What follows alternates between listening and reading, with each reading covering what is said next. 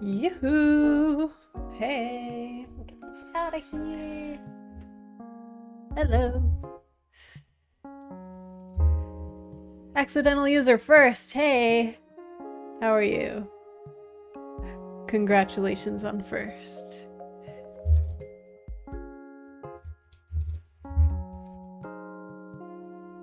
Happy Tuesday.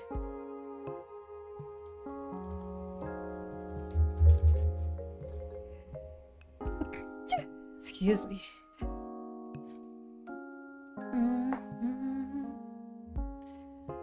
I'm alright, yourself? I'm doing good. I'm doing good.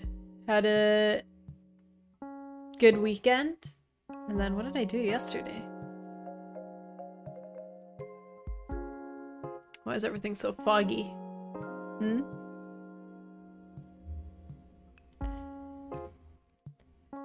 Oathr King, hey! The bitrate has never been higher.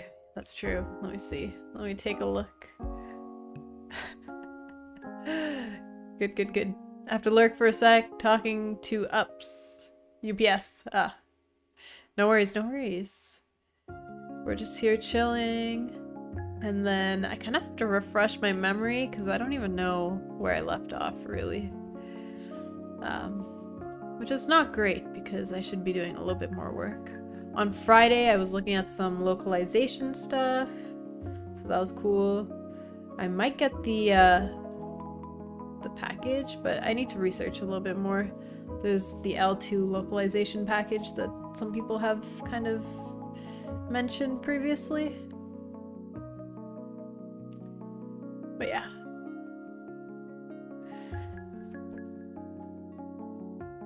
Such a hot day today. It's pretty much 30 degrees. So let's hope I don't get fried in my room. If it gets too hot, I don't even know what to do.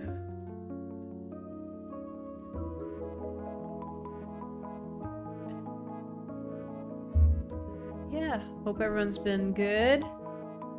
Let me know what you guys have been up to.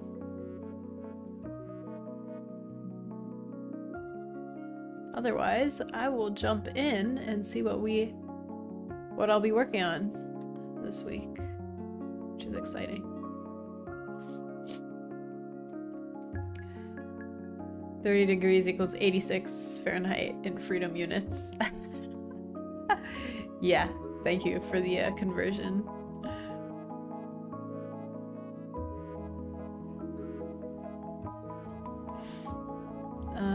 Okay, let's see. Let's prop open some Milanote and Doro. We'll do that. Alright, let's switch you on over. Cool. I'm gonna chop my camera a little bit. Zoomy zoomy. And zoom this way. Cool. There we go.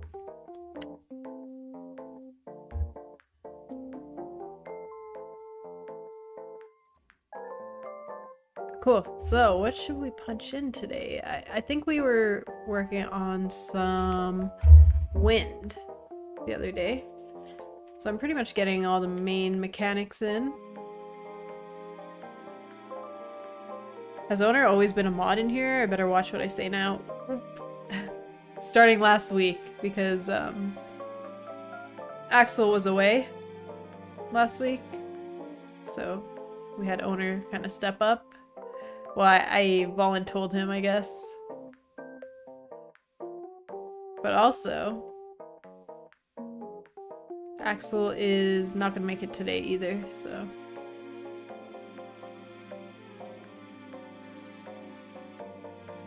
Security is low around here.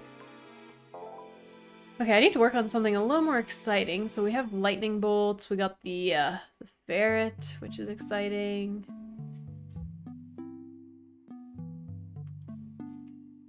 Well, let's figure out the scaling issue first.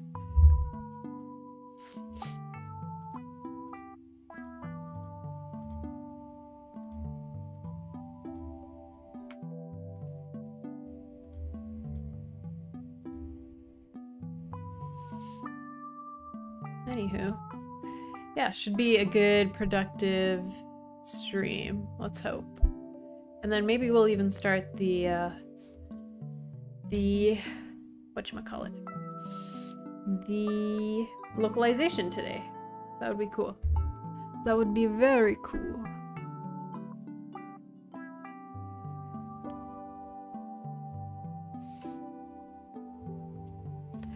Royal Quest, hey! Hello. How's it going? Man, the Thursday to Tuesday like gap is always so long.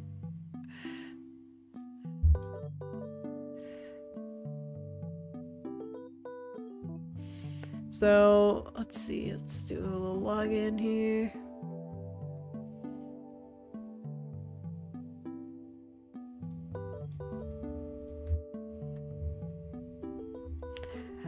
How's running Ethernet? I hate that part of my job. Oh. I had assistance from my dad, luckily, because we actually had to drill some holes in the wall to run it through, because we didn't want to run it through the entire house, right? So we did it in the most convenient way possible, which was, yeah, just kind of running it through the garage and then up into my room, because my room's above the garage. Quite the mission, but so I can't take credit, really.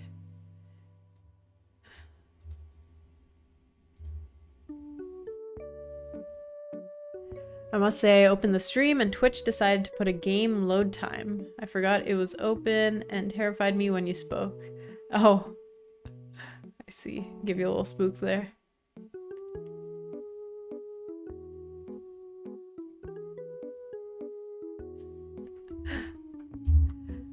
I see. Okay, well, let's see. Let's put the ferret.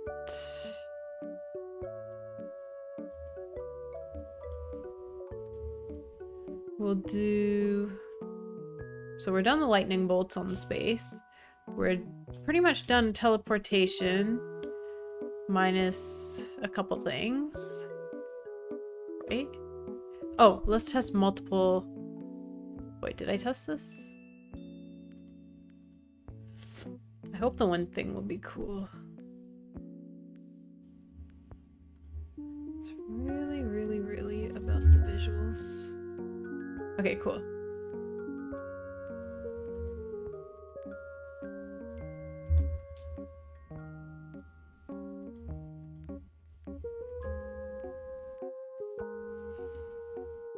Obviously... Oops. Okay. That's good. I'm happy it worked out. Thank you, thank you, thank you. Yes. Hopefully no more issues with dropping frames or the stream crashing at all. So that would be lovely.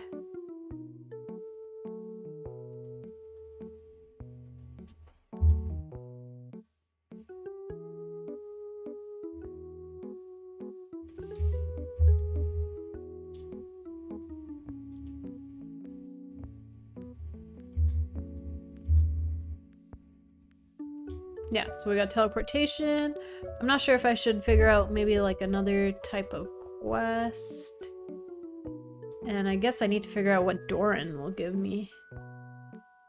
And also the Cyclops encounter.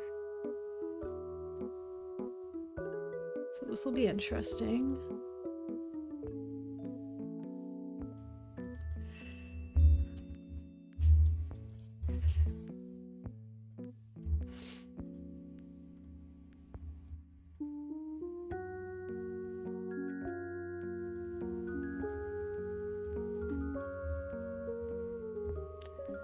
Let's get our Rat Detective playlist on.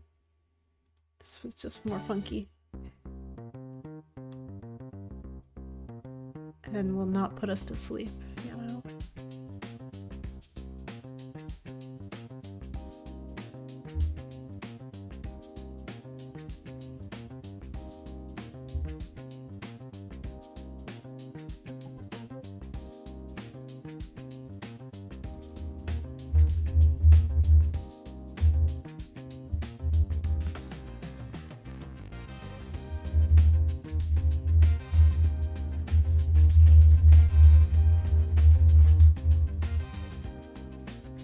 Okay,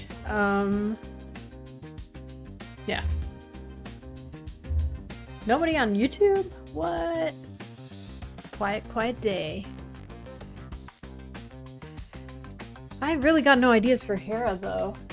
She's related to the peacock, which is cool. We can definitely do something,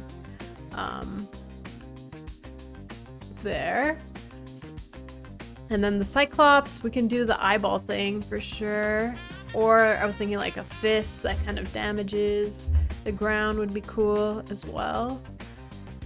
But I hope I have enough stuff to work with to build these levels out. We'll bring the gargoyles back. But different skin.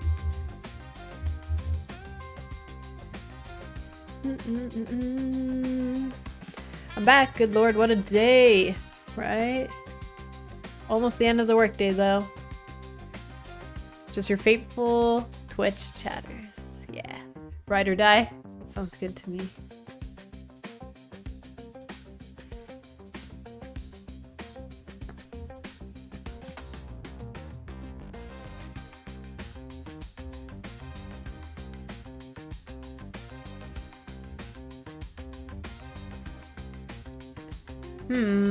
What to work on?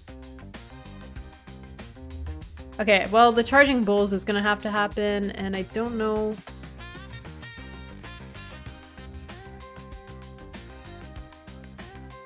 And maybe the boulders. Maybe we should introduce those. Or should I think about the progression a little bit harder? Let's see.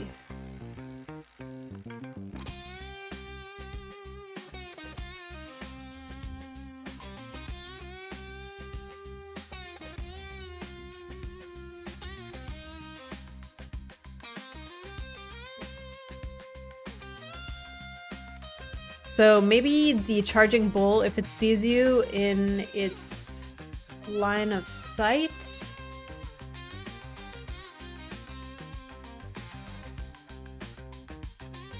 That's not fair though, right?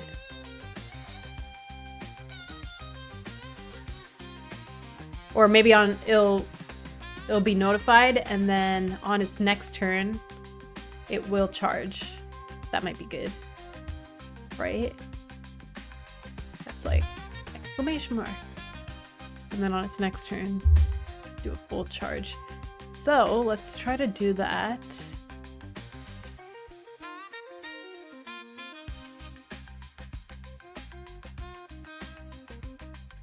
I just realized you can look at Steam page videos now. Yeah, it will actually load. Hey Prav, hello, how's it going? So I think today we'll do the magic bull.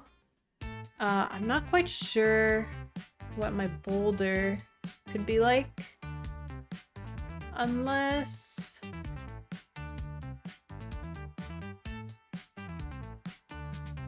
okay, boulder can just go down a route, which is probably just straight. And then on its last spot, just stay there permanently. So it's like a permanent blockage. I think I'll do that. Those seem like a good amount of gameplay mechanics for this world. Let me think. So I did levers and Medusas. Snakes. These are the new ones. Levers, snakes, gargoyles, the hidden bush, which is kind of similar for... simple. 4. And then like 5-ish. So I think this is a good amount of stuff. If anything, we can move something into Hades world. I don't even know. I haven't even thought about mechanics for Hades world, really. Lava, fire. Some kind of like soul or spirit searching. We could have like a quest for that, I think. Who knows? How many mechanics did Lara Croft have per zone? I don't even know. I didn't really count them properly. The Hitman Go one is a little bit easier to count, I feel. But Lara Croft definitely had like a variety of enemy types. Spiders, like a crocodile thing, or a lizard. Snakes. They had levers, they had switches. I kind of want to do the switch thing. I don't know when to introduce that. Where you kind of need to step on something permanently, or get an enemy to go on it, or push something onto it to make the switch go down, which was pretty neat. We could do that. I don't really have any pushing things, do I? Pushing, pushing, pushing. I haven't done like a range attack or a pushing thing yet, which I should probably make a note for. That would be cool, and once you learn the switch logic, you can reuse it. Exactly. Yeah. So those are pretty versatile in a way.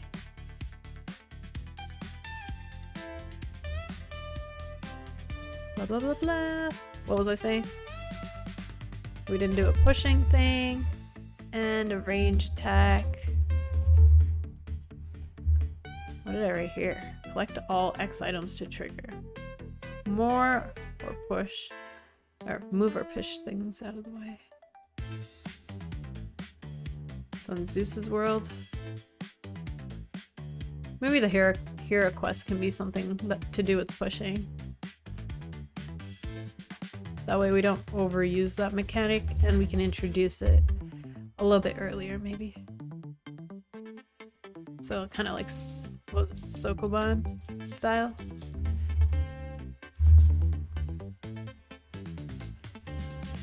I think that will be kind of neat.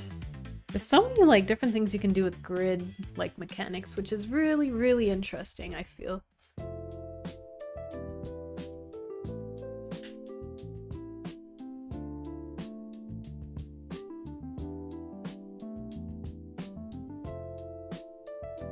Cool.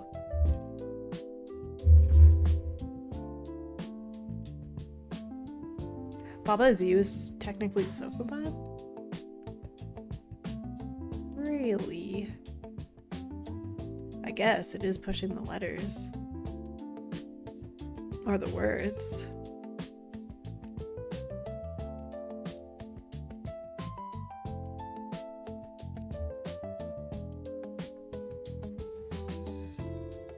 Don't think I really know any of these other ones.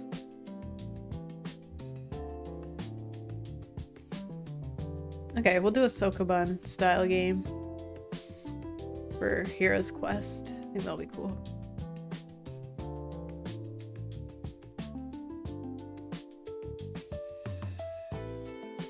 Maybe it can be like luring a peacock to a certain spot. I don't know. We'll see.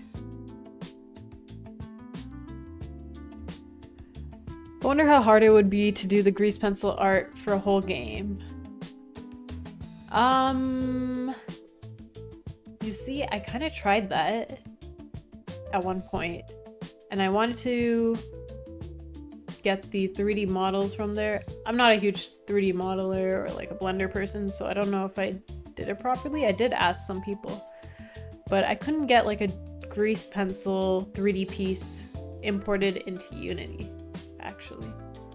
I was able to get the 2D pieces done, but I don't know if I shared this with you guys before. One of my Game Jam games.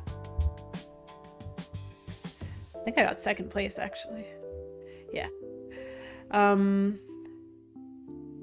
This was like all done on grease pencil, and I wanted the 3D stuff to be done on grease pencil as well, but I ended up having to just use 3D cubes and stuff and then make it look like it's 2D by outlining it and stuff.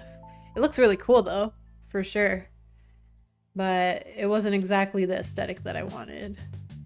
But this is all 3D, even though it kind of looks like it might be flat, right? It's like actually a 3D space. I could show you. But it's definitely like a unique style. So, like this. Unfortunately, the TV doesn't work in. Okay, owner. I'll call Little Dino Owner King. All right. So you can go to like different spaces. It looks a little warped because of the perspective. You eat a little pizza.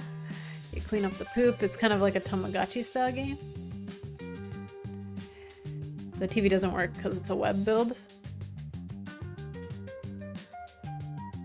But I had like SpongeBob playing. SpongeBob, what else? Some other dinosaur themed shows that you can like customize. And then, yeah, here, this is where I was kind of trying some new stuff. You can play with these blocks, which I thought was pretty neat. It was a little bit buggy though, because you can bring down these blocks into the ground. But you get it. You get what I mean. Like I couldn't just import a mesh or like the grease pencil version. I just had to style up a cube.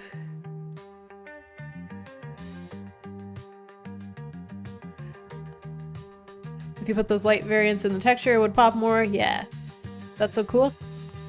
Thanks. I love the shift between 2D and 3D. Yeah, no, this was like my attempt at kind of trying to see what like a hand-drawn style would look like in a 3D space, right? This is pre-Foxglove stuff.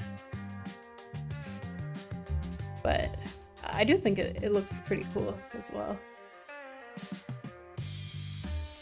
Like, there's a lot you can do. This was all grease pencil as well. But it's pretty much the same as just drawing on 2D at that point. The cool thing about grease pencil is that you can draw in a 3D space, right? So unfortunately I couldn't do that. Couldn't bring that into Unity. I did ask some Blender experts, but we couldn't figure it out. Cool game, thanks Prav. It's ironic because yeah, I would say you could do that with Foxglove and it works really well. Yeah.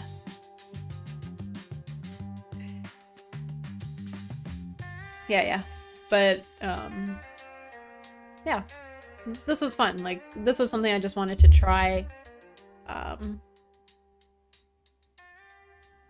not a huge 3D artist either, so it was really fun to kind of learn how to do some of this stuff and just paint in Blender.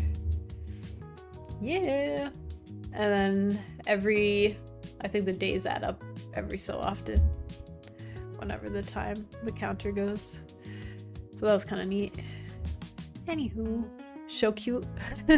Yeah. All right, so yeah, we'll do a Sokoban style quest here. I think that would be cool. And then for the Cyclops Titan, I don't have any ideas yet. And Doran should give you something that's related to the Cyclops thing. We'll find some cool gadgets that were used in Greek myth. Really neat, thank you for showing us that. No worries. No, when you mentioned grease pencil, like I've always loved that style. There's some really cool YouTubers and Instagram accounts that work with grease pencil, and I always thought it was really, really cool. Like drawing in a 3D space, what? Very, very cool. That's why I think I sent you the juice box tutorial at some point, right? That was the first thing I did. And I'm like, why can't I import this into Unity?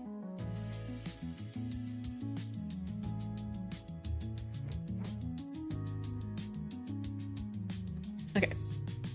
Let's do with the boulder. That's probably the easiest. It just moves along the route and then it stops on the last one. So that's an easy mechanic to do. We shall do that. Boulder mechanic. And then we'll do magical bowl. And then hero quest. I mean, if we don't feel like Sokoban matches, I'm sure we can use it somewhere else. Rest assured. I think the vending machine in Foxglove has that kind of style too. Yeah. It's all like just hand-drawn textures that we plop on top of the 3D model, which I think is really, really cool.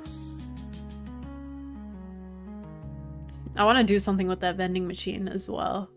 Like just make it interactable a little bit. Maybe it can have a clue inside or something. I think that would be cool. Anywho. Alright, let's get some... do some boulder stuff here.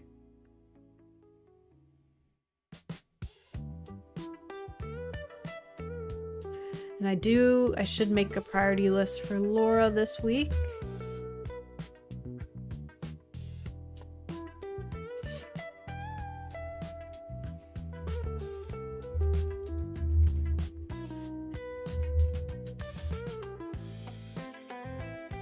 Boulder kind of acts like Gargoyle, except it doesn't loop around and doesn't repeat. So maybe we can just yoink.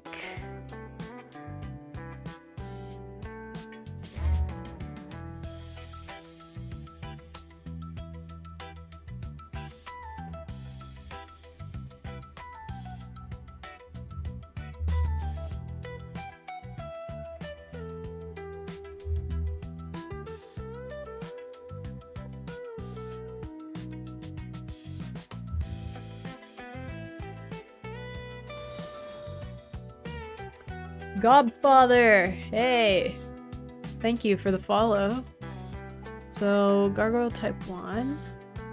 Let's just yoink some of that, but we don't need to do some of this.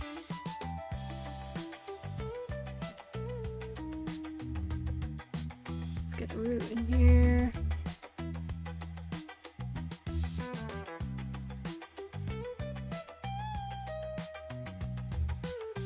Boom, boom, boom.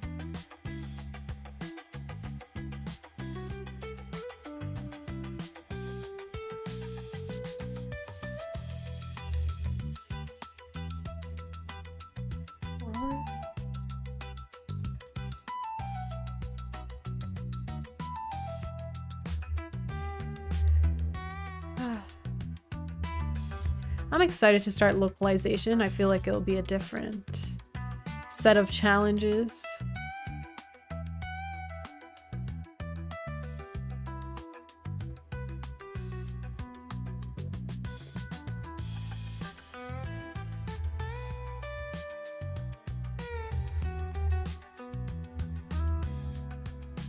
What does forward mean? Why did I do that? Oh. Yeah, none of that. None of that.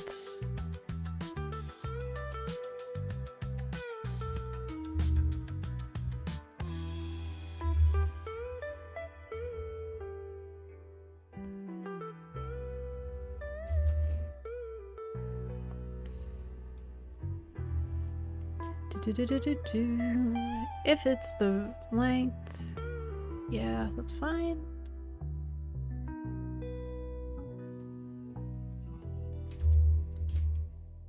And if it's equal to 0, that's fine. Okay.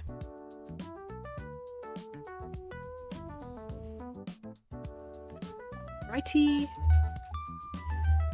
Yes, we're gonna have a good, productive streaming sesh. Because I'm trying to get at least to the halfway point by maybe the end of this week. That would be nice. In terms of gameplay, at least.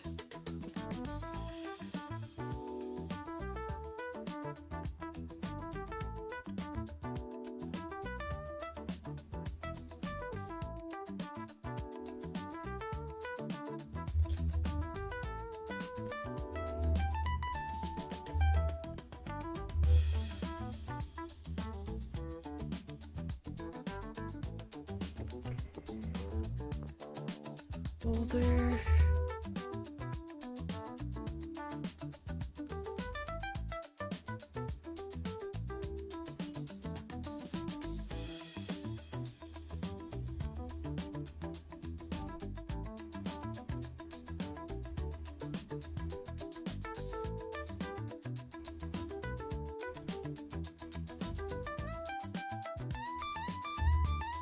No.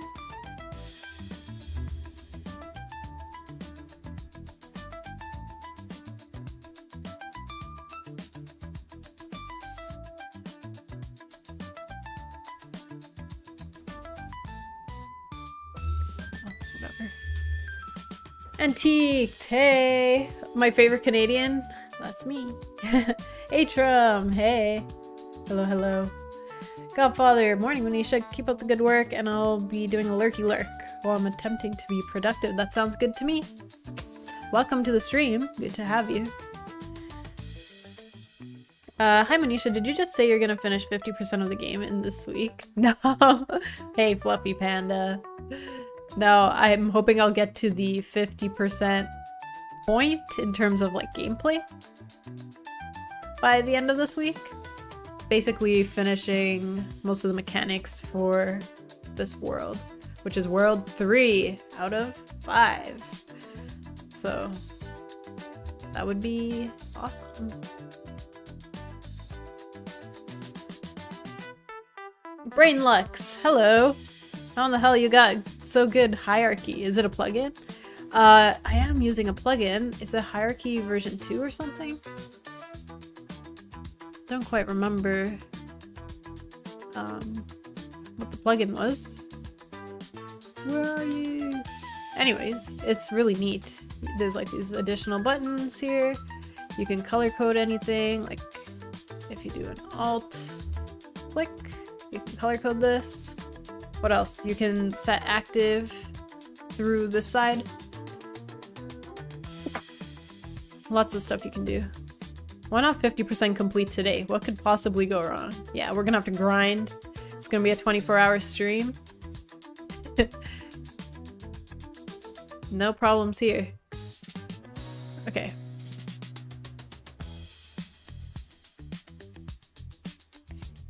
My little circle. Why? What are you doing?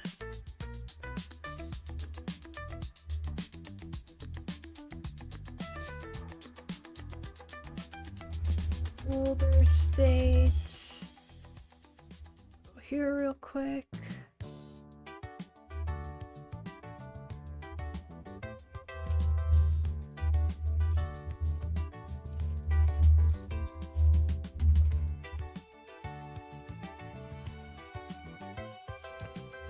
It's a good day.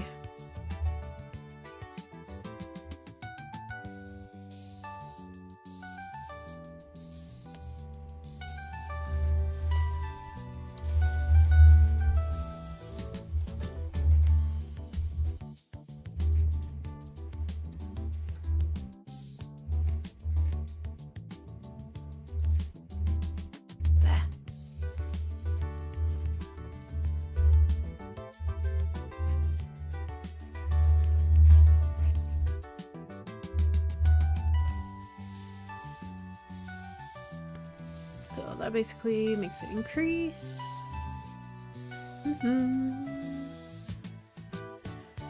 I think Manisha wants to stay humble.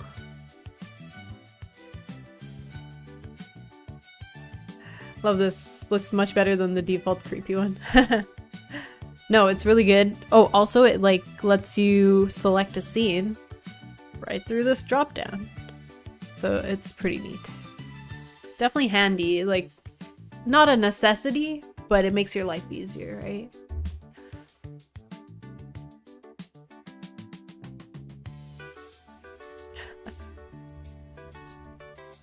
Alright, Boulder. Let's give you a little tag.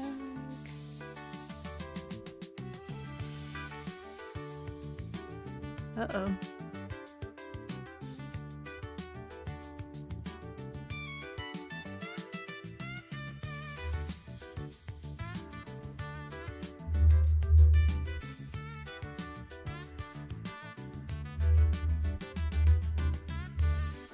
Uh-oh.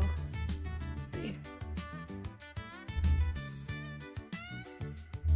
We didn't even press start.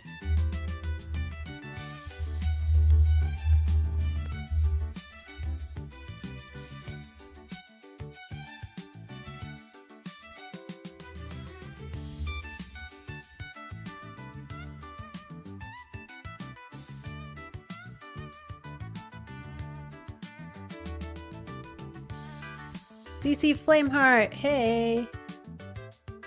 Welcome, welcome.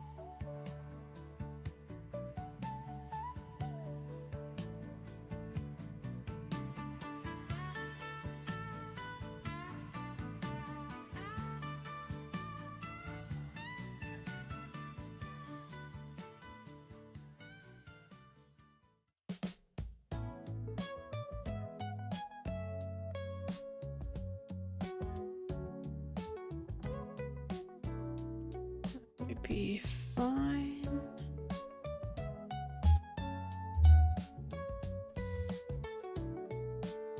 See if that works.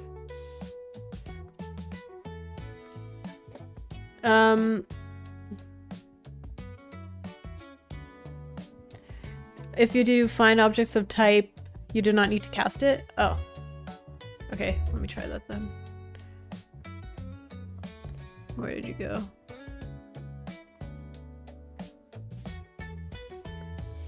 Find objects of type. Must be missing something. Oh, there. Then I don't need this. That should be good.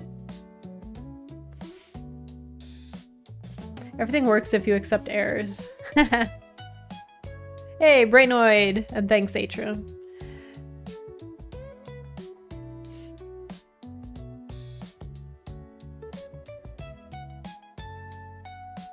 So pretend this is a boulder. A beautiful blue boulder.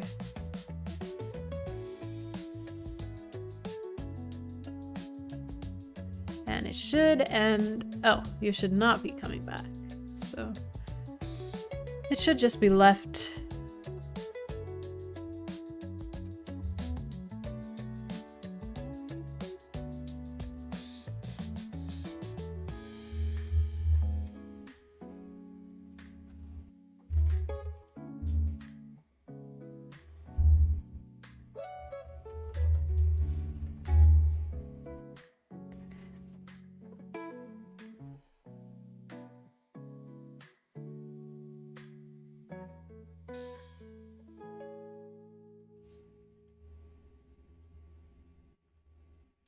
And let it stop there. Okay, technically it will create a blockage. So you need to get to whatever spot before it ends. Watch out for the boulder. Although...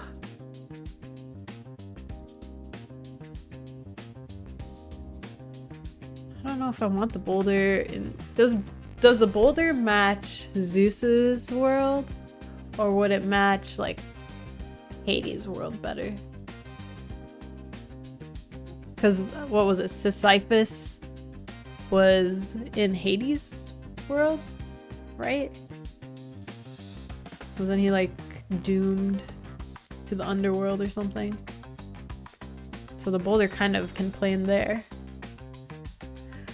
Guacajoli. Hey, thank you for the follow.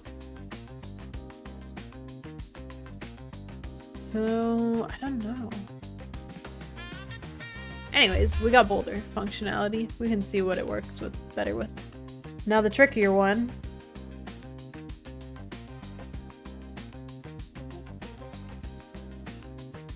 Would be the magical bull.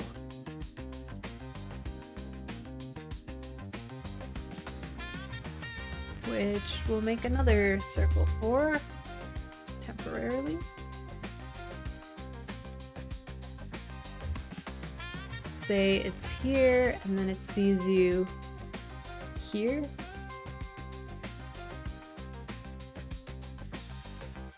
It'll charge in that direction.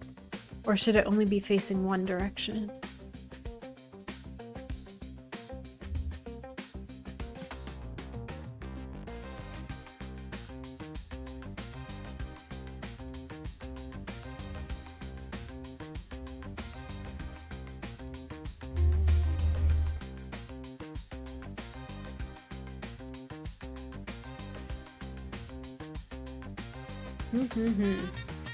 So many possibilities.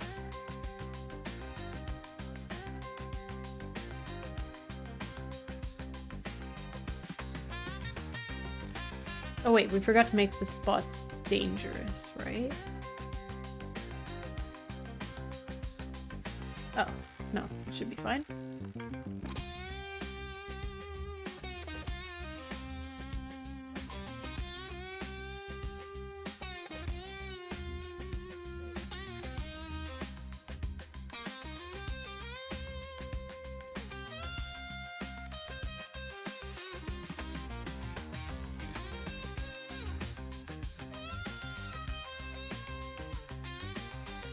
It's dangerous. So I guess it's fine.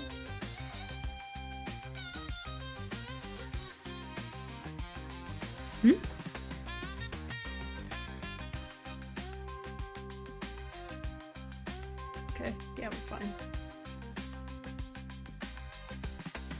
What if the boulder is the one in charge all this time? Zeus was the mascot of the team. Yeah. Plot twist.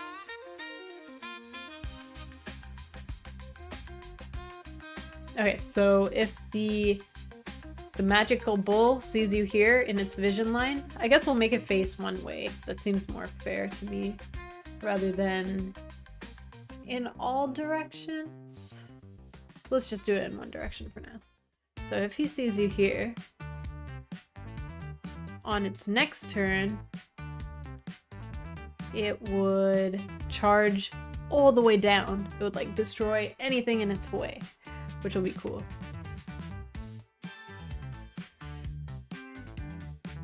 So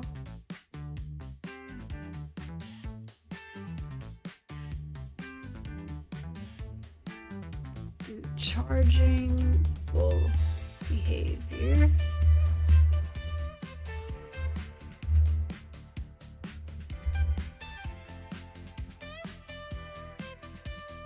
There's your twist.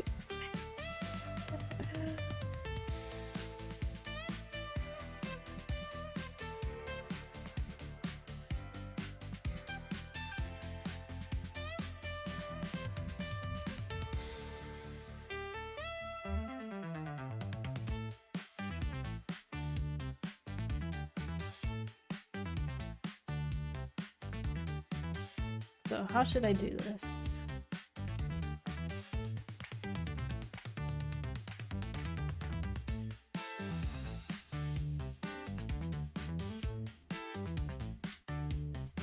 So we'll do direction.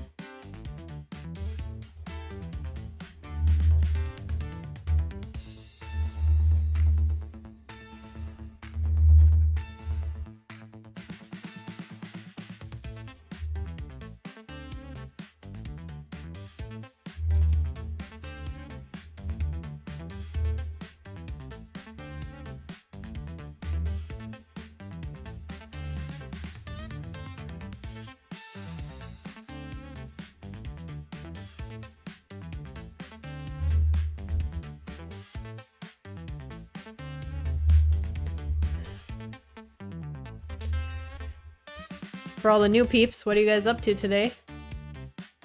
Are you serious? A poll. I wish I could be that productive.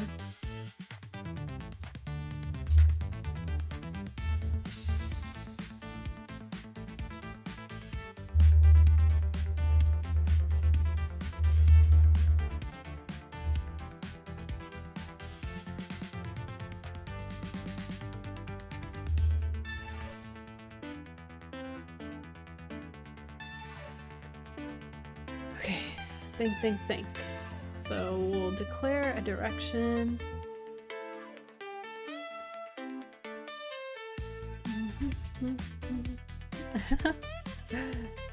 Boulder. We're done Boulder already.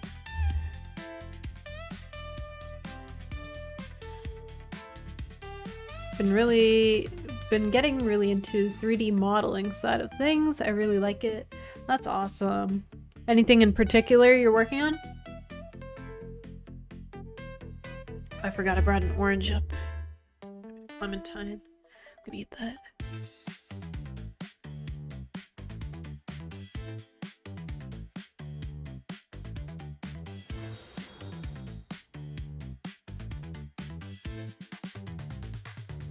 Vayek Zorni. Hey, thank you for the follow.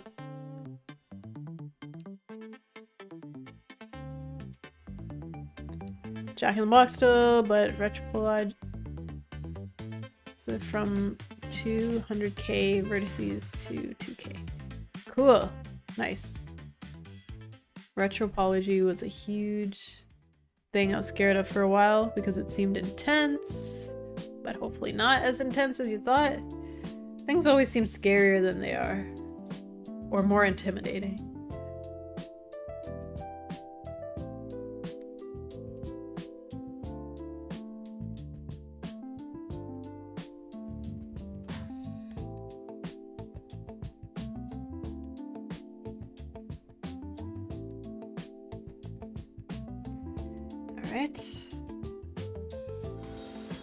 Oh, ooh, lots of follows today.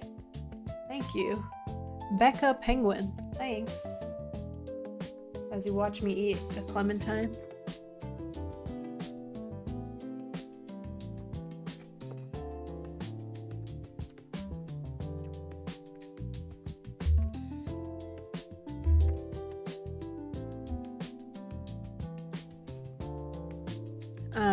Okay, so we need a boolean for the private bool.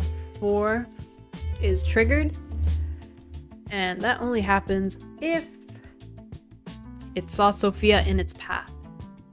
So we'll probably get path. Should I give it its path straight up, or maybe I should? That way I don't have to.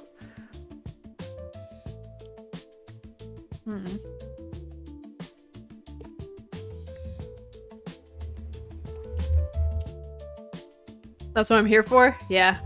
Quality stream. Just eating clementines. But no, we're coding. We are coding. We got the root.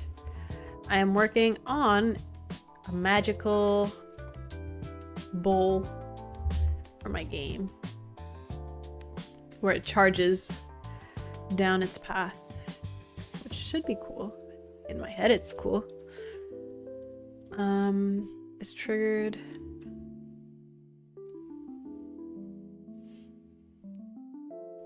Uh-oh, how do we check if Sophia's... Great, we're gonna need player movement.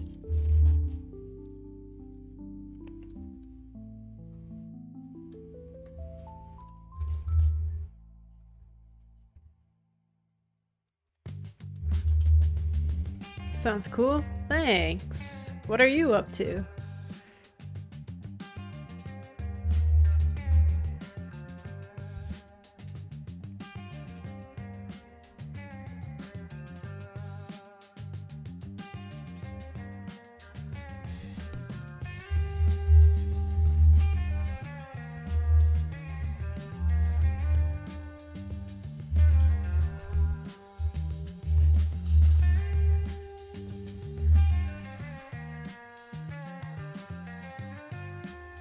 So if Sophia is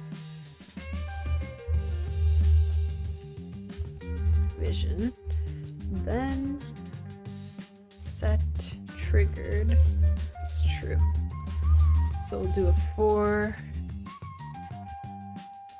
point in root for each, I mean.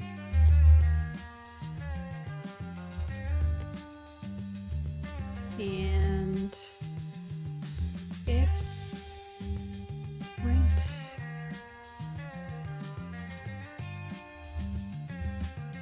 I wonder if that would be ample.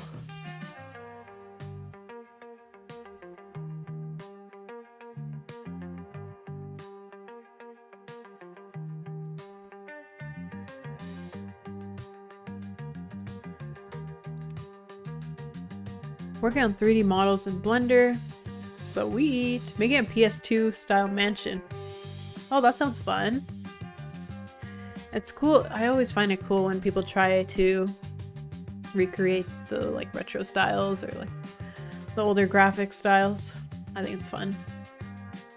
May or may not turn into a game. I'm bad at coding. Takes practice, but I'm sure if you wanted to and you thought of some mechanics, you could definitely do it.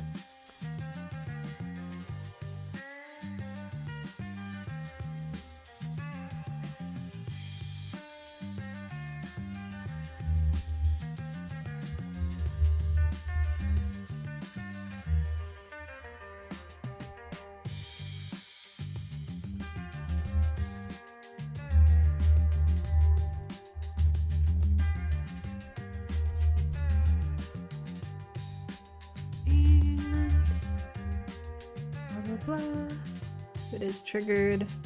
Start charging. If not, then we will check.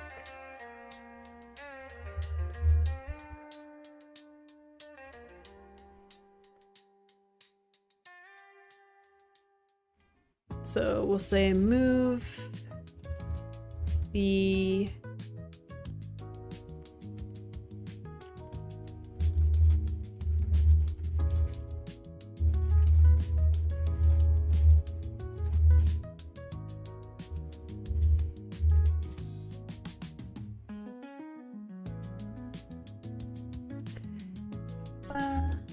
oh no, my Boulder script.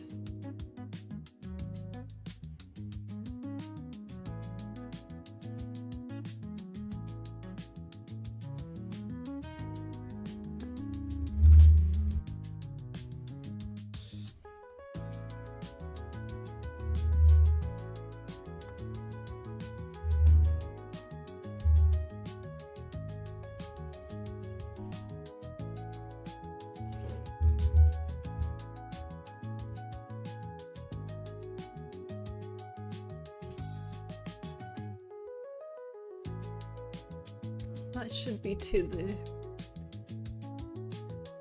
Okay.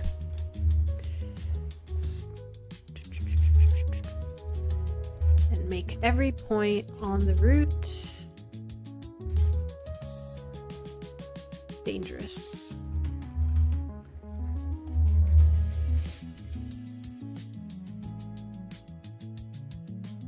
Oof, what would we do after that though?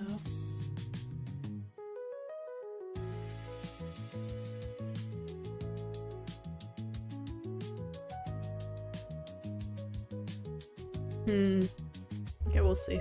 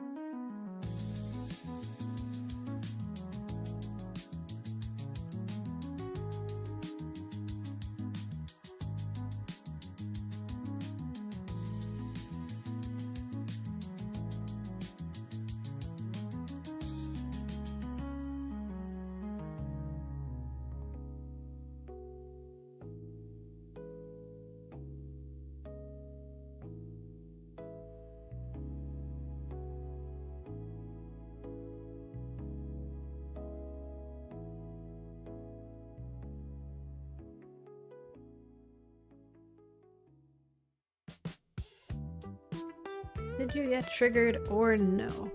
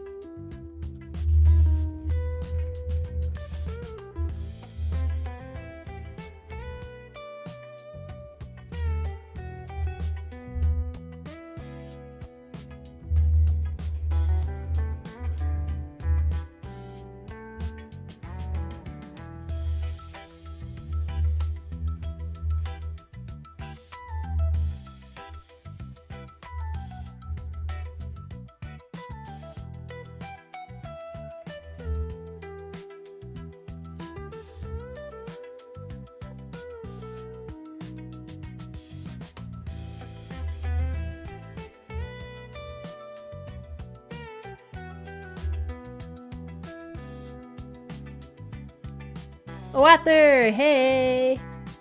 Hello, hello. Always good to see you on stream.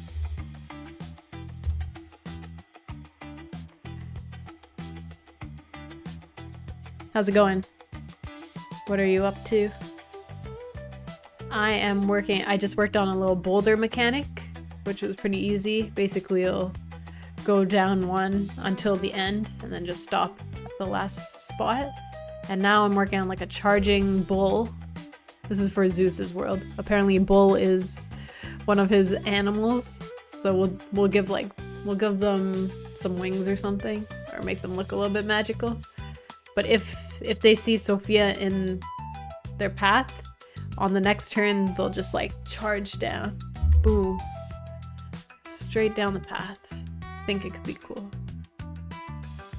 Either that, or I'll make them follow, like start following her around.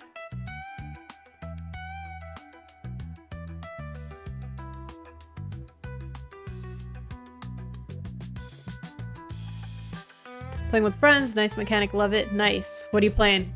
Still playing Grounded?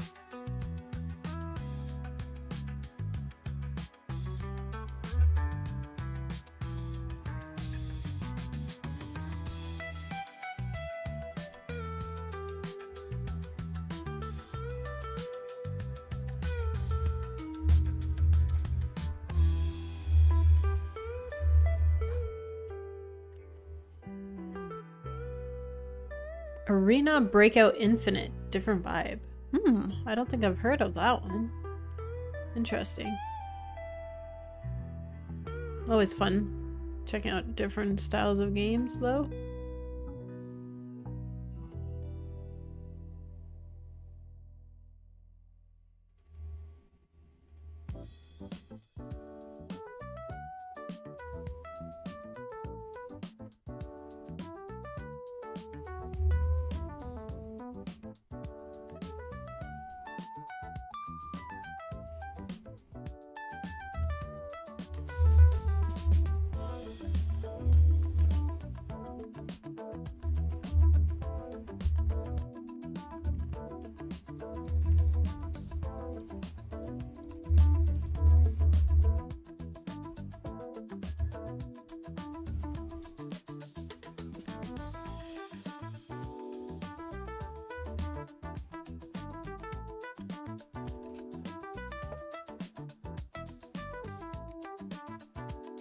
Mamma mia. Oh, was it antique? When are you learning Spanish? You can teach me some right now. Hola.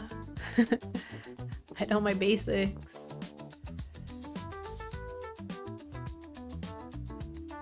Gracias.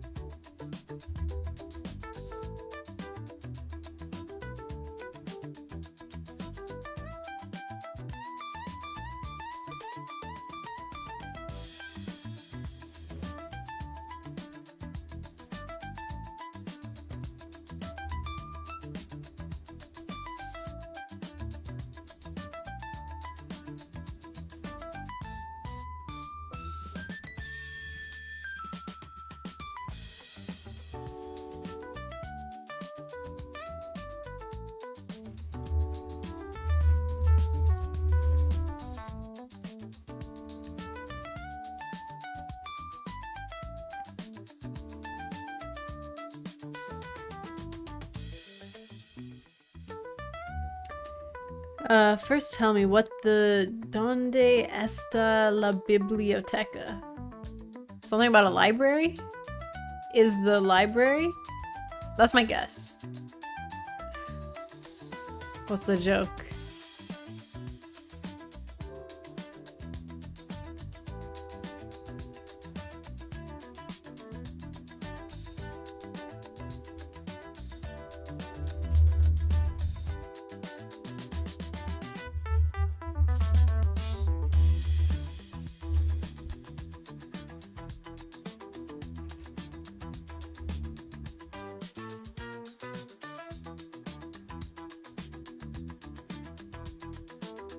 Where's the library? There you go. I'm halfway there. Maybe because I have a little bit of French knowledge.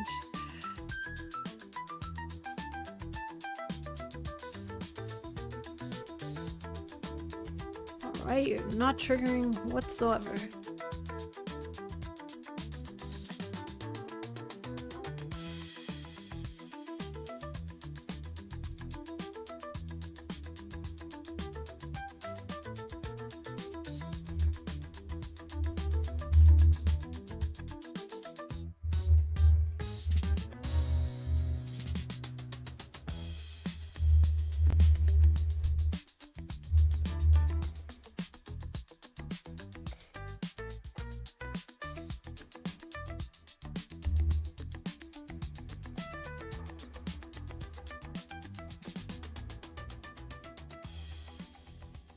Okay, it is going to hear 2.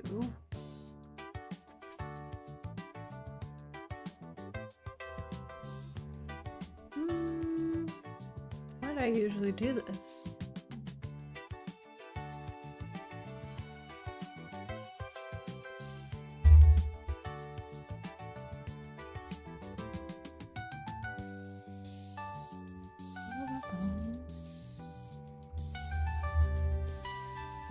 What you do with your hair looks beautiful. Oh, thanks. This is actually my natural, like, curliness.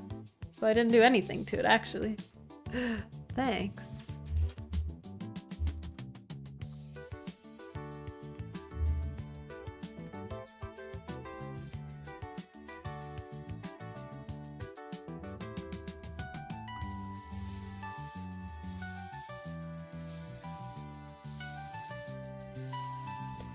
Okay, please get triggered. No! Ba-da-dum, ba-da-dum.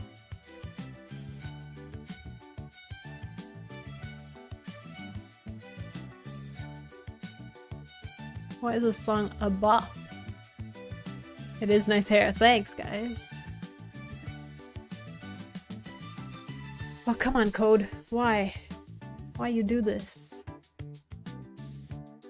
I'm pretty sure it just doesn't know.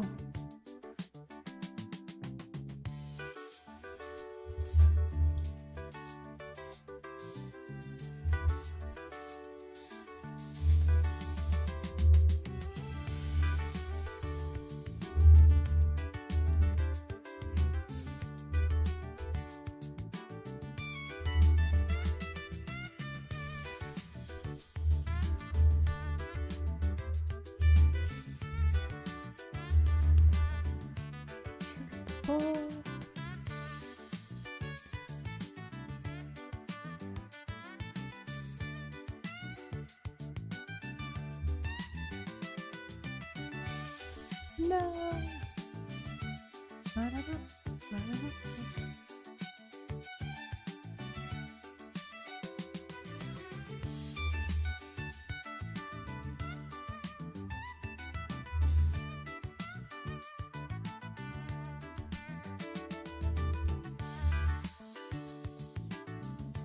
Owner King, no Axel today? No Axel today. He's got some stuff going on, so. Which is all good. I can't remember if he said today or the whole week, actually. I'll have to double check. But yeah, it's a little too quiet without Axel. The troublemaker.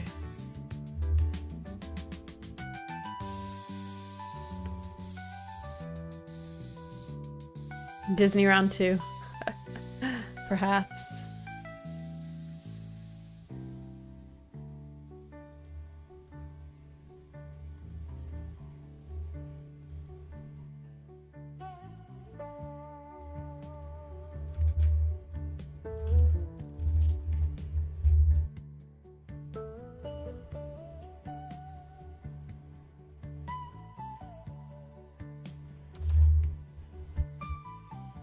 Can I do that? I'm not quite sure. Axel, that's it. Did he get hooked on the mouse? I knew something was missing. Yeah. And YouTube's extra quiet. Anybody there?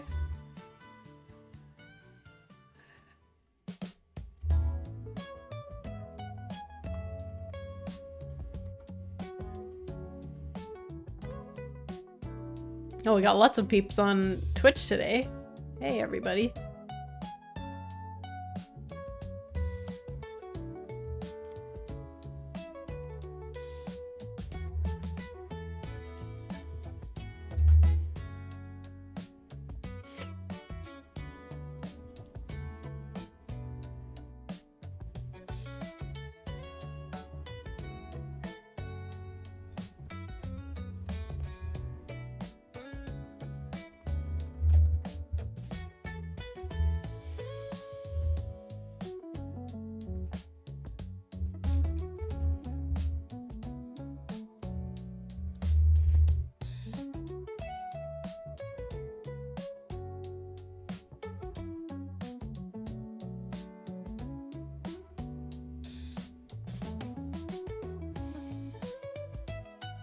Lovely.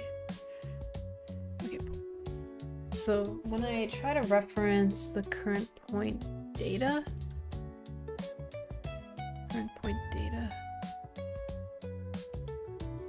oh, I see. Might be because of this.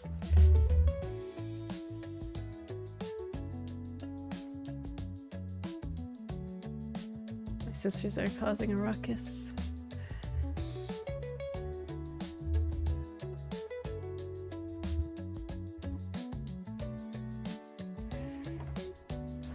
Hello, I enjoy free bacon. Very nice. Very nice name you have there. Yeah, it's basically my full-time job to game dev right now. I quit my software engineering job last year, after 5 years. So we're taking it more seriously, although I'm very unserious in general.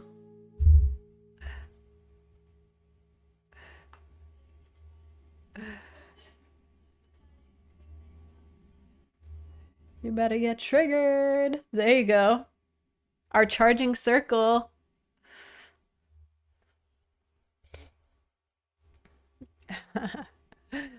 That's cool though, thanks. Thank you, thank you. Yeah, exciting stuff. Since you guys haven't really seen the new peeps.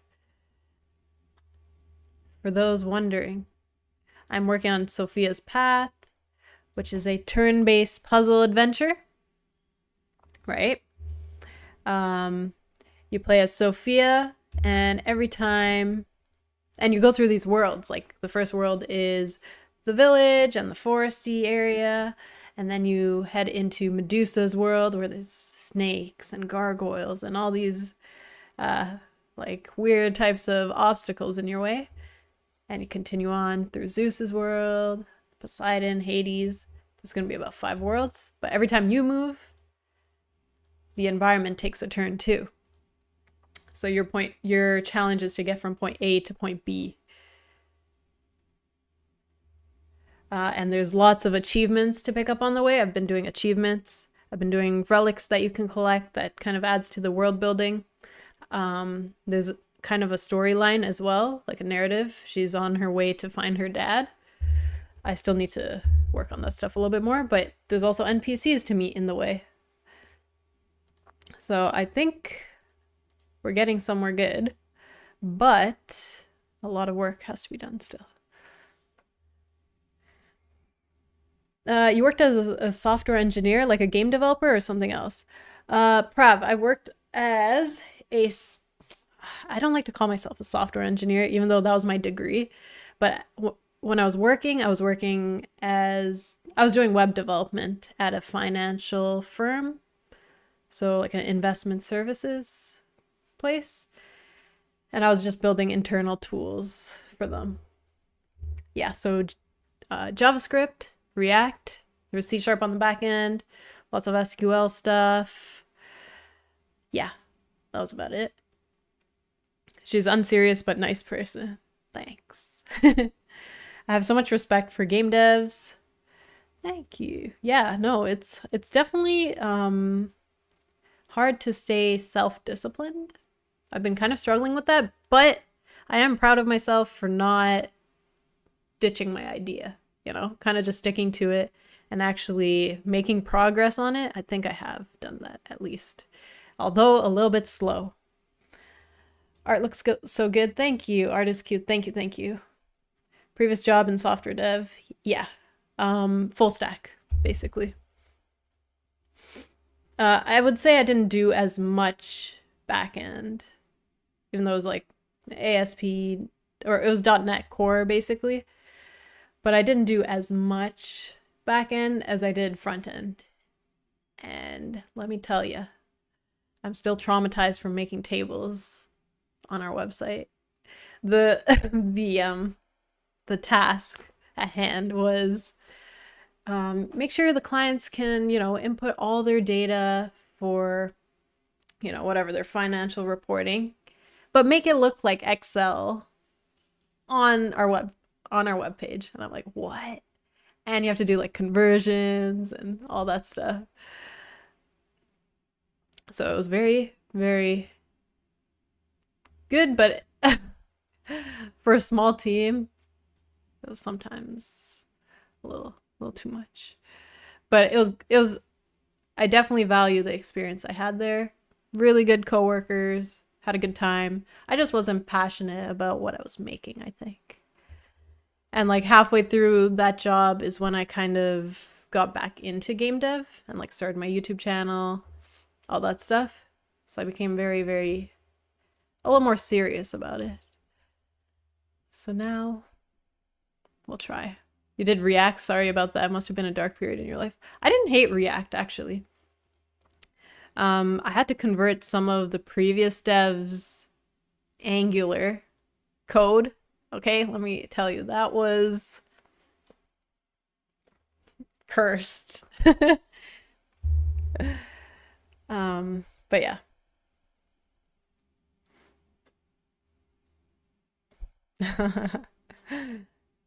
The only thing with game dev as a career path is it's a big financial risk. Yeah, I'm pretty much aware of that.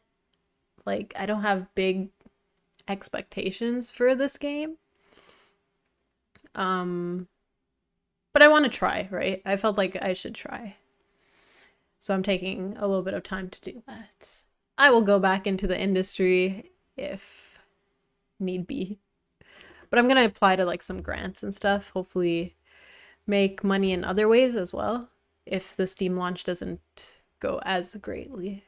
But I'm really trying to target the cozy audience and like the people that like cute stuff and Greek myth, you know, really appeal to them. And then my next game after this, which I put on hiatus, is called Detective Foxglove, and that's like a 3D detective game, which I have higher hopes for. So we'll see. Let me get some more music on. Un momento.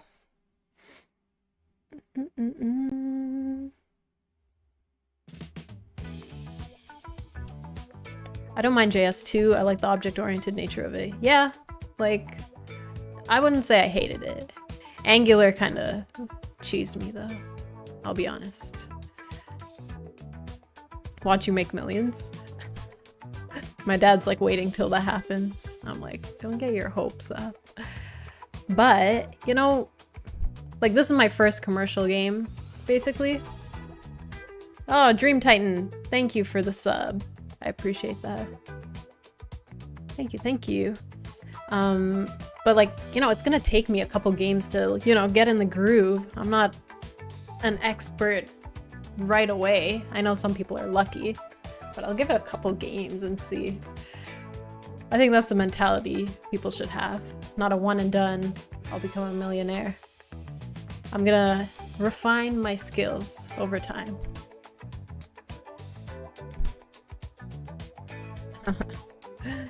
People who like puzzles too, exactly. Wow, you're making 2 games at a time? No, I started Detective Foxglove. I can share a little bit with you guys. I think I always do this time to time, but this is Detective Foxglove, which, you know, I was very, very excited for, but it was getting a little too out of scope and a little bit too big for me to work on, do all the programming, and I was kind of confused where the gameplay was going. But we have like a nice hand-drawn style here in 3D, which I think is really, really cool. Same here, she doesn't have pupils, so just ignore that part. It's a little bit laggy because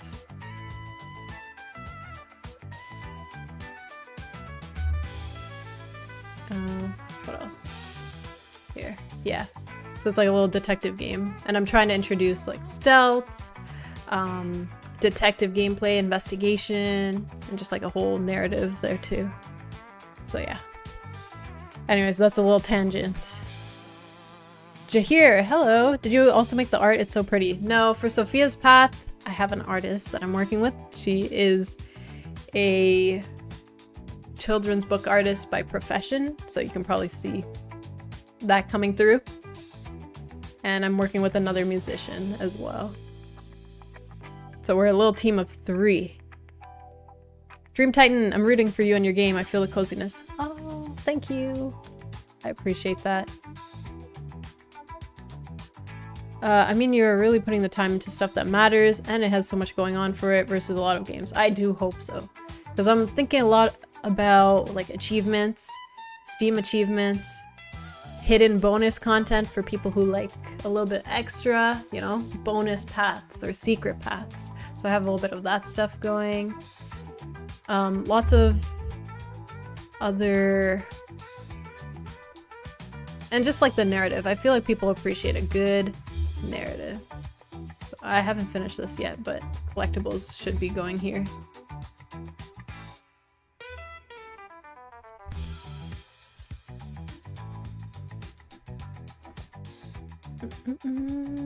Looks so cute. I really like that. Thanks.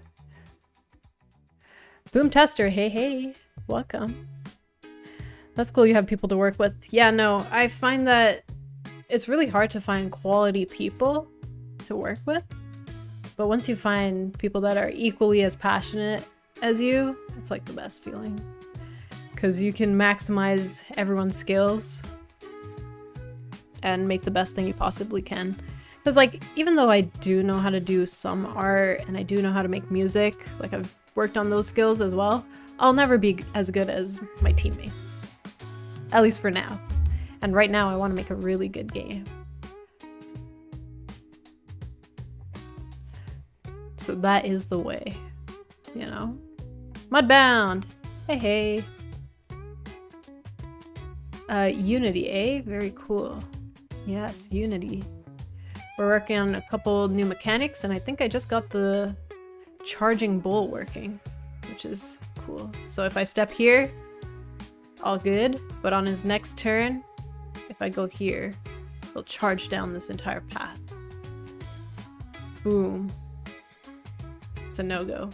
So technically the move I should have made is probably keep going straight or backtrack a little.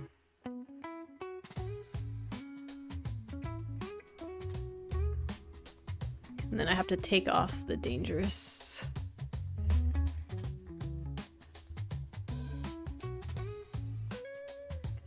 Hey, how's it going here? Going good, yeah. I wrote down a couple tasks that I want to finish today. Didn't do too much on the weekend, was just chilling. But I'm ready to get a couple more mechanics down. I didn't realize how many mechanics I would have to make for a puzzle game, but it makes sense because you gotta keep it interesting at all times. Unless there's, you know, a lot of randomization involved, but even then, I'm trying to keep everything according to theme and use mechanics just until they get tired of it and then introduce something new. So we got lots of good stuff going on for Zeus's world. Boom Tester, I tried my hand at Unity, took some online courses, it didn't click, trying Godot at the moment, and considering Unreal Engine. I think it's good to give everything a fair chance, so you're definitely doing good stuff here. I personally tried Unreal Engine for maybe a week. It was okay. Unity's kind of the first thing that clicked for me. Previous to that, way back, I used Game Maker Studio, and then I moved on to Unity. And then a couple years ago I tried Godot as well, but it didn't click as much for me to make the transition. So yeah, that's kind of how it went for me. So I think you're doing good, just seeing what works for you.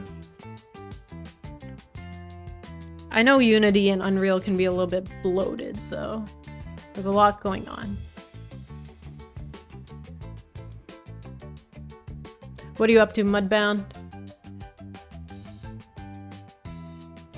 Does that ever get complicated for a programmer and artist to work together? And do you ever argue on gameplay aspects? Yeah, see here, this is where it kind of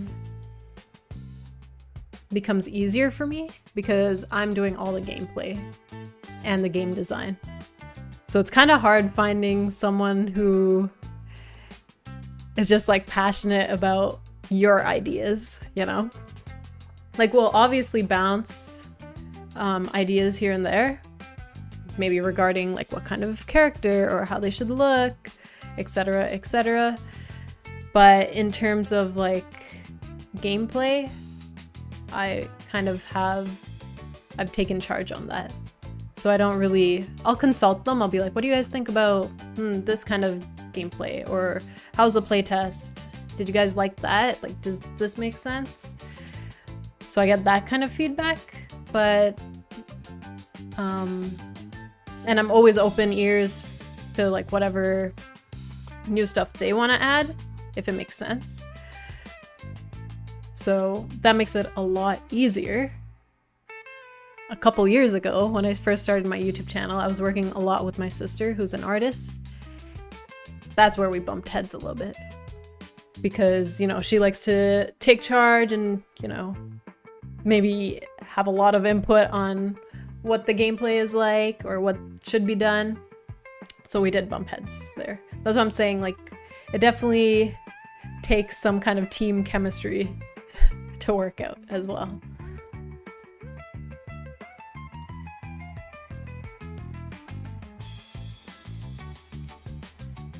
I'm learning Unreal. It takes a while to learn, but I like the blueprints. I heard blueprints are cool.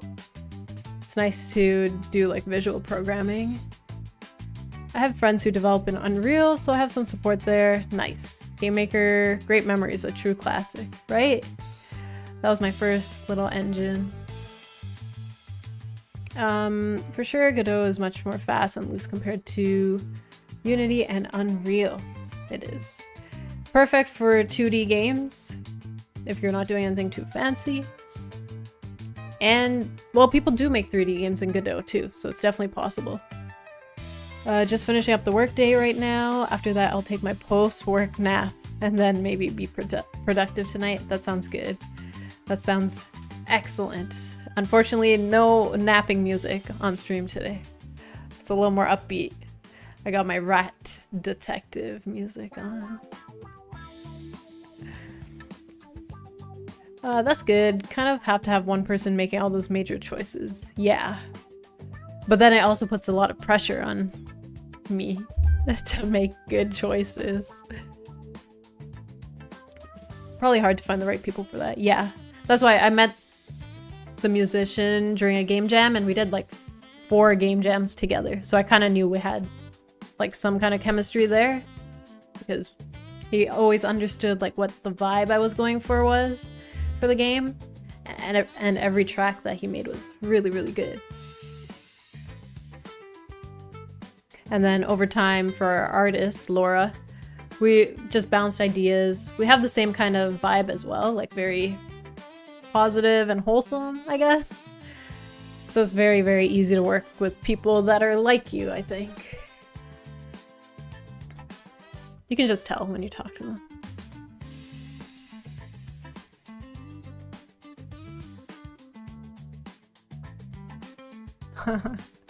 No napping music? You underestimate my ability to nap.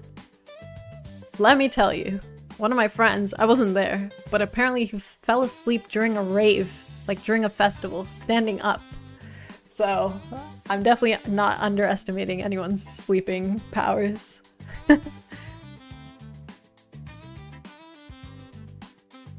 I don't usually nap though, myself.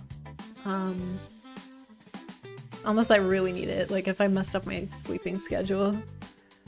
But a good nap, always effective.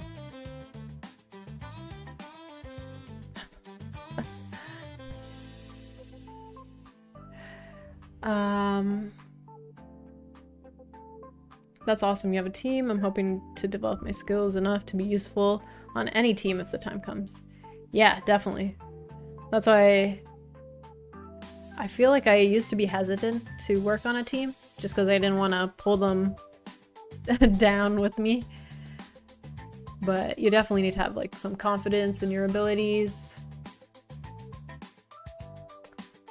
and just have a fun time. I think as long as you can have fun with other people, you will make something great.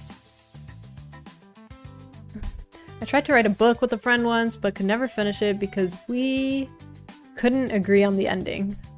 That's what I'm saying. It's like, it's really hard when both people have the decision-making power. You'll have to come to a compromise somehow. That's intense. Enjoy it while you can, though kids are amazing. Just a lot of responsibility. I'm sure. Skill point 90. Hey, welcome to the stream. I like your code style. Very pleasant to read. Ooh. This is the point where I get self-conscious.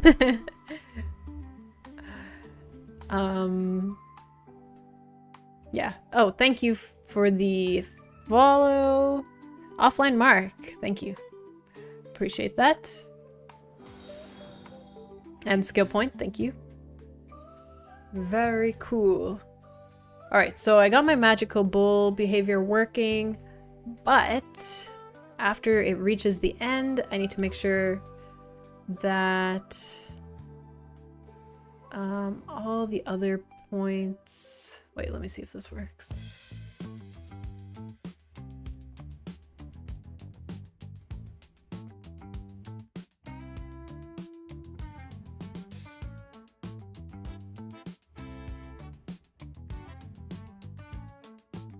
Once it reaches the end, make all the previous points safe again. Okay, let's try that.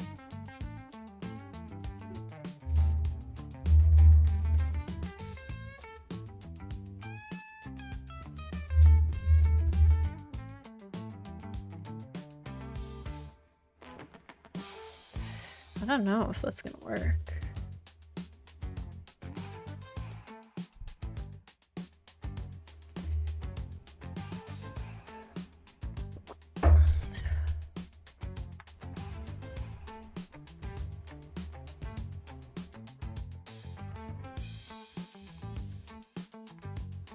That didn't work. Should we do like a coroutine? I don't really want to use a coroutine though.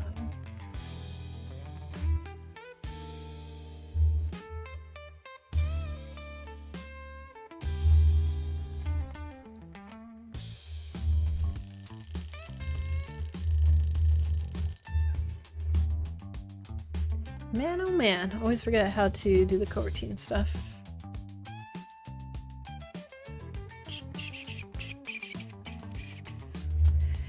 blah blah. I enumerator.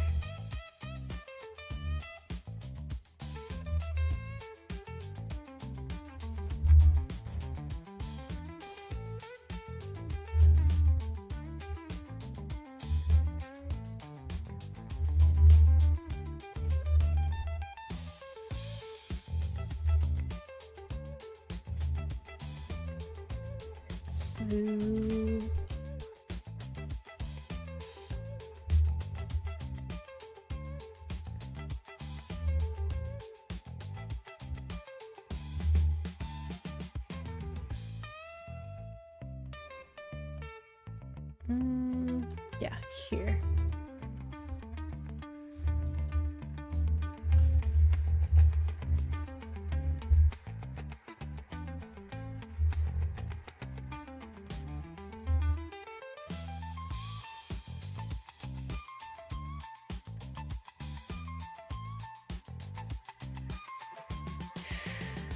Oh man, I think we have some popcorn downstairs, which I would love to snack on right now. Okay, that worked. Now test this. No! Why?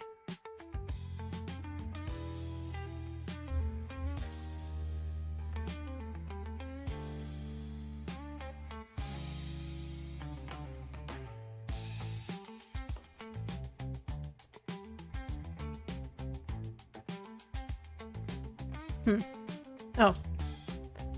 Oh. That should work.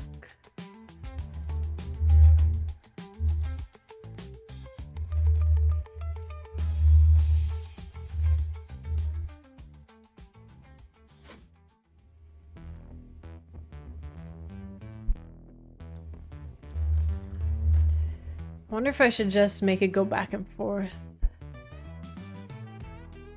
Sounds like you need an air popper at your desk. That would be awesome. I'm always snacking.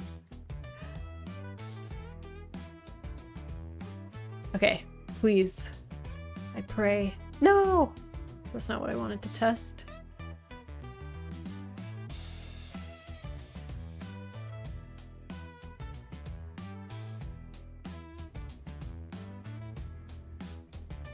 No, that is not right at all.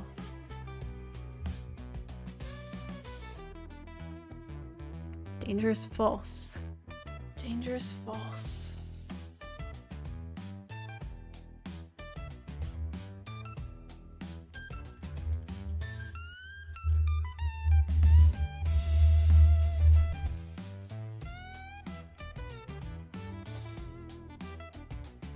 You look very fit for always snacking. I don't snack that often, but I feel like I like giving myself a reward while programming. Also, I'm very like moderate with my snacking too.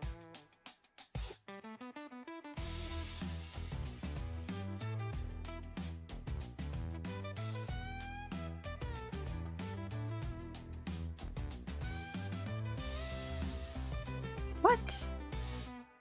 Oh, is it because I got triggered again? Could be. Oh yeah, that's true.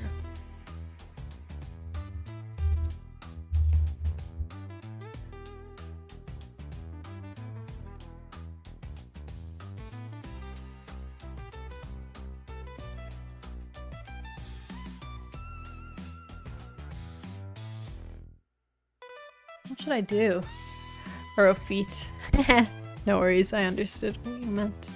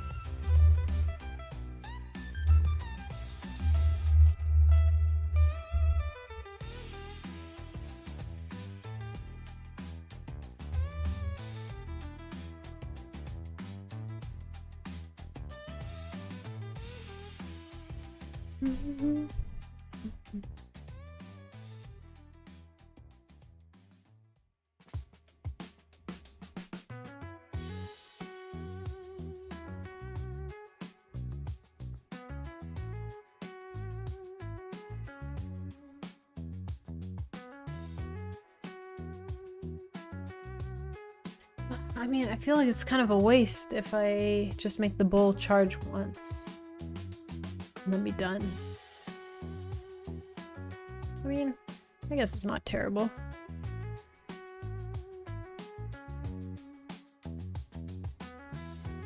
Or just make it go back and forth. I don't know. Jorit! Hey! Hello. How you doing? Welcome, welcome. Should I? Should I? I mean, I guess I could.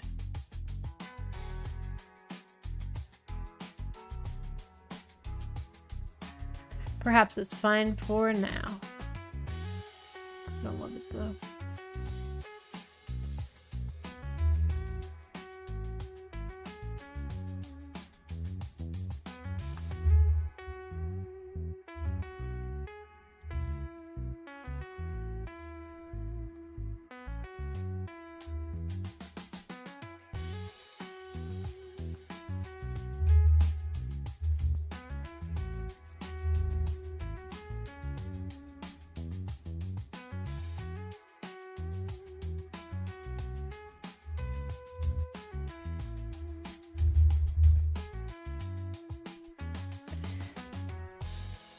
Doing good, thank you. Awesome. Good to hear.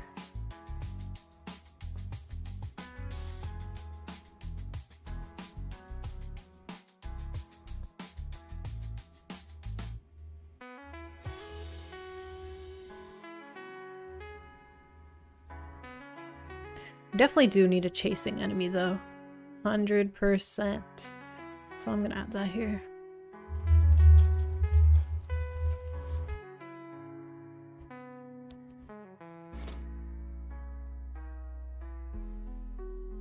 Oh, and maybe like an automatic teleporting thing, just so it screws you up. But we could do this somewhere else, probably. Not in this world.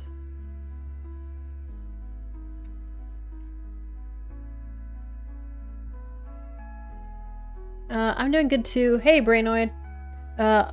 Although first day of turn-based Thursday Fest was meh for me. Only 194 wishlist on the first day. That's still a big chunk. Maybe not as much as you're used to. Turn-based Thursday Fest? Is that on Steam? Is that an official Steam event? Maybe it's not as popular as like some of the other festivals, turn-based.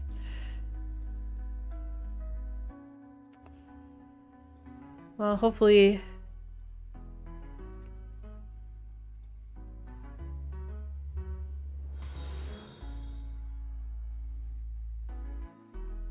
Zaniel Pangolin, thank you for the follow.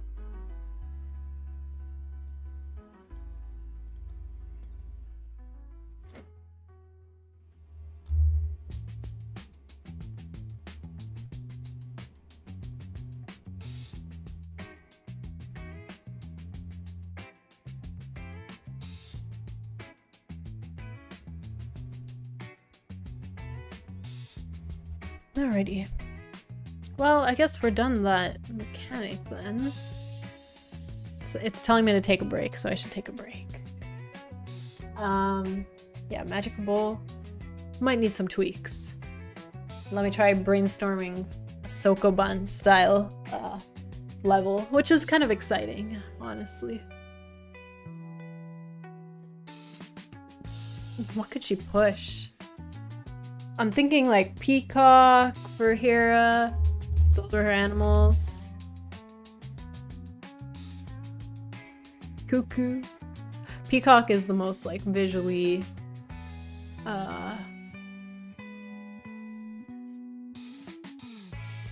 interesting, right? Cow was sacred to her. I don't think we would be... How does a cuckoo really look? Okay, not that interesting.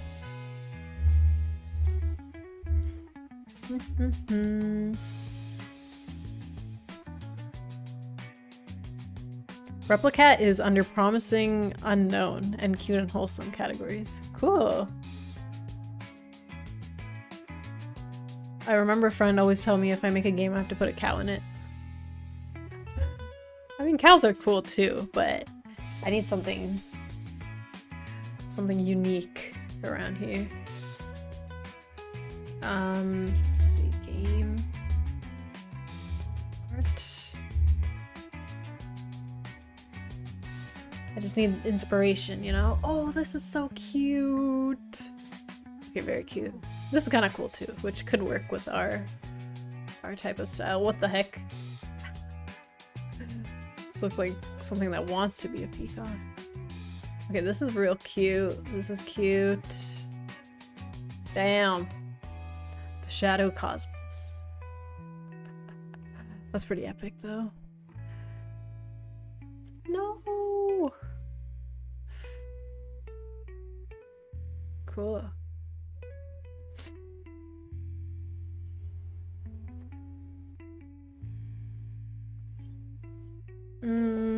Okay. How can we do a Sokoban style?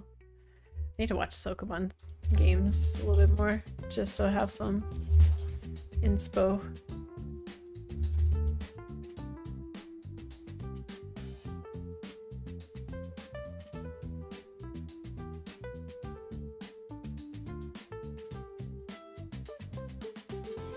Void Stranger, that came up before.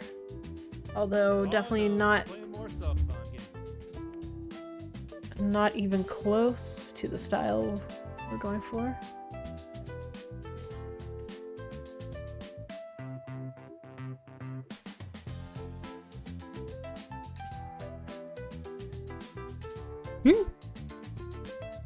Why would you have to do that?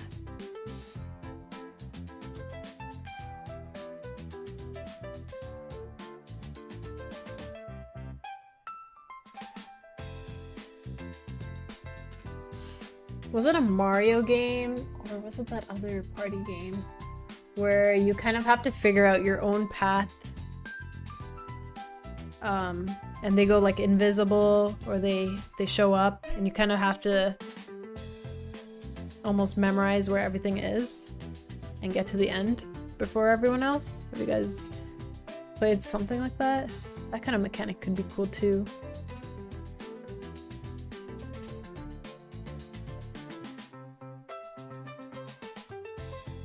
Sounds like Mario Party. I think it's a Mario Party game. Yeah, something like that could be cool too. Kind of like discover the next path space. Or it might be deadly. Okay, I don't know if I'm following this.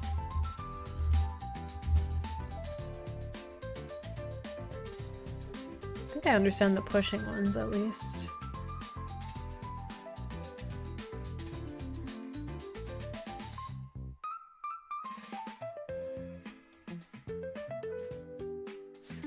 Ten Sokoban cat Android games. What about Bomberman? Is that grid style?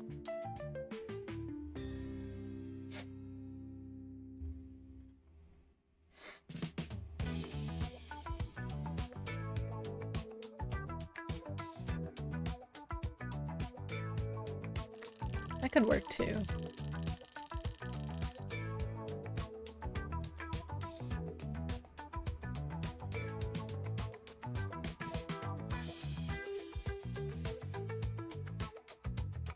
Ooh. Something like that could work too.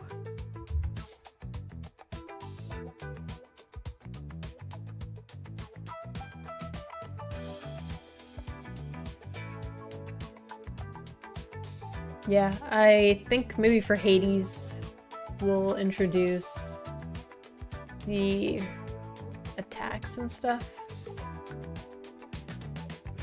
I still don't know if it's very suitable for a cozy game, having attacks, but we'll see. That's kind of cool. Good to keep in mind. Let's look at this real quick. What made you want to make games?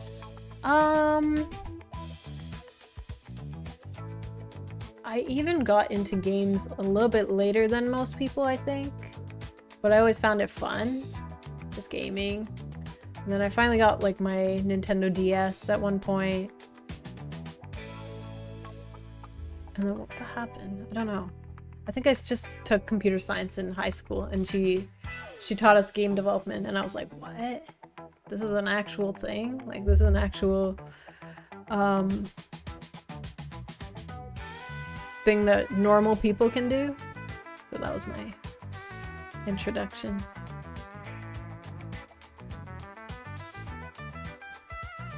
So I was definitely lucky.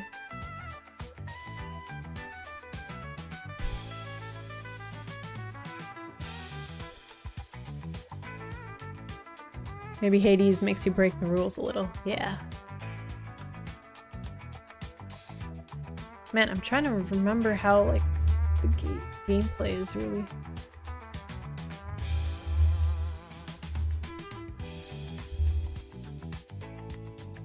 Cozy Sokoban games. Give me some of that.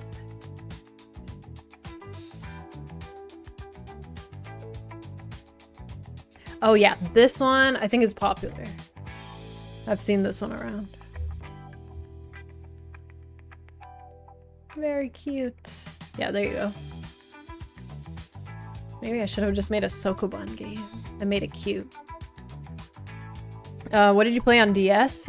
I'm more of like a narrative person, so I played a lot of the Professor Layton games. As you can see, I have a love for puzzle. Ace Attorney. I pretty much played like both trilogies on the DS. Harvest Moon, which is basically like Stardew Valley. What else did I play? Oh, Super Princess Peach, obviously the Super Mario Bros. What else? What else stands out? Yeah, lots of good stuff.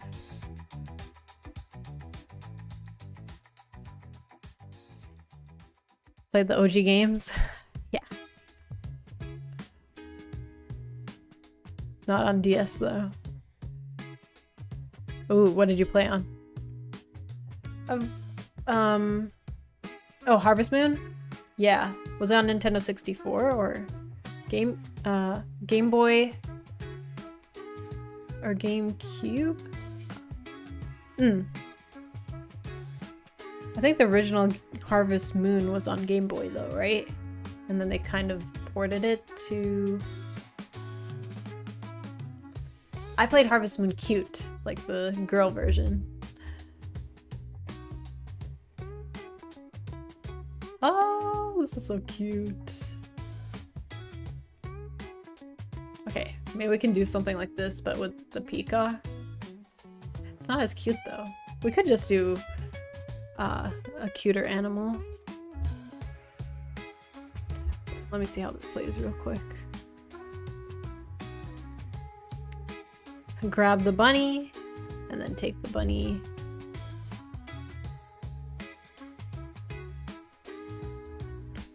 And Wii, oh yeah, I had a Wii as well. And then I did get the Nintendo 64 from my cousin after a while. So I did play like Paper Mario on there, which was fun. Mario Party as well. But nothing too crazy. Oh, Spyro on the PlayStation. I've played like some of those classics. There was a really fun Toy Story game on PlayStation 1, I think. Or was it PlayStation 2?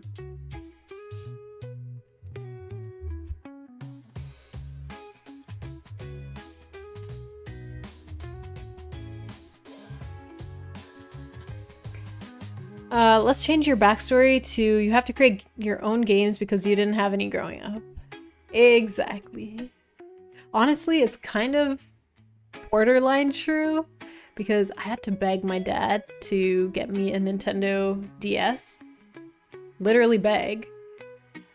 And he said no because my parents like didn't believe that gaming was a good thing, right? Because it would like interfere with my studies and stuff. And like I would cut out, I think I was like maybe 10 or 11 at that time, but I would like cut out a flyer, cut out the Nintendo DS from the flyer and like tape it on the wall so he would see it because he worked night shift, right? So he would see it when he goes down the stairs and I'm like, damn. Anyways, I was very desperate. So then I really thought I was gonna get one for Christmas. That didn't happen. So I really had to save my own money, Christmas money, birthday money, and then I finally bought one. So if you want a sad, a somewhat sad backstory, there you go. But now look where I am now. Definitely disappointing though, further. I'm kidding. I'm joking. But they came around. They came around to realize that like, oh, this is pretty cool. Like my dad got into Wii Sports and stuff. So he wasn't unincluded. Might never have been a game dev. Yeah, I guess so. I feel like I mostly got into games and stuff when I started university. Because even in high school, I didn't play that many. Especially not like, I didn't have a Steam account until I started first year university. And like I went to an all-girls school in high school, so there wasn't that much of a gaming culture either, if I'm being honest. But at least we got to learn how to make games in computer science class where there's only like 10, 15 students around. They learn with time, yeah. I still have like relatives who didn't let my cousins play games, especially the ones that seemed more violent. Roberto Gracia, thank you for the follow. Wii Sports will always get them, right? Good old Wii, tennis, and golf. It's kind of a bittersweet moment now that you are making games. I know. It's like, what's that new trend on Instagram? The butterfly effect? Like if I didn't get my first console, would I even be here right now? Maybe not. I don't think so.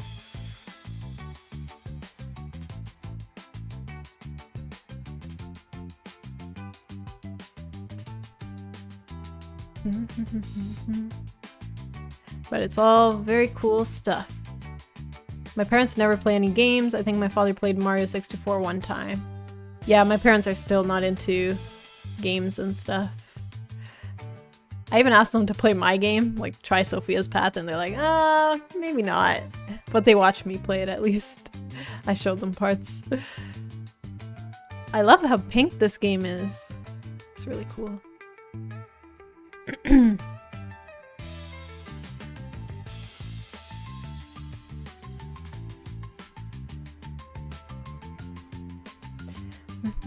Ouch.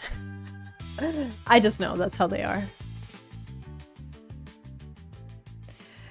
Like even when I started doing more game dev stuff and started my YouTube channel, they're like, what are you doing? And then I started like getting invited to do some influencer stuff, some Unity streams, go to a conference thing, and they're like, I got a VR set from Unity at one point. They're like, okay.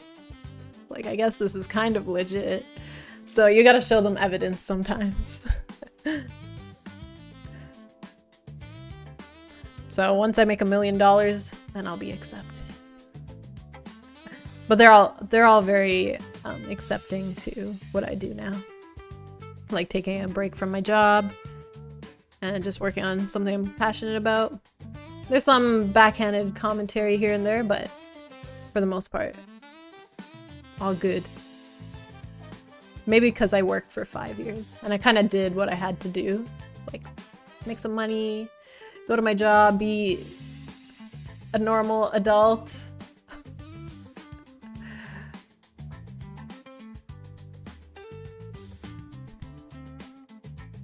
She's moving up in the world. Yeah, exactly. So you have to catch the bunny, huh? Seems a little repetitive to me, but... So every time you move, they move one?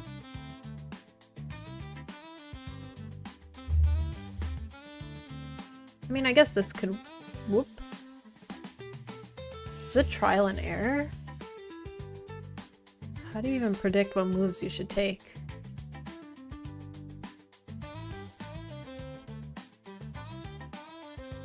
It's water! It's a water level. How do the bunnies exist in there? This is super cute though.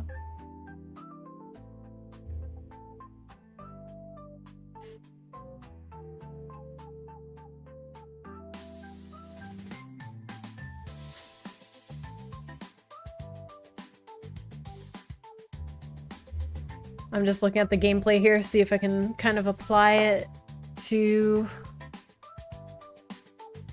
one of my special levels. Where's the bunny snorkel? Yeah. It's missing a little oxygen snorkel. What game is that? It's Packarette Down the Bun Burrows. It's a Sokoban game. Also, Hey Blue Pin. And Satisfaction. Water bunny.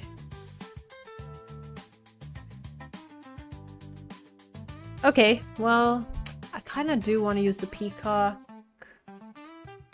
in some way, but maybe it could just be running away as well.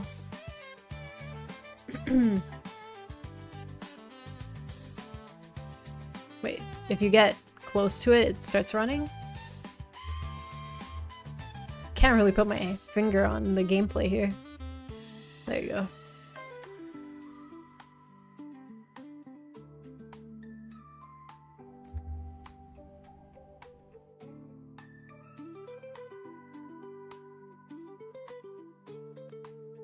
Feels like trial and error rather than some kind of strategic move.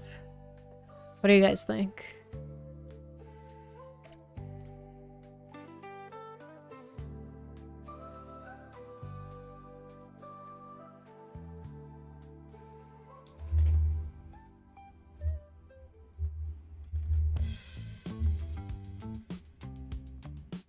Oh, you place the cage. Okay, that's kind of neat. Okay, that's kind of cool. It's interesting that it still counts as a Sokoban game. So I thought it needed pushing in some way.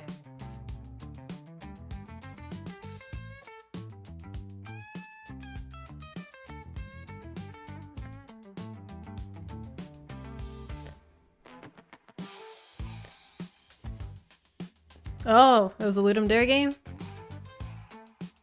That is sick. I assume you commented somewhere here. There you are. That's awesome. Yeah, and like the Steam game did pretty well, it seems. Pretty dang good to me. And it's so incredibly cute. Oh, that is so cute.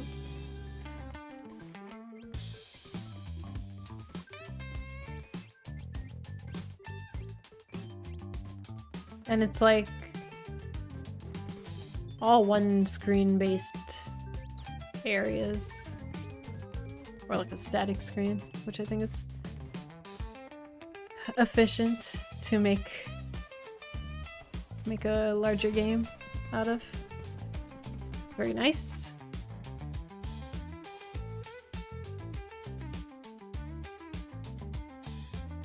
Good stuff. Impressive.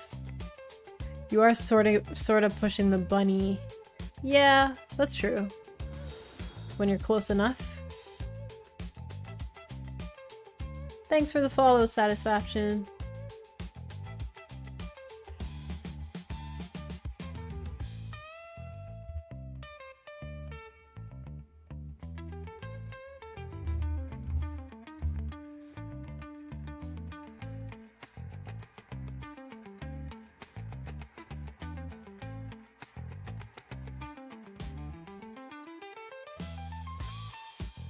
Can't you put the cage in the middle?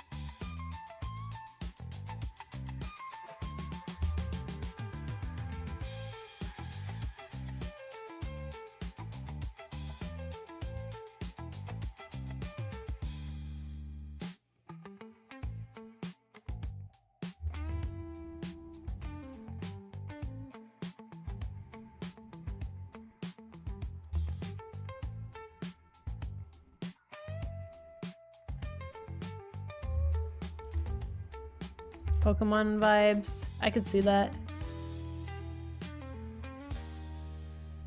Okay, what other... Cow...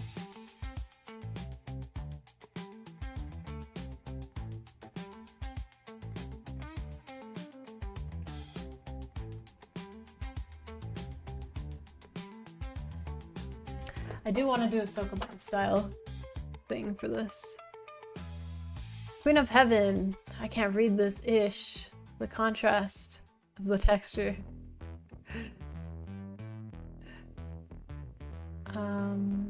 Clear skies, cool breezes, storms.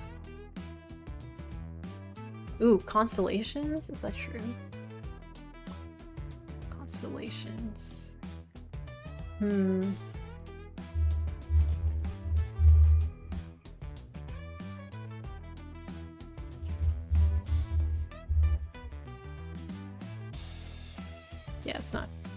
Yeah, it's not specifically related to her. Oh, okay, wait. Childbirth.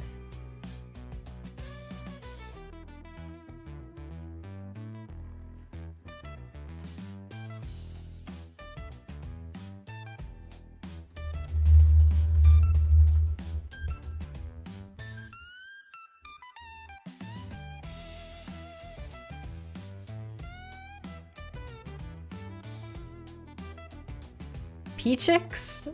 Is that true? Peafowl?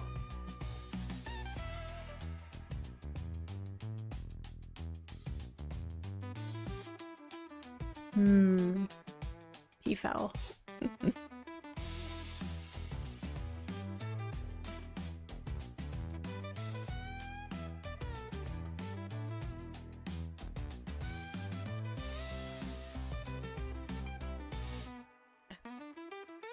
Yeah. Yeah, I wasn't really sure how the gameplay works exactly. It's probably more clear playing that game if you're playing it yourself, I guess. I couldn't really follow along with all the back and forth. Okay, symbolism.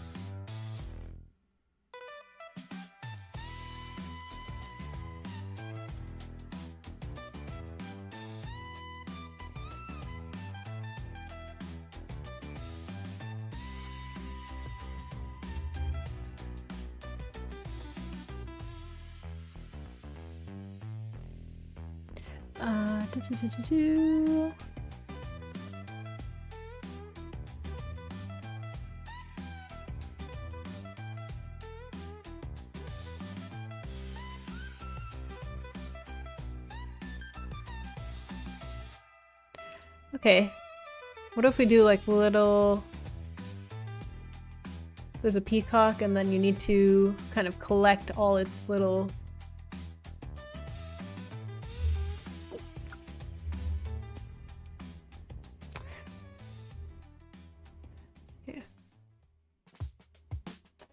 really counts as Sokoban.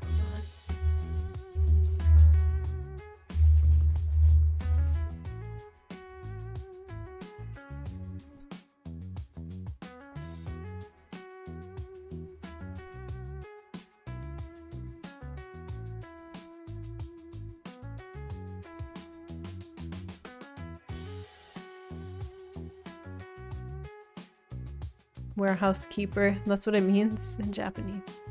It's cool. Trying to get them to storage locations.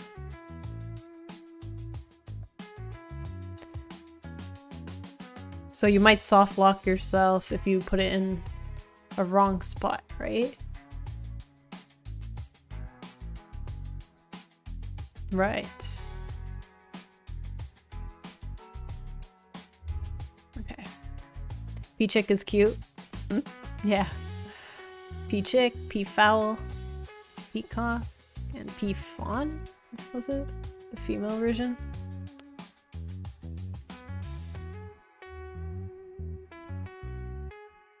P-Hens.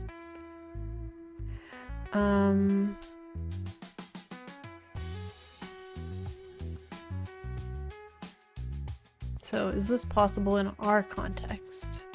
Push, push, push. Kind of soft lock yourself there. Yeah, so it is possible. But I don't think it would work with Peacock. So we might have to do something else. Maybe she makes you like organize some of her... something of hers.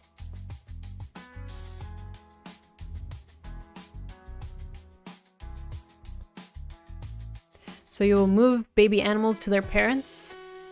That could be good. It feels weird for me to push an animal, you know? But what else could I be pushing?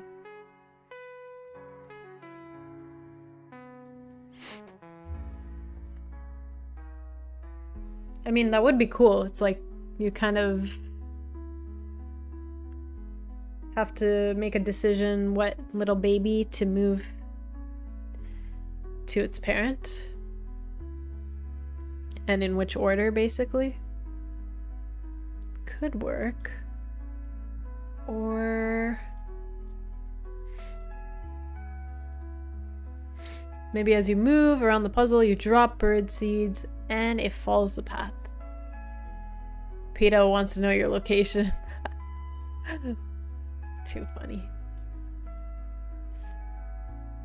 Reverse Sokoban to lure them with something in your direction.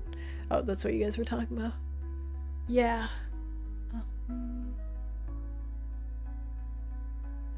That could work too.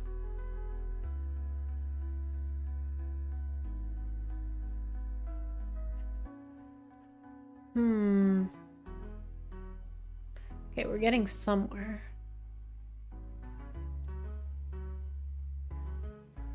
Is this the original Sokoban game?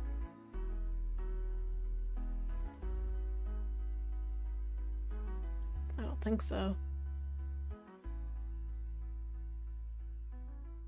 Yeah. So I guess basically don't soft lock yourself is the gameplay, right?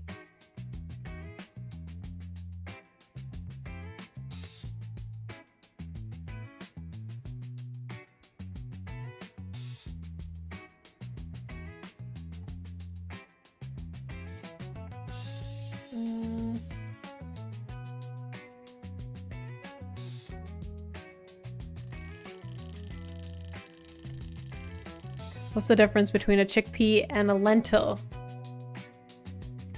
You wouldn't pay to have a lentil on me.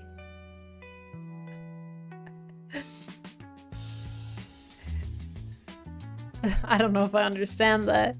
You wouldn't have to pay. I might have to think about that one.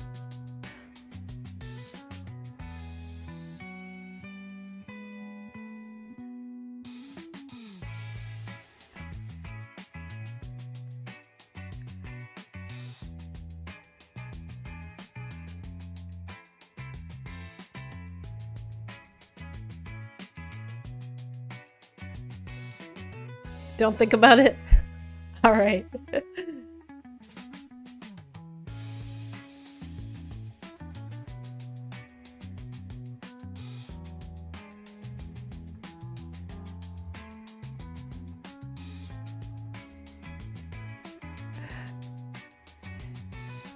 Yeah, that's what I thought, but I don't know if I understand it.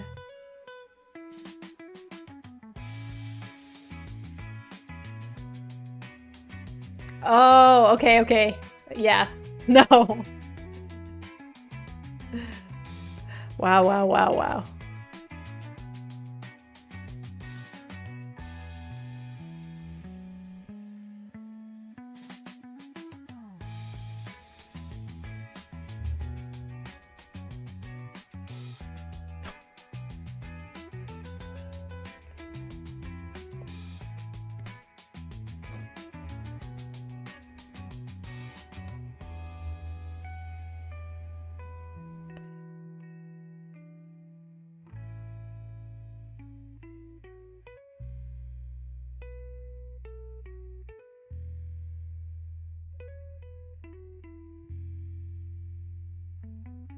Cool.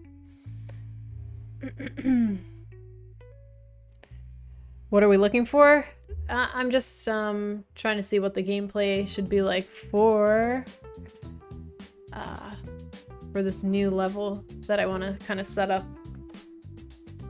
But it should be like pushing some object to a spot. Yeah. To a spot. Smile and focus. No exposure to teenage boy jokes. That's true. Although, I don't know, some of my guy friends are still cracking those type of jokes. Maybe I'm just slow. Or tell some better jokes. Alright.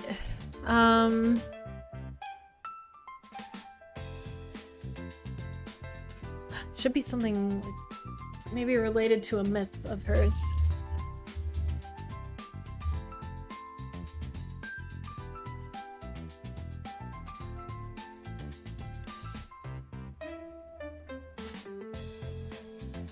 Whew.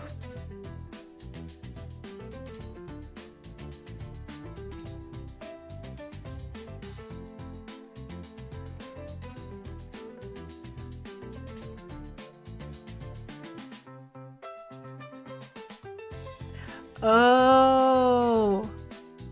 They placed his eyes on the peacock's tail. That's why all the feathers look like that.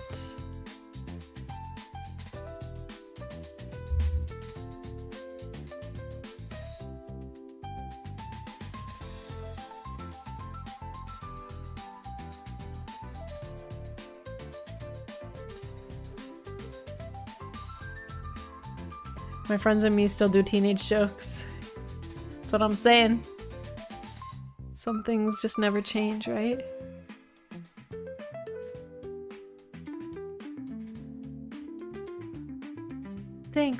Think. So it's the 100-eyed giant Argus. Should we look at him?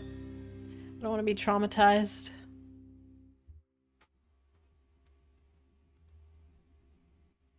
Ah! Have I seen this guy before? I feel like I have.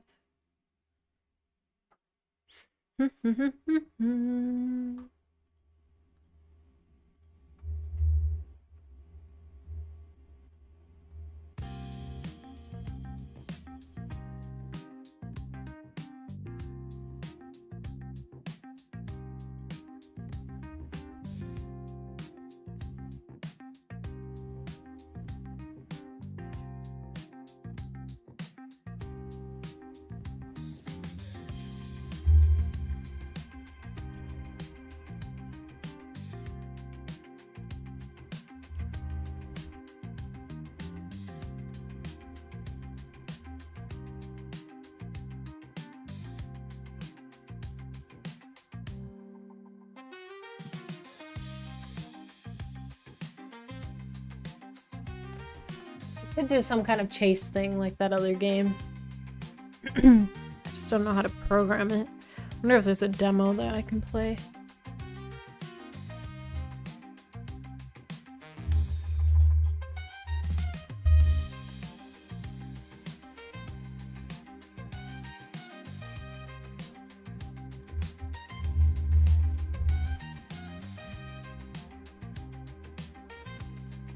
Let's do have a demo out.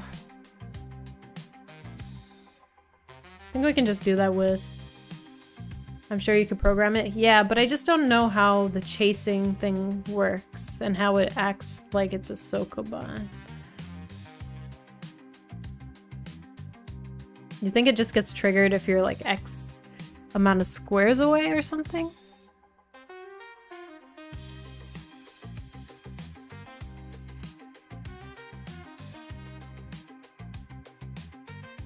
Or a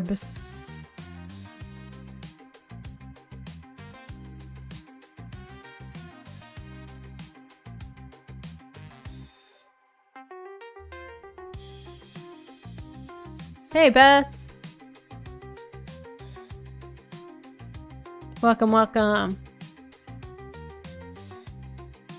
How are you doing?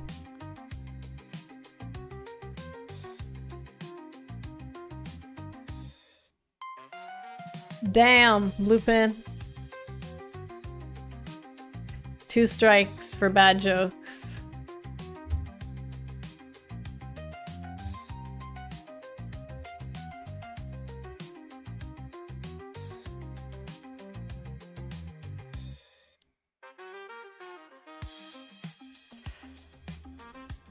So, should we do that with the peacock, maybe?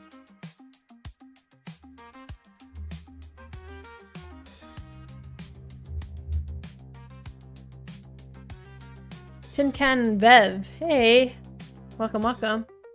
This game is amazing. Well, I think you were watching a different game because I was watching some gameplay for something else.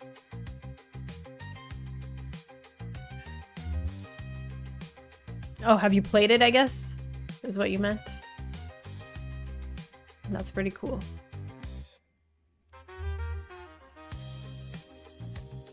Maybe if you've played it, you can tell me how the bunnies get triggered when they move.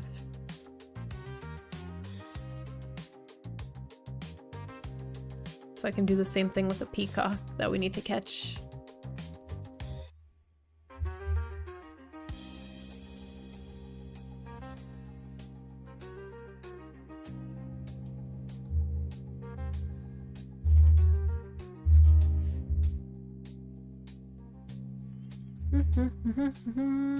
What happens on strike 3?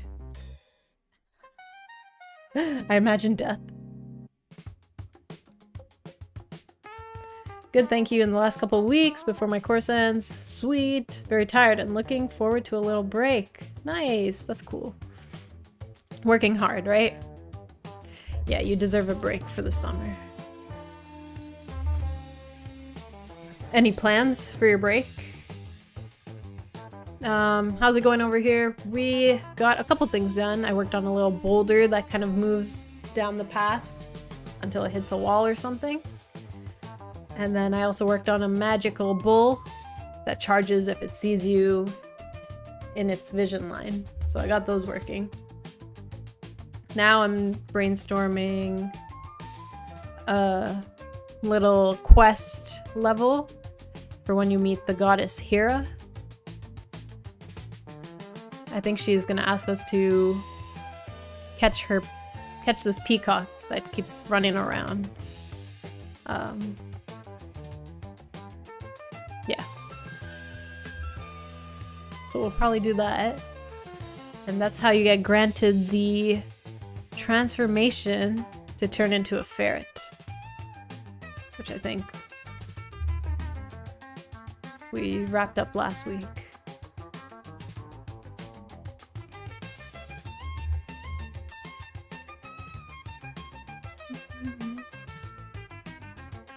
You could just do a 1 distance auto pull, I think. But then you can't walk into their space, which creates an opportunity for the soft walk.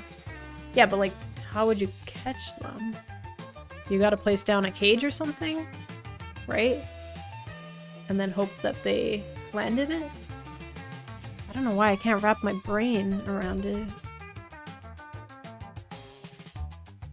I think I just have to play it myself, probably. At my doctor's, visit the doctor, told me you have to stop.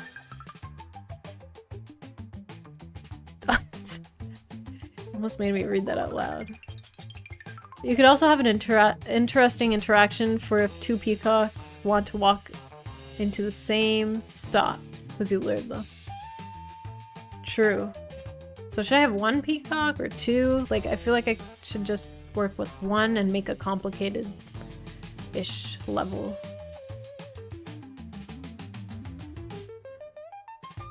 But it would be a bummer to only have a mechanic in one level, too. But I have done that a couple times already. Strike 3, I'm out. Yeah, you're out. Where's the banhammer? Boom. What's going on in this chat? It's just Bluepin. It's just Bluepin, I'm telling you.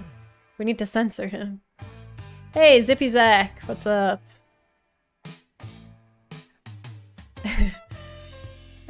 Funny thing is I had to search that word. No! I hope you were in incognito at least. El Solemn, hey, at least you went out funny. That's questionable.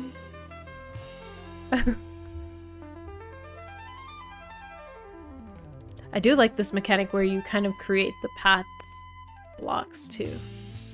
Not particularly... Let's see how it did on Steam.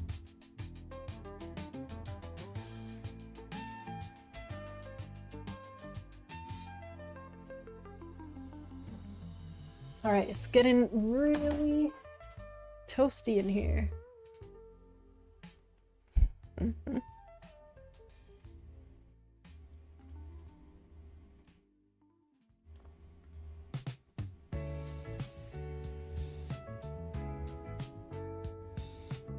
Wait, that time it took like 2.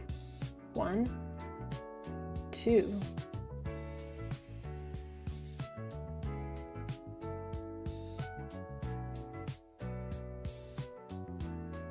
Oh, because it goes all the way to the... all the way until it hits... No, that's not even true either.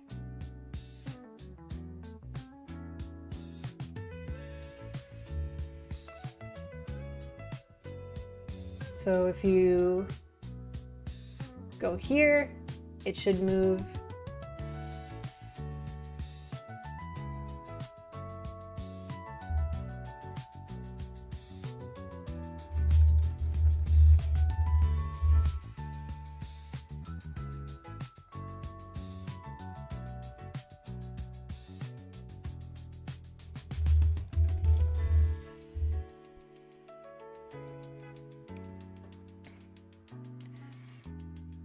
No concrete plans other than job hunting. Nice. But I'll give myself a week to chill out first before I start grinding that. Yeah, that makes sense. All the best on the job hunt, though. But now you got a lot more skills and knowledge under your belt, so that's always good. Game's looking cool. Yeah, mostly no new art here. Mostly just working with circle sprites. But you gotta use your imagination for now. But all the mechanics are being programmed. That's all that matters. Can we 1080p stream now? I don't know. Is that even a thing? Do I have to enable that somewhere? I don't remember if I asked, but what made you go with Unity as your engine? It's kind of the first one I learned earlier on. Originally, I had learned Game Maker Studio. That was my first one. And then it just felt like Unity was a good transition for me. I also had some people help me out when I was in the game dev club in university. They were all using Unity, so it just happened to click for me.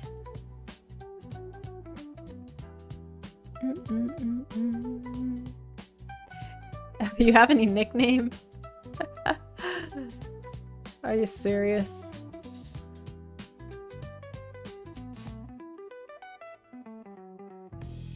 OBS stream output settings. Just figured you were at 720 because of your internet before. Yeah, maybe it was kind of changing that. Okay, I'll change it for tomorrow. I don't know if I can change it midstream. Let's see. Video.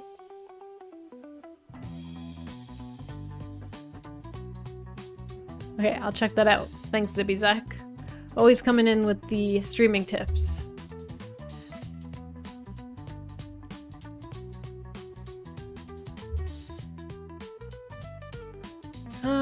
Alright.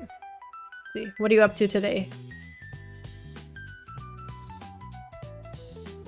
I'm gonna call you Misha from now on. Yeah, just kick out a couple letters. And I almost never stream. Yeah, you can be my stream coordinator. Stream manager.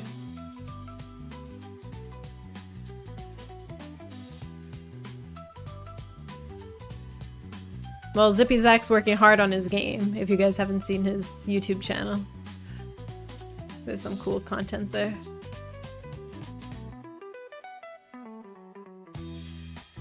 Did anyone ever point out you have man in your name? Obviously, I went through middle school.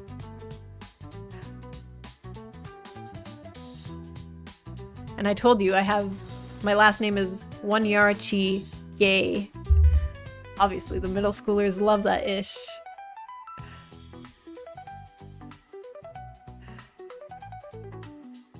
I also work in small chunks usually. 1 hour here, 1 hour there. That's true. It's good. That's why, like, when I stream, I'm like, damn, I really sat down for 6 hours straight, or like 5 hours, or whatever I do. That's kind of crazy. Accept the position, make her stream 24/7. So you're the only man in your girls' only school.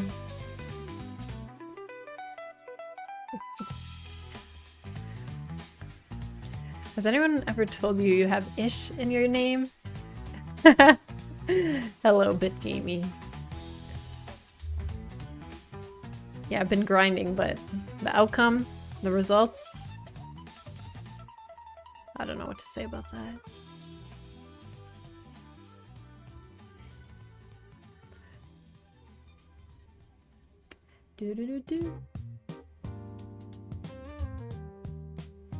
Alright, let's figure out this thing, this peacock thing.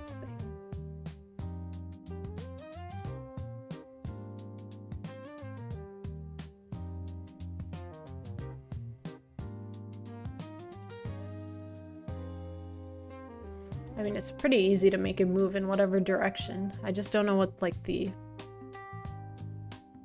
pattern is, I guess.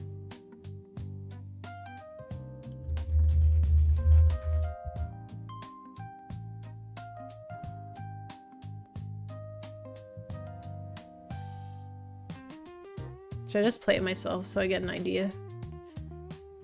At least now I can download while I stream. It's only 170 MB.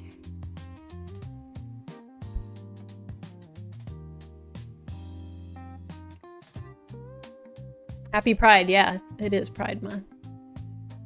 Medusa's gaze.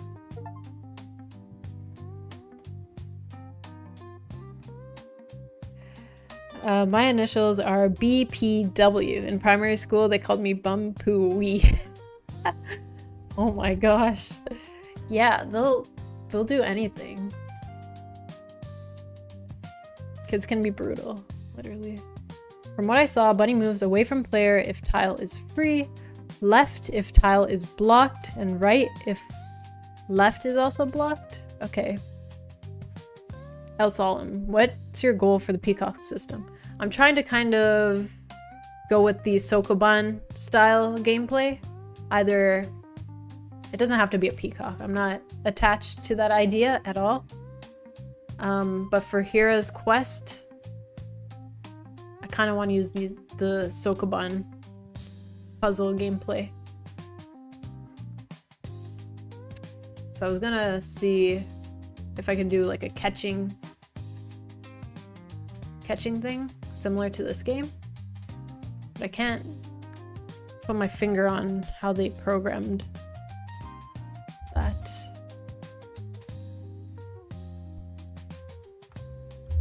Alright, I downloaded the demo, so let's give it a try.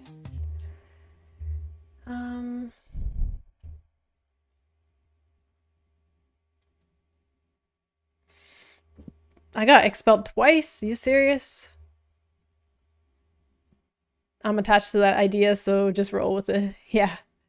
Why peacock though? Why not a chicken? Because we're meeting Hera. It's a quest. And one of her animals is a peacock, as well as a cow and a cuckoo. Oh, so cute! Tell me if the music's too loud. So cute. That's what I said. This is definitely a bun. Come back.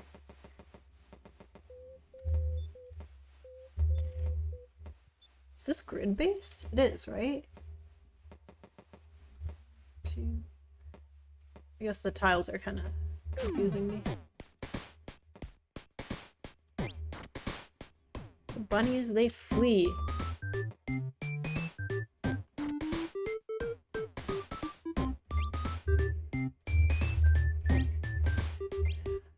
Of course.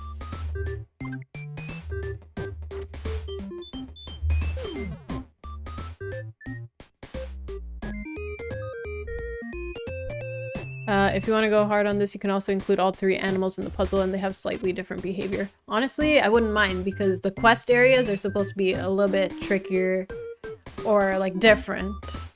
So if you guys remember, so my first quest in the first world is collecting this donkey guy. So you gotta go through, get the berries, get the donkey, and head back, which is decently easy. And then the next one was a temple challenge. That's also a little bit trickier. Nothing too crazy though. And then here we do like a fates. You have to spin the thread on every tile. Which is kind of like the don't lift your pencil puzzle, if you guys remember those. And then this one is redirect her gaze through all these different symbols using these shields.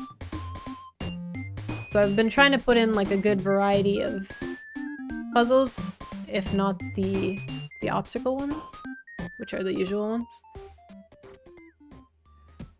Speaking of bunnies, I should feed mine. Aww.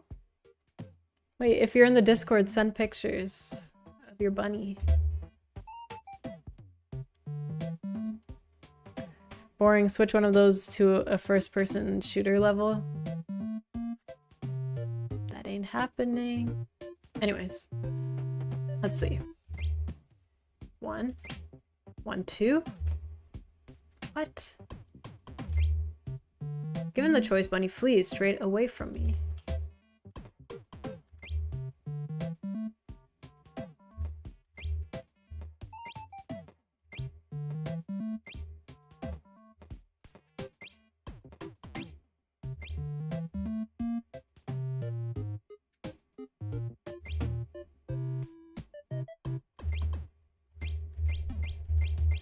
So if you're on top of it, it goes the opposite way?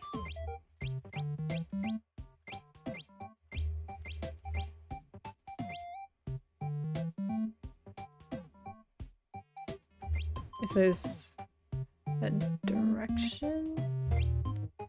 Man, I cannot wrap my head around this.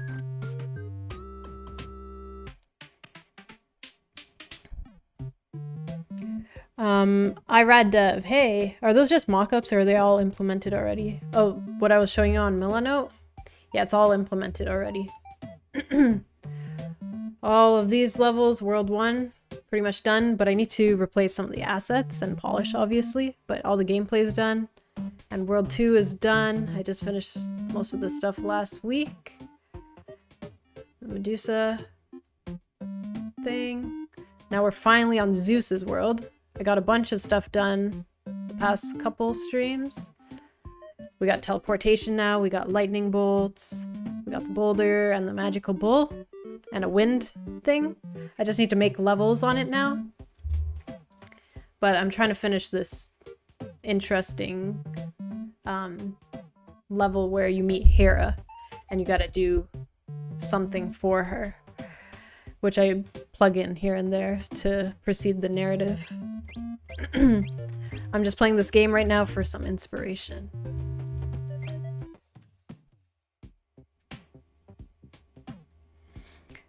Rook 909, hey. Well, that's quite an extensive graph. No, I like to get a good broad view of what my levels are like so far, just so I don't have to dig through every scene to see what I already made. And now I can see like the progression, like introduce this mechanic, do it for a couple levels, and then introduce something new. So it's been very, very handy. Okay, Jorit. I think if you step to be on its horizontal or vertical, it tries to remain a distance of 2. Oh no, is that why it said pathfinding? That probably is. So if it's here, it's gonna move down. All the way? Why? All the way. And if I move here, it'll move 1 to the left? Or 2 to the left. Okay.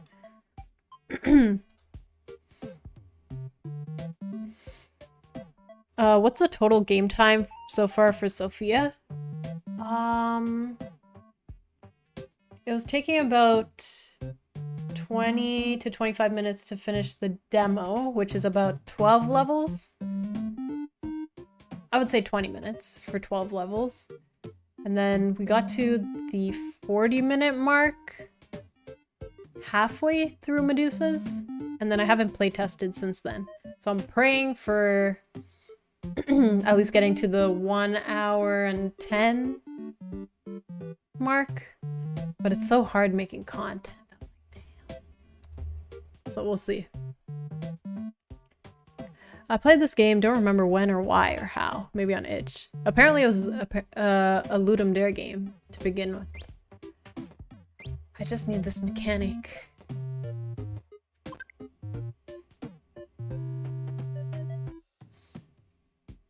So if you get it to like a dead end like this, all is well.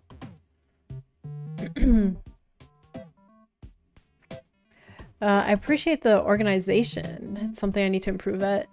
It's something I picked up like a couple months ago. Because I did put things in a doc. I kind of had an idea, but I'm very much a visual person. So it's nice to see like, oh, take them back to this UI or show this UI next. Especially since I have like some narrative going on too. That was very handy.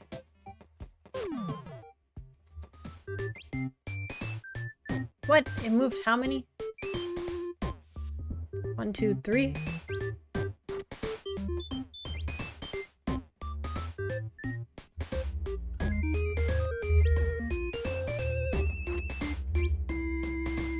Do I really want to be programming this? I'm not quite sure. The flea behavior is neat. Yeah. That's why I'm trying to figure out what's going on. Hey, Axel. You did pop in. Yeah, very productive. Research. Just researching.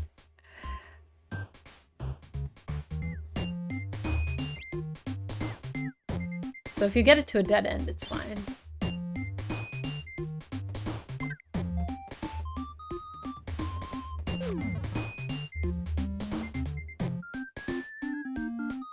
So buns ignore obvious dead ends, then pick their path. Oh. Vizcha87, hey, thank you for the follow. Is that you playing or someone else? Because I always find I play my own games a little faster. I think it was me. So yeah, I do know the solutions for a lot of it. I did time some of the playtesters.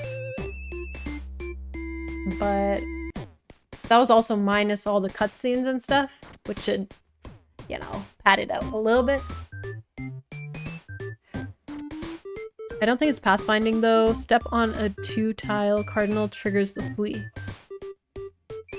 Checks directly away first. Avoid unbranching paths. Yeah. Move sideways 1 tile if the player is not feasible. The difficulty of producing content is probably why I like designing systems so much. Yeah, that is the most interesting usually. And then you have to expand on them. Got it. So this would go either...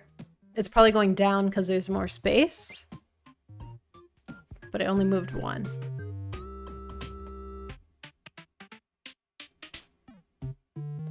So why didn't it move here? Because it's not in your, like, vision line? 1, 2. 1, 2.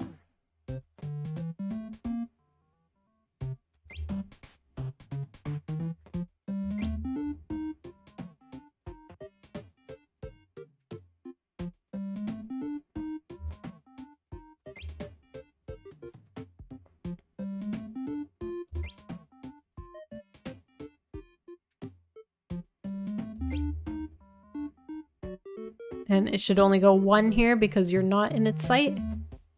Oh, no. Maybe here? No. If it's in... Step on a 2-tile cardinal triggers the flea. Yeah.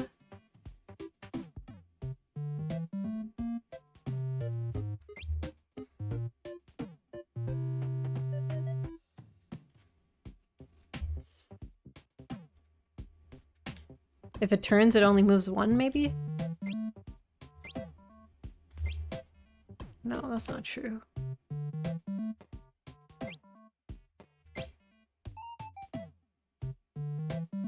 Oh, if you're already kind of far enough, I guess it doesn't move 2.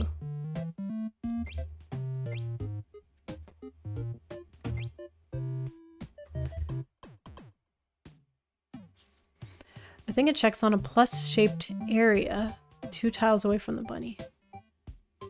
Rabbit holes. Checks on a plus-shaped area.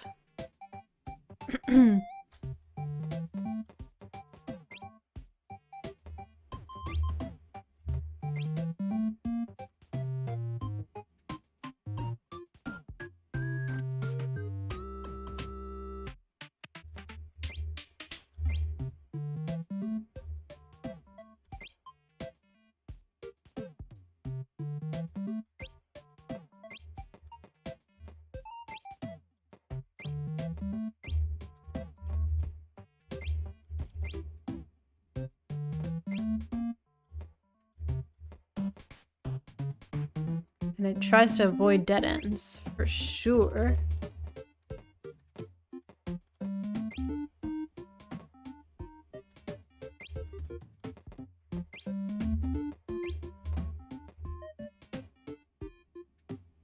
So why didn't it turn here?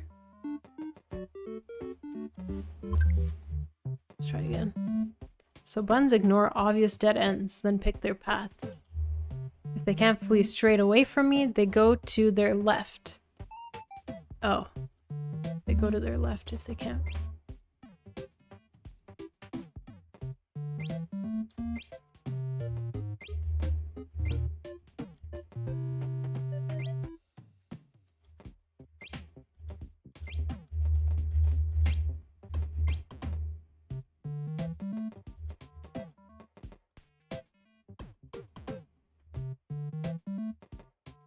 I can see it does turn. If it can't walk directly away from you, it moves 1 less. And it turns left, or...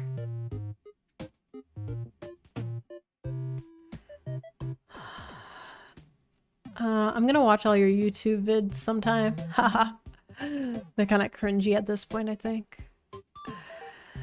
It can't see that far ahead.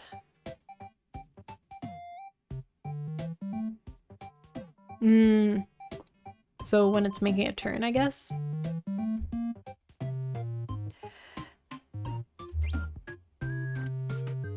Like, how many did it move there? How does it decide how many steps?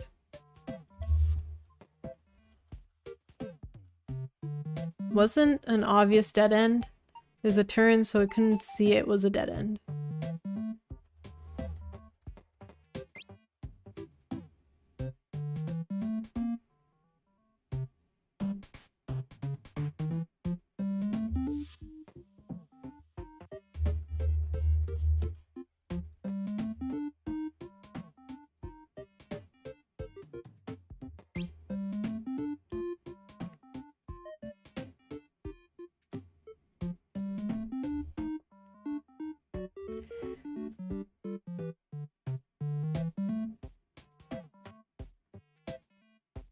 The Mario Party minigame one looks interesting. That was a fun one. There's some that I did with my sister that I made funny too. So you can try those. My guess for... Oh, cringy content can be fun? I guess so. My guess for stopping first interaction if far enough.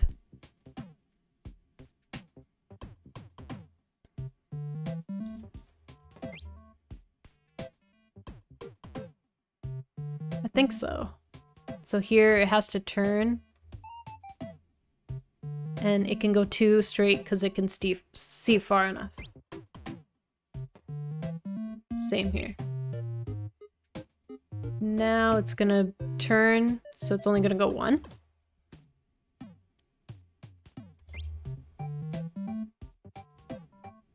And it still can't see me, so it's not gonna move.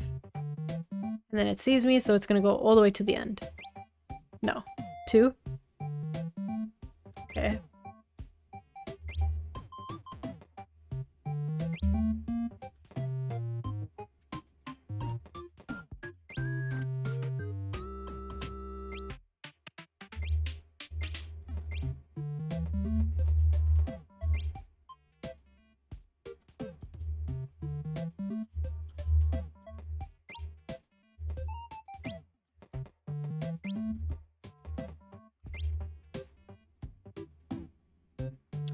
So it goes straight if it has the choice to go straight, which is why you can solve this puzzle here.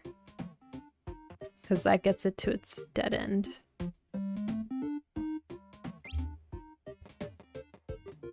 And then here, it's gonna move 2 to the left. Or, okay, 3 for some reason. I guess I need to figure out why it goes 2 or 3. And then here, still far enough.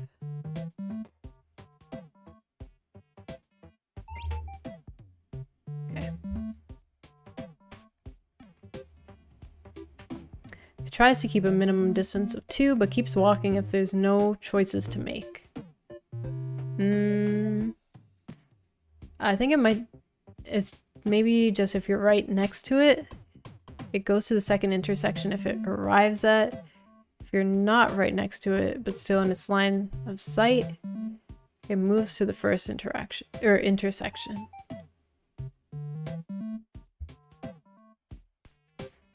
Any kind of decision on the road? I think so. It said, but it avoids like dead ends if possible, right? That's what it kind of said. Move in one direction until intersection. Okay. Yeah, that might be it. Okay, what an interesting case study here. Is it gonna be worth it, me doing this? Programming this? I'll have to use it somewhere else too, if it takes a lot of time to make. Ah, okay.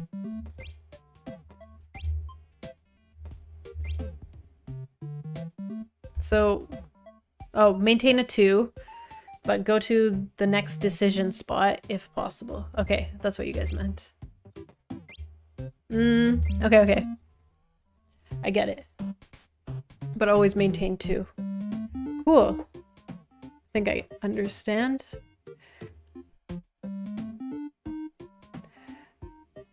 It walked until it had the option to move up, even though it would never go up there. Yeah, so it kind of knows which way not to go.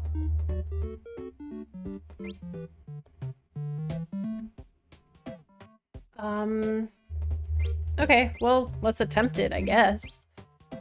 I'm gonna... Maybe I'll mock up this same grid. Or let's do an easier one.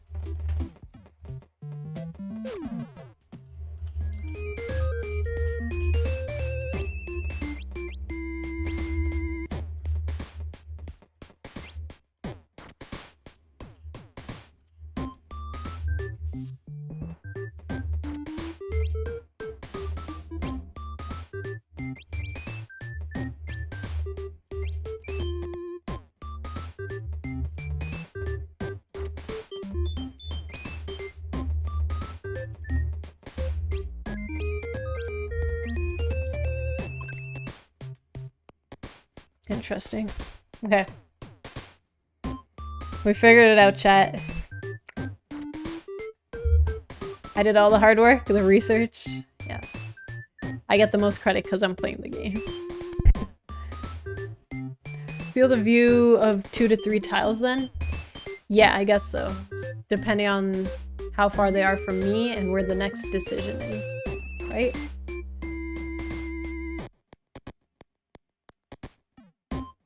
I guess. Okay.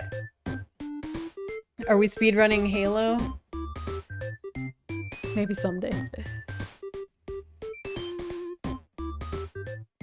Try enjoying the puzzle, see if it's worth. I liked it when I played it. It's a cool game, for sure. Like once the pattern clicked for me.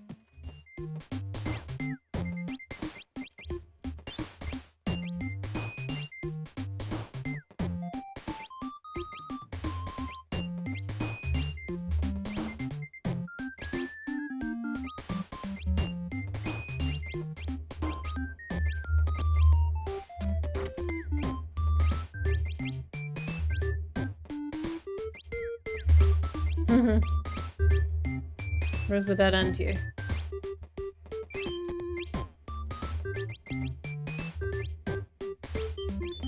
No! Come back! Are you serious? Wow.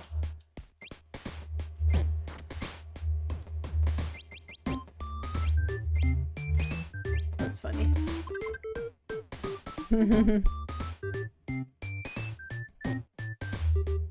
Oh, is YouTube? Let me see. Hey, Faison! You're gonna be alone on YouTube today, sadly. Oh, the message is like an hour? No! I'm gonna have to ping him.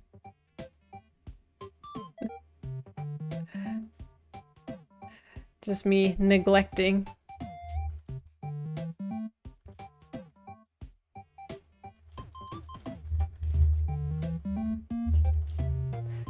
There you go. It's a thought that counts.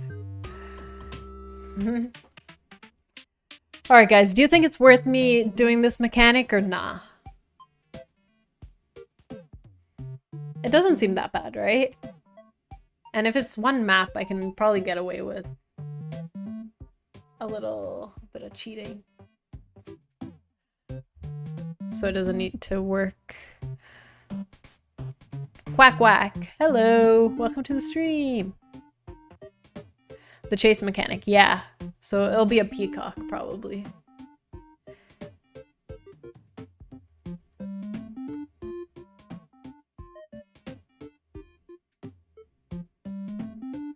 Think it's fun?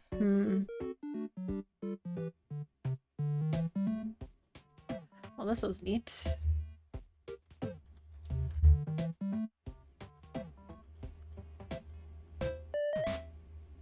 What a catchy song.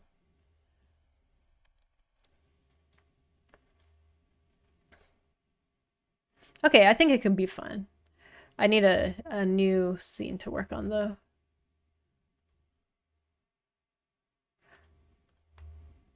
Let's try it and see if I can come up with something cool.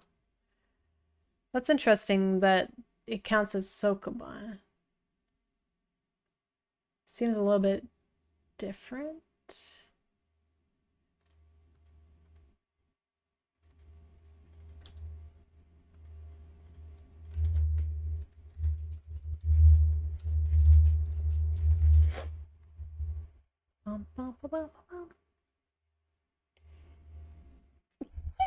Excuse me. Should be fun to experiment with. Yeah. Let's do it.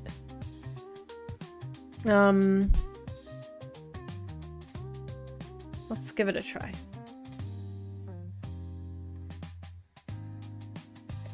Plus, we already finished 2 of the other mechanics today, so it might be okay to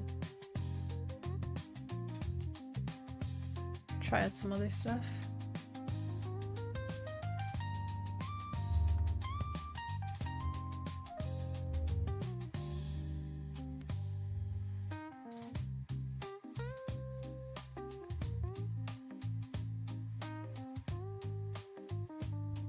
Let's get a proper grid here.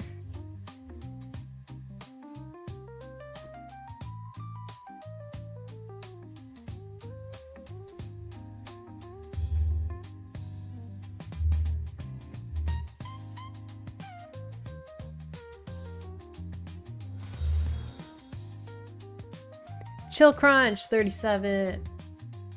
Thank you for the follow.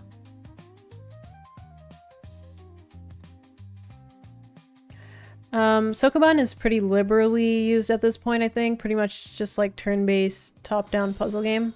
That's what I figured. Like something with grid movement and kind of maybe just like one player, just controlling one player type of thing. Quack Quack, what idea is being considered? We're trying to get like a Sokoban style level in the game. So we were thinking about how to do that. So I wanted to work with chasing a peacock around a grid until you kind of capture it.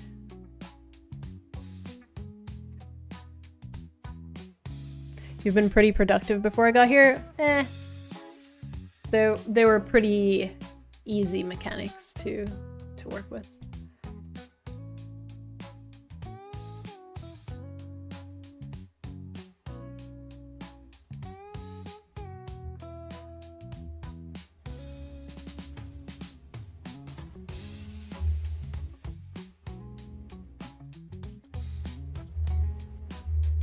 Okay, we got a fresh. Get rid of our magical bowl. All right, here's a fresh grid that we can kind of work with. It's not much. It's not much space. We could make it bigger though. And let's say you have to get it to a dead end, which could be like maybe here.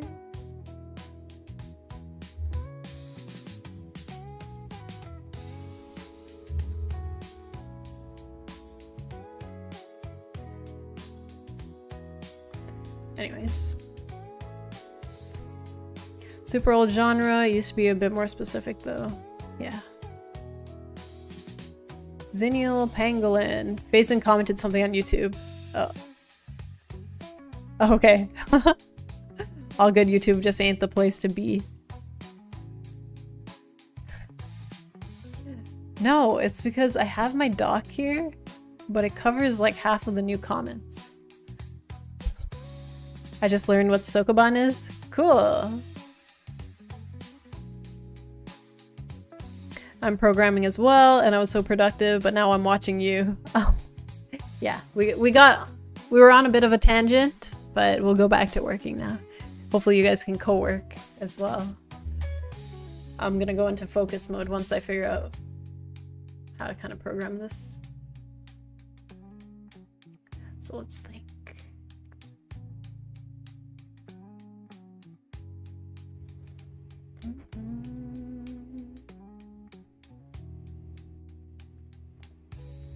Maybe we should do some intersections similarly.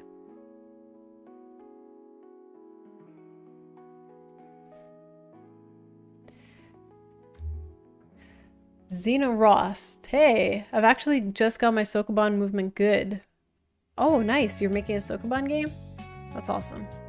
Yeah, we were just pretty much figuring out how to implement it in a way that matches here. That's cool, but yeah, I'm sure puzzle design and like making all the levels must be crazy. Even I'm struggling with this game to make levels.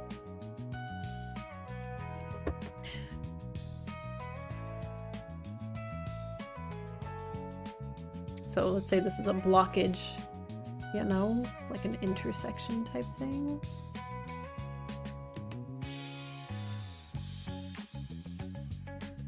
And we'll do another one, maybe here.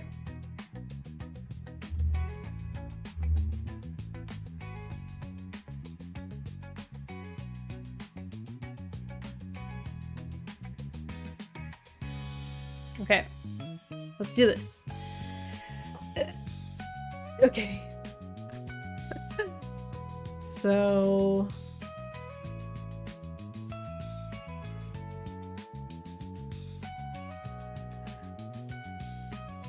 if Sophia, oh boy.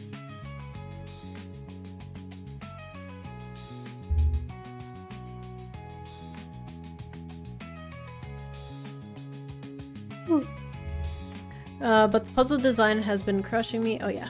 Are any of you doing a game jam? Not currently. This is my main commercial game.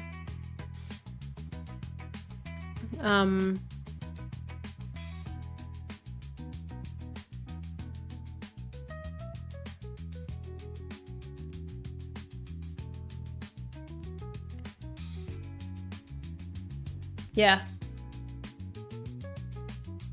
We do host a community game jam if anyone's interested in that. We do it in August. What exactly is it? Mine is a turn-based puzzle game called Sophia's Path. So if you're familiar with like Lara Croft Go, Hitman Go, those are my main inspirations for, you know, the formula that's there for the gameplay style. And then I've been trying to inject more narrative because it is a Greek myth game. Basically, you have to get from point A to point B.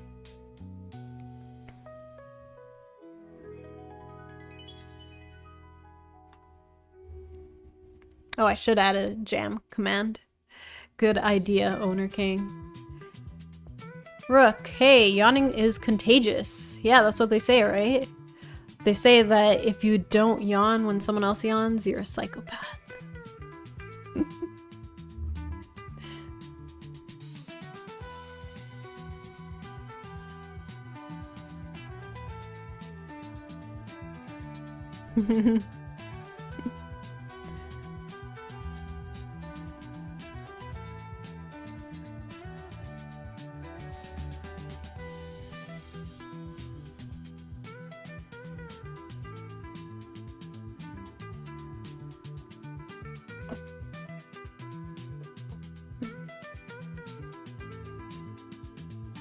Ugh, that means I always have to check the distance between Sophia and the peacock, right?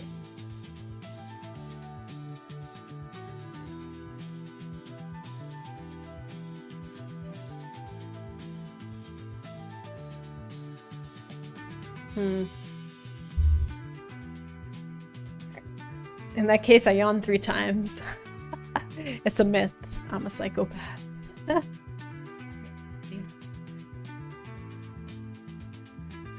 Oh man.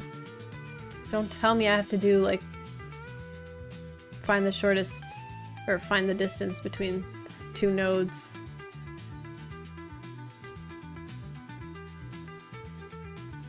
Don't tell me I have to do that.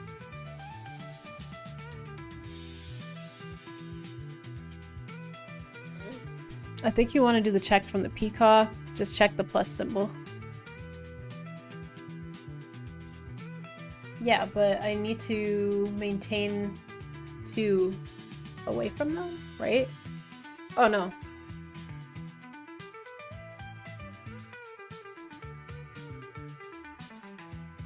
Probably have to do that. No, I don't want to. Do you have an array you're working with? Not really. See these nodes? Well, I guess it is an array. An array of connections per node. So technically, yeah, I do have... Is it a tree? Technically a tree, right?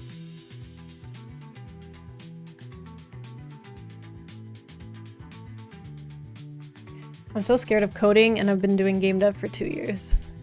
Honestly, some things can be intimidating. Like, some problems that you encounter.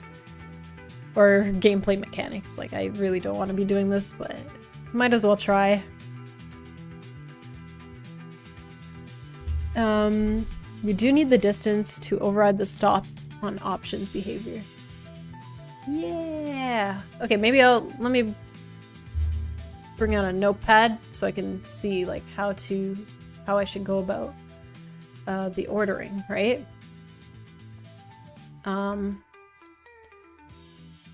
If Sophia is 2 away from the peacock, 2 nodes. Away from the peacock, then the peacock walks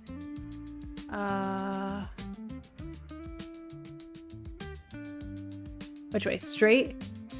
The way that it is looking towards by until the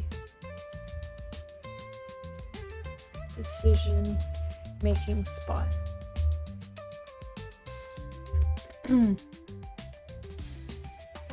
If Sophia is far away enough, no need to move. And then the other one was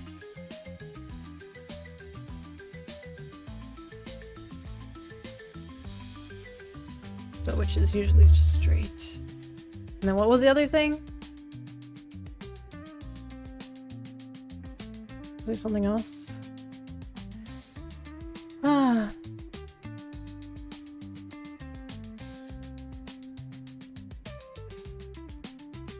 So it's not a perfect grid, so yeah, straight distance check. Yeah. I'm the opposite. Breadth first search. We'll do an A star. We'll also do it. Yeah. Enjoy the rest of your stream. I go eep. See you later, Beth. Have a good night. Sleep well. You could get into graph theory right now. Yeah, that's what I'm saying. Like, I haven't done graphs in a long time. Like, probably since university. So this will be an interesting challenge.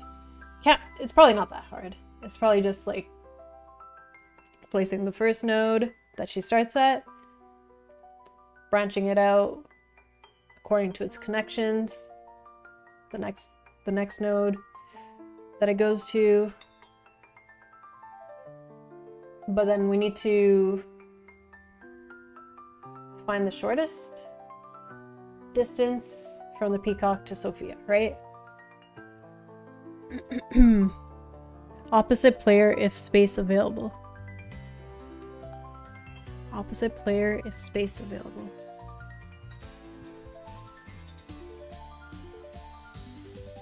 Yeah.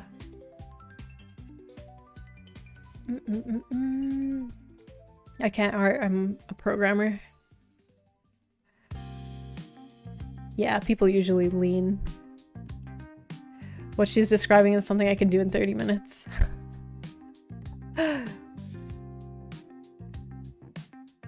If you're looking for it to be 2 away, no, you don't need to calculate the difference.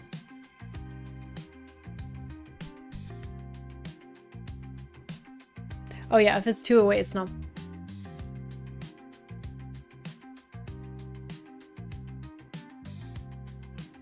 Oh, just check from the peacock, right? Check how to get to Sophia's current node. Okay, did I miss anything else here?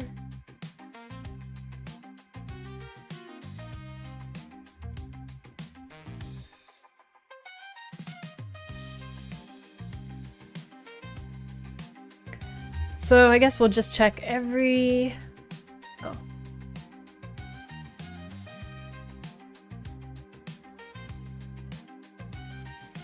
Damn, I'm gonna need to motivate myself with a snack before this. Peacock. Behavior. Okay. Here we go.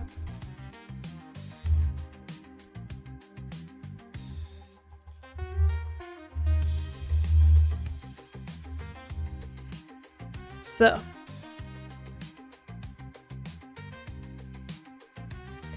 Do you have a Discord? Yeah, I can get you some pseudocode. That would be nice, actually.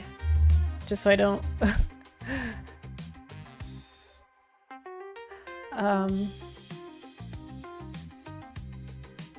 You guys have a couple hints already on hand. That would be nice. So I think we grab the level point. Manisha will code for snacks. Exactly. That's exactly it. Point. Okay, so we'll grab the get component on this one.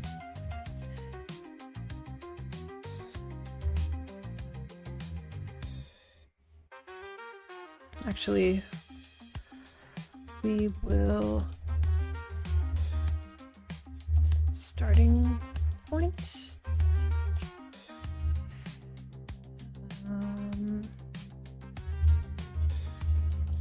Cool. So starting point, dot connections. This is our little, the options of which way it can go. So we'll probably check what channel? You could just put in general, I guess.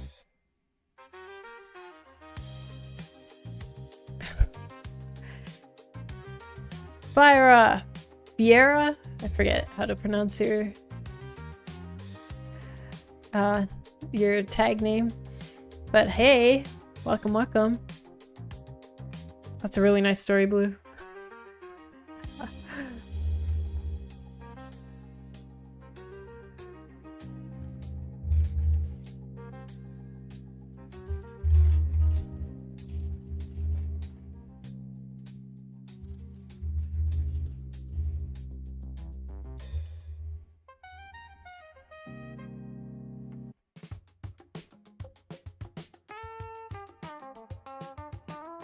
I assume I can just check all of its connections maybe twice, just to see if it's two.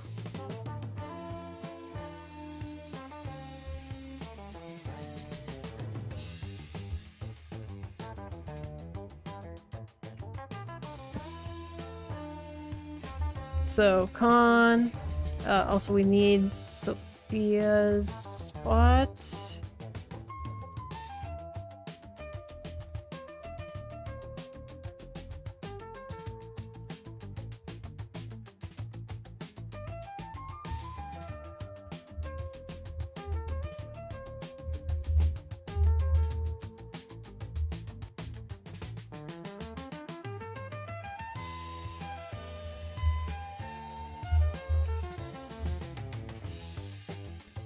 So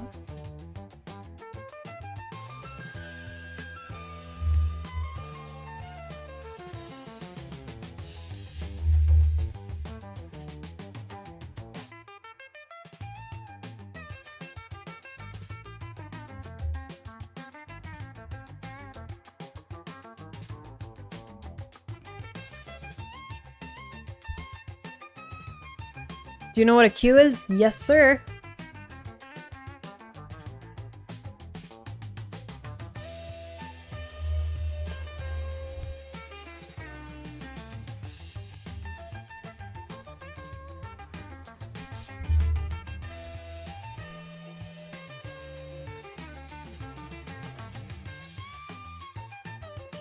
Okay.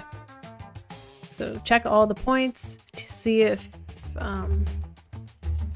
Sophia's current spot is there.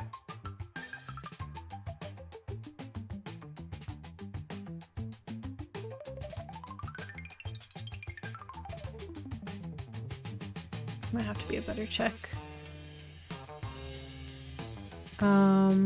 If not...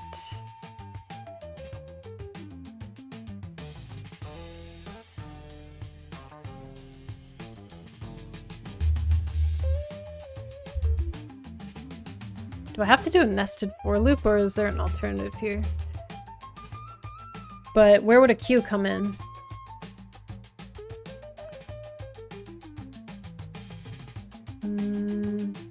If you... That man Robin! Hey! How's it going?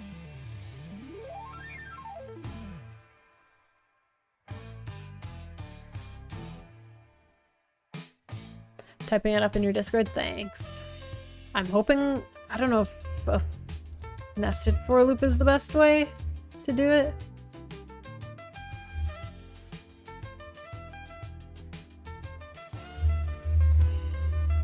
This is technically getting you to the second.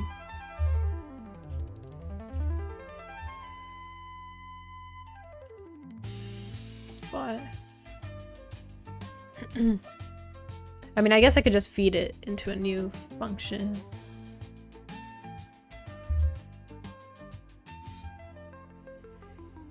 Yeah, you'll need that or recursion. That makes sense. We could do a little bit of recursion. I was almost attempting it the other day.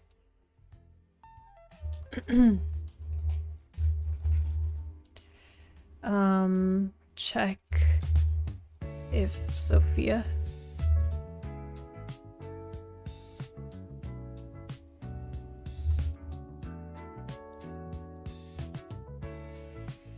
What the heck?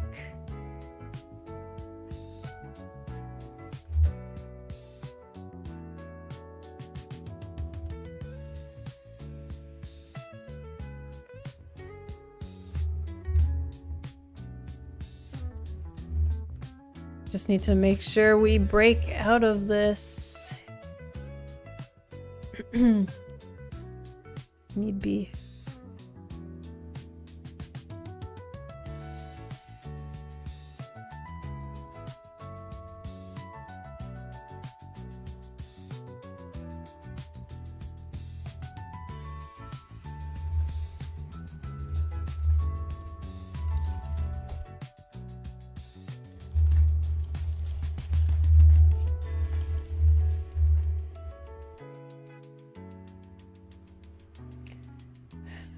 You like recursion?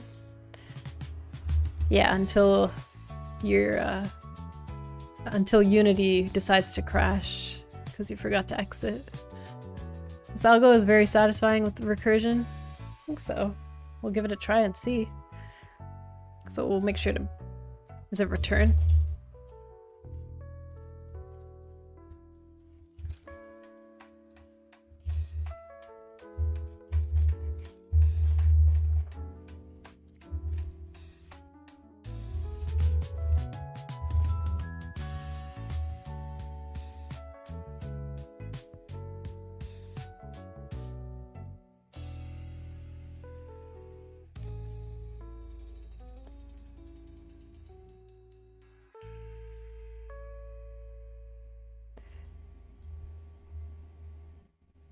But this is like keep going. We only want to do it twice though.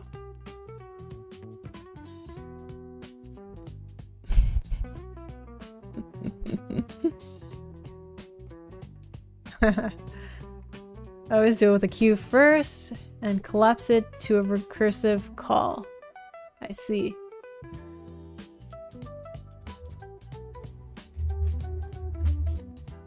I only want to do it twice though.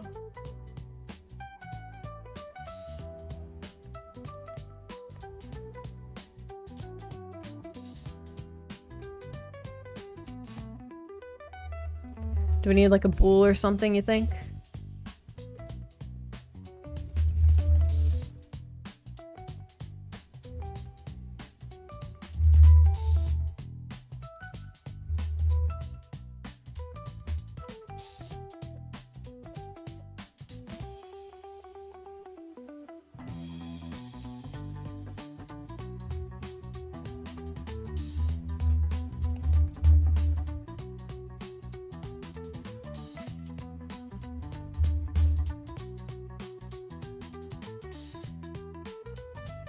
Is that my cat out there?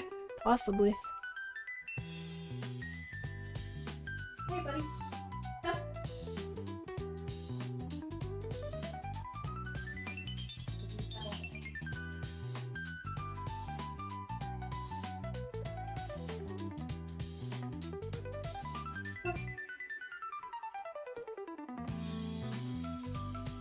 Alrighty. Blah, blah, blah. Okay.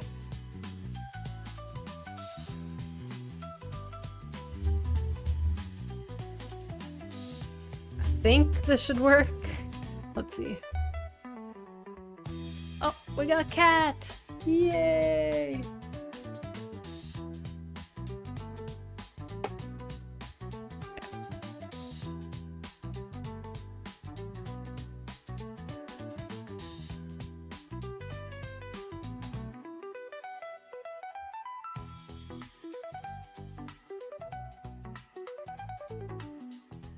What is that? It's a cat.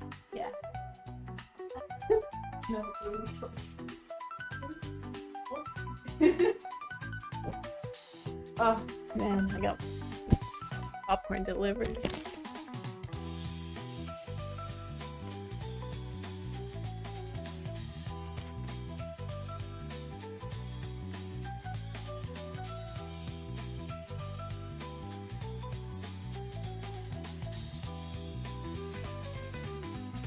He's right here. Oh, he's just cut off. We're gonna have to move it over.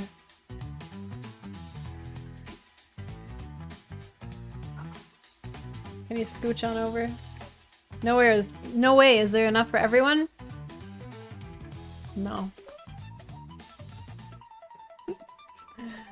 Only enough for me. This is really good though. Jalapeno cheddar. I'm not sponsored.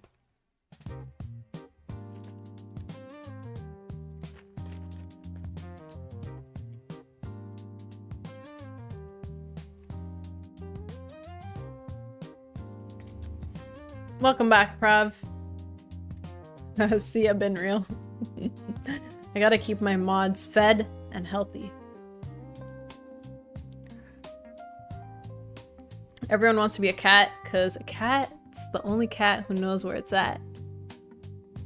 Nice. Did you hear about the popcorn that joined the army? They made him a colonel. Okay, okay. A little bit cheesy, but it's fine.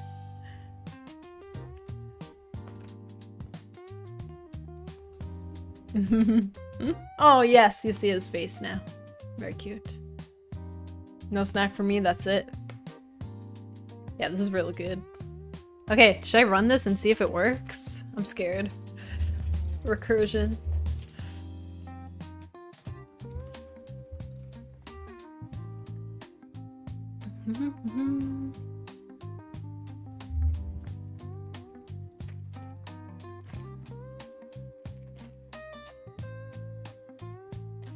Have you tried the Cheetos popcorn? I have not. But apparently there's a new ketchup flavored Cheeto. It was pretty good.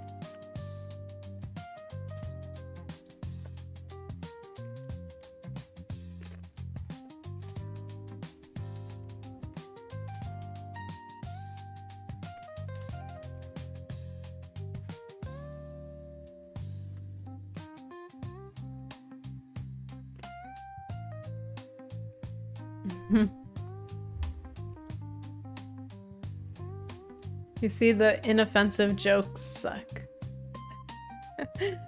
I think that's missing an exit, right?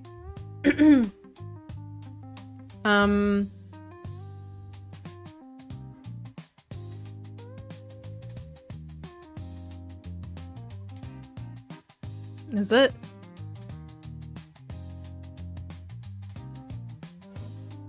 Do I need one more?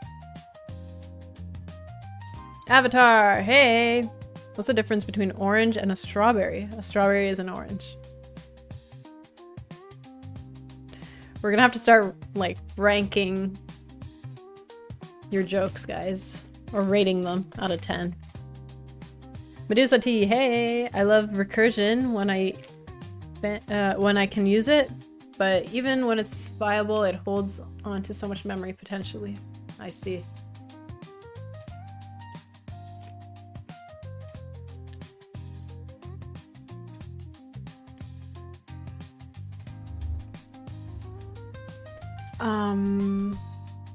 I mean, isn't it gonna reach here?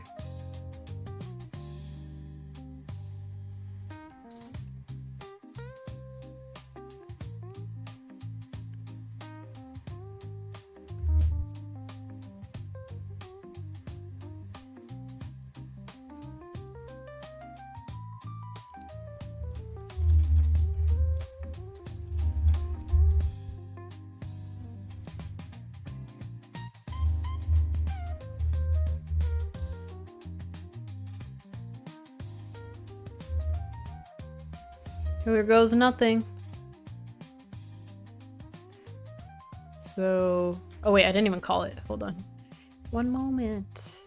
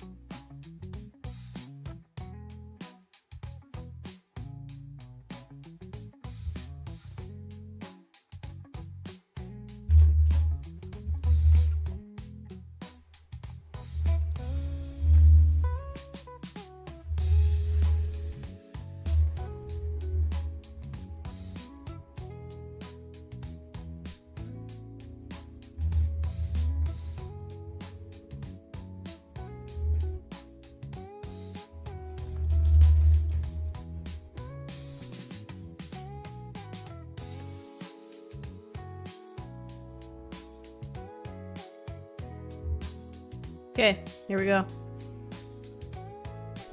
Maybe I should have put some more debug statements, but okay.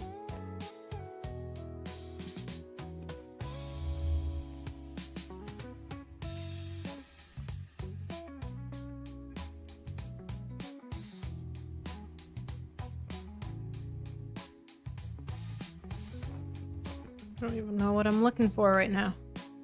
Check if Sophia spot. Oh yeah. We didn't even...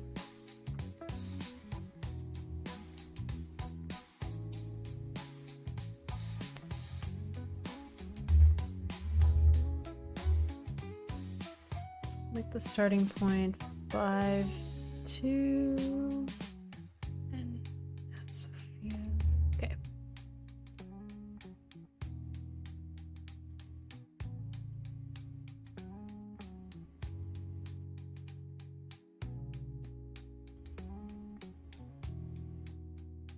Okay, it's doing it once. And it got the right node. It should have done it here though, because that would have been 2.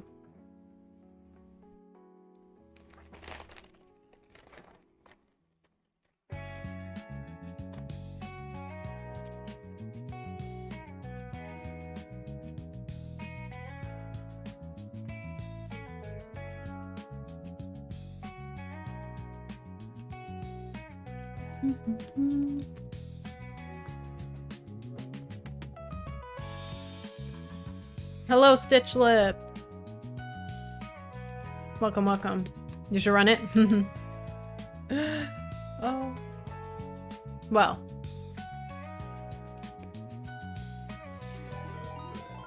Oh, snaps!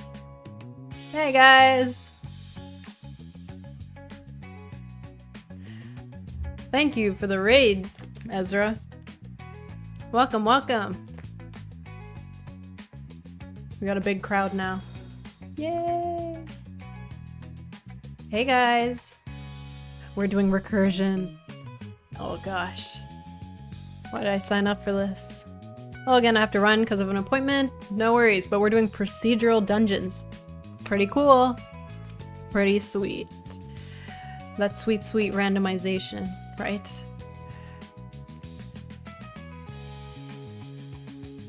Hey, everybody.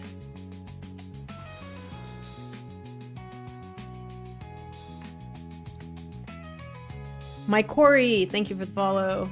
And no worries, hope you had a good stream over there, Ezra.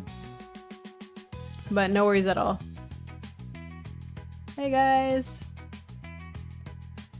I was just about to see if Unity would crash if I ran this, but so far it hasn't.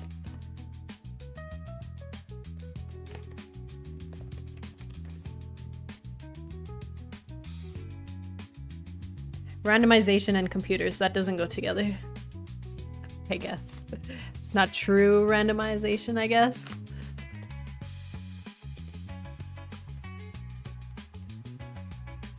But good to have you all. Hope you had a good time over at the other stream. I'm working on a little Greek myth game today. Well, as per usual. Maybe you've seen my stream last time we got raided. But it's a Greek myth puzzle adventure game called Sophia's Path. It's my first commercial game. So I've been working semi-hard to get this done.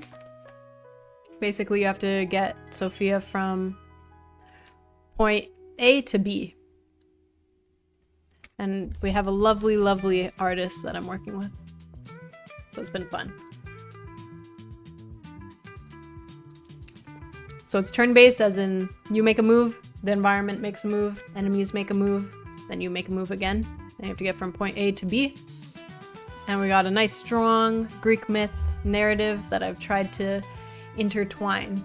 So first you start in the village, you go to the forest, and then you fall into Medusa's world. You head over to Zeus's sky sanctuary, and then you meet Hades and Poseidon. Spoiler! But yeah, and you meet different characters on the way. Challenges get a little bit harder.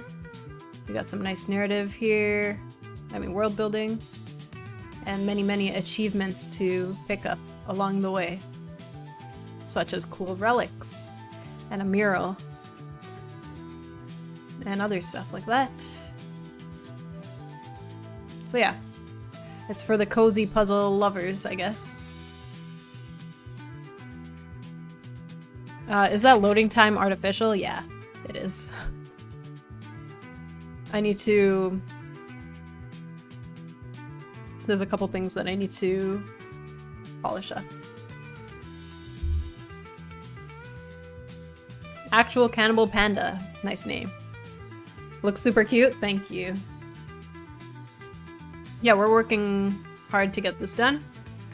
A lot of the new levels that I'm working on don't really have assets, so not super interesting to look at. But we have, I think level 6 is when the forest type of area is introduced, which is kind of cool. There's some polishing I have to do here too. Also, I need to figure out how to make the grid spots look a little bit nicer. But if you guys are familiar with Hitman Go and Lara Croft Go, those are my inspirations. Could work replacing though? Yeah.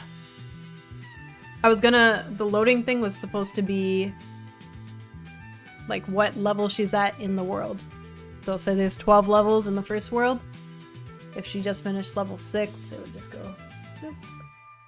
I was kind of inspired by the Cuphead thing, if you guys remember that, the progress bar.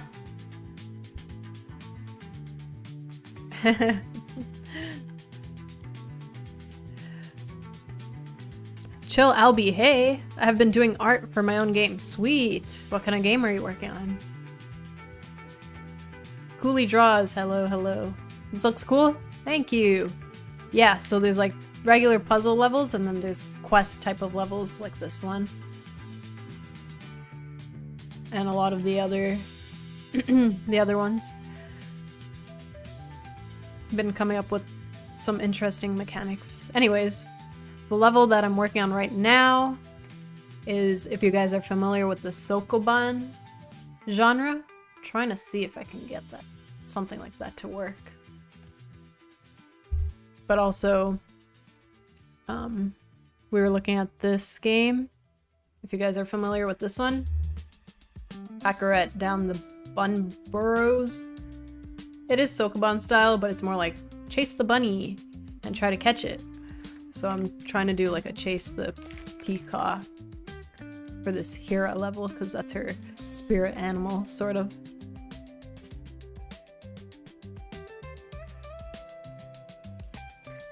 Give the brain a break in between levels. Yeah, except it's harder.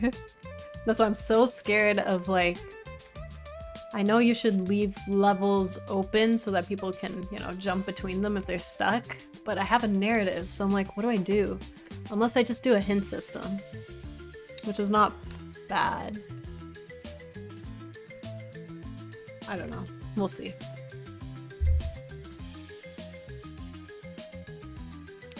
Hmm. 2D platformer, part RPG, story game, sweet, very nice. Yeah, platformers are fun to make, but also require a lot of effort to make it feel right. Yeah.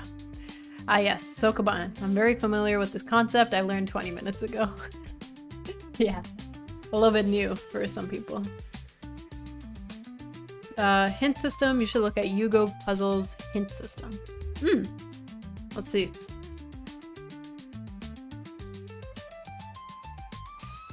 Yugo puzzle. Whoa, okay. Perhaps something for me to pick up?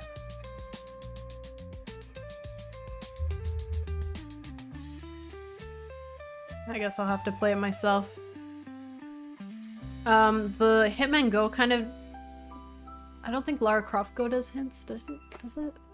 Maybe it did. But the Hitman Go one kind of just makes the level go into a different mode where they kind of tell you what the next move is. But if you don't follow the next move and you go off on your own, it turns hit mode off, which is not bad, I guess. But I found it annoying. I don't remember why. I can give you a screenshot in general once doing the puzzle thing. Sounds good.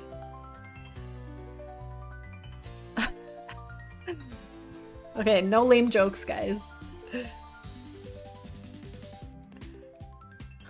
I've been making a custom keyboard, which has been taking a while. Oh, sweet. That is cool. So then you can punch it in just through touchscreen, or... Very nice.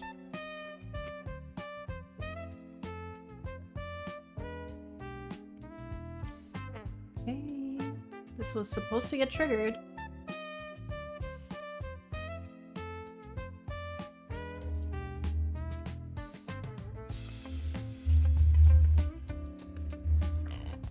Checking next node.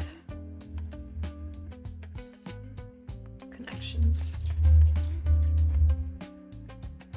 Okay. Oop. All right, let's see what this pseudocode is. Oh, I thought you sent it. All good. Hopefully I'm on the right track here, though. Women don't know how to drop hints anyways, so how are you gonna make a hint system? Got him. Oh. This is probably the stream with the most bad jokes. With the most jokes and the most bad jokes. So what does that say about you guys?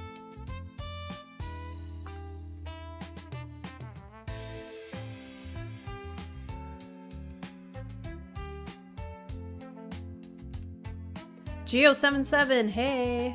Just tuned in, digging the art, thank you. Well, a lot of this is very temporary here on this level, but appreciate that. What? Check next node connections. Oh, is it breaking somewhere? Oh, snaps! You're not supposed to be here. Because I need to check all the...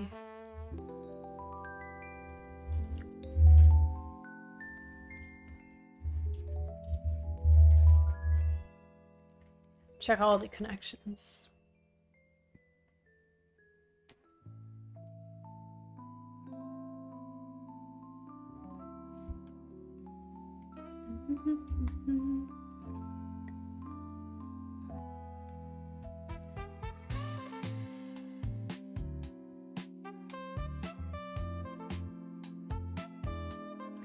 Oh, it is there?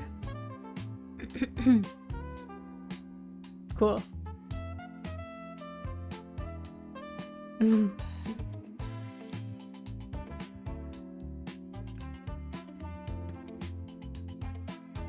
Cool. Let me give this a spin real quick. See if I was kind of on the right path. Oh, I guess not.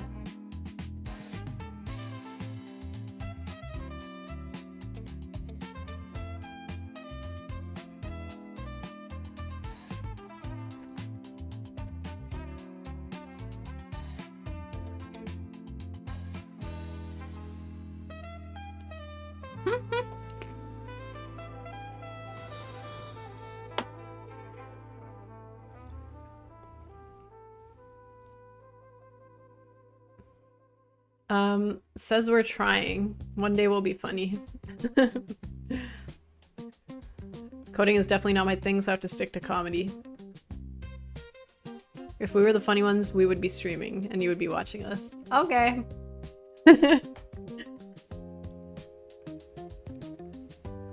What is the peacock you keep talking about? Oh, okay, for this level, it's supposed to be Hera, the goddess of, what was it, marriage, childbirth, whatever. She's supposed to be encountered, and her animal is the peacock. There's some myth involved in that too, which we'll probably reference. So for this level, she's gonna ask you, can you capture my peacock and bring it back? Because, you know, it keeps running away. So that's the lore, okay?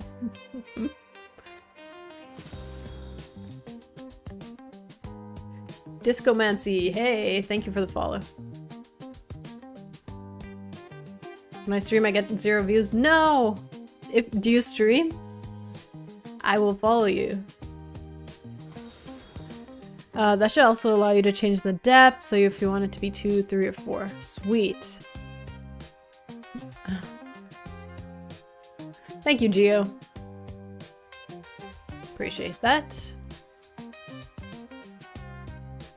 Silly Orca on YouTube. Hey, how long have you been developing? It's been a while now. It's been about a year.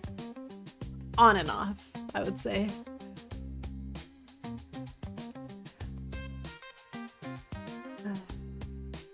Block out work times. I'll give you a little follow there. And I appreciate the help too.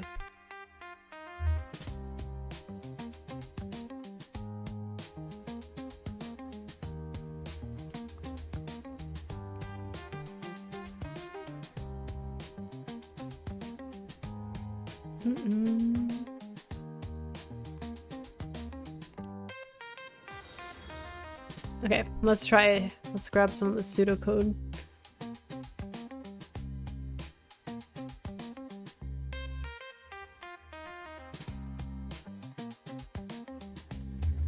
Block it out as a comment first.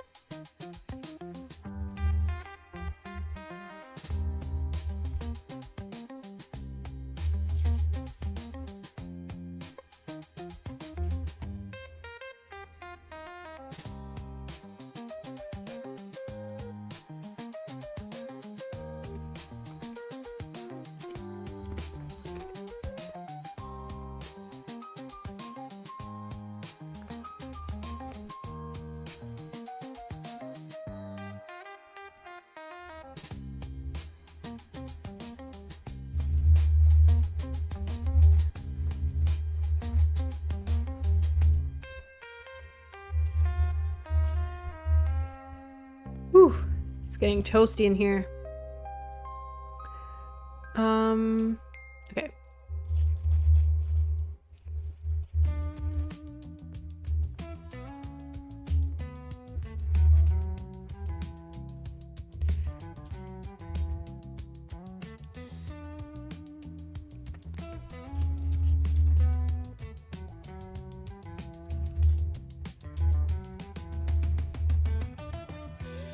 So basically add the start node, then while it's not empty, DQ the top one, and then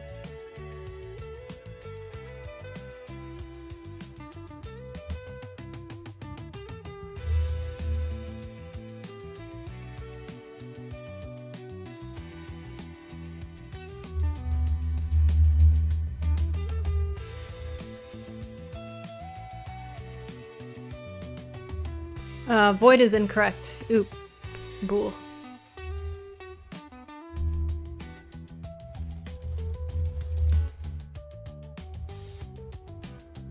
Found, I guess.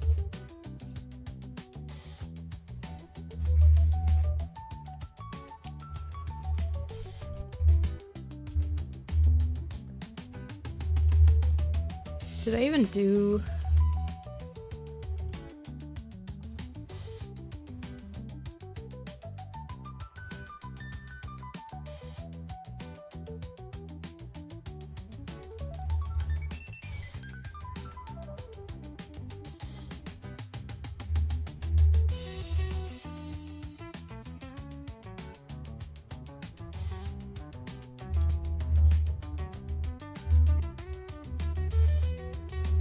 count?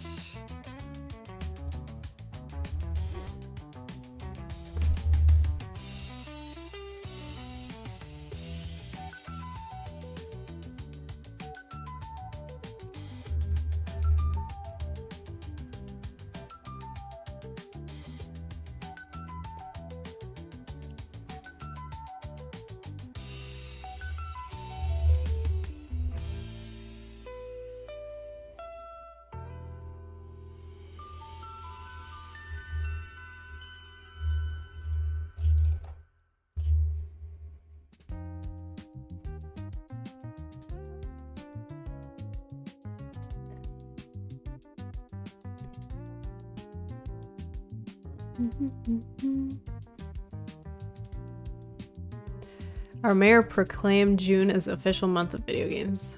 Are you serious? I found the only way to motivate myself is to get rid of any and all distractions, so I would be a terrible streamer. I mean, isn't it better if you're focused?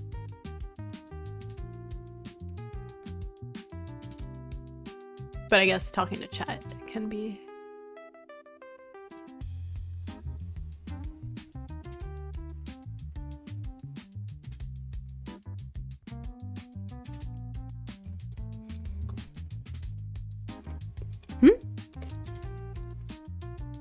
What is this list for each node in?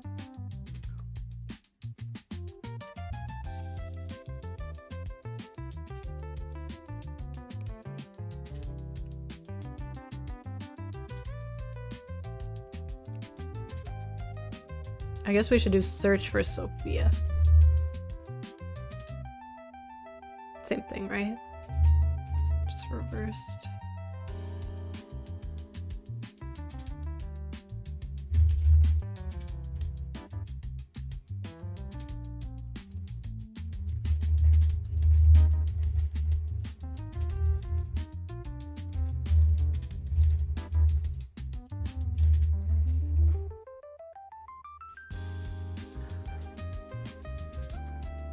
Adjacent list of all the neighbors.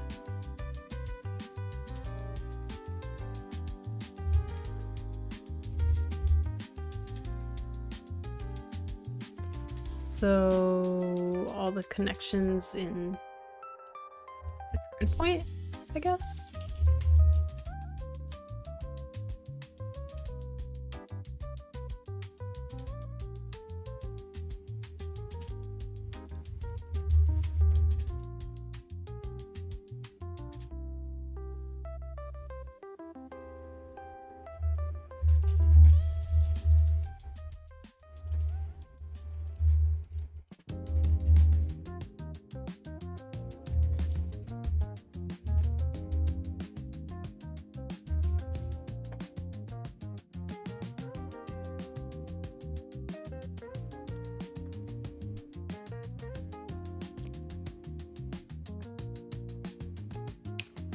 Return true, return false. One more return somewhere.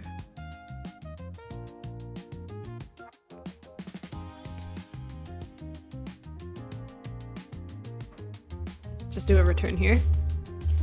If it didn't find anything. Does that seem okay?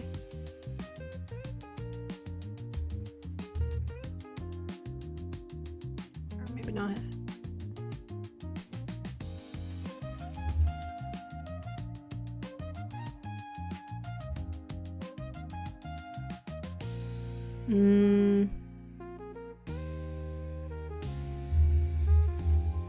So basically, start a queue, add the starting node.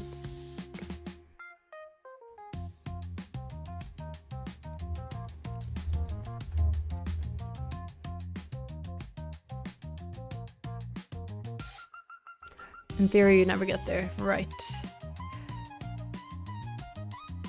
So, if it's, as long as there's something in the queue, take that node, see if it matches where Sophia's at right now.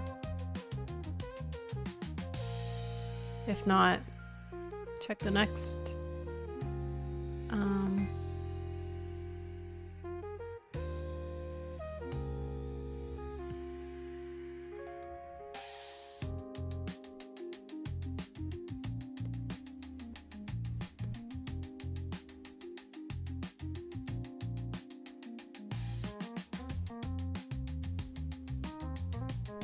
Okay. Well.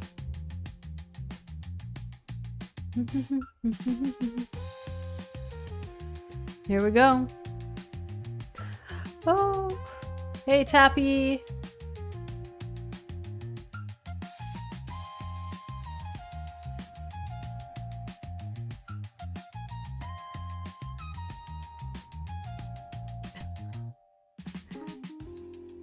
You mentioned Game Week happening here in Toronto this month, and there's a Blue Pin Studio in Toronto, I think. Damn, son. Yeah, it's Games Week next week, I think. Here in Toronto. Why is it a Boolean?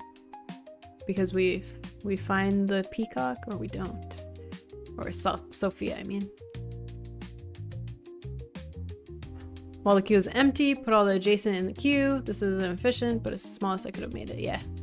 Shouldn't it return a list equals path to Sophia?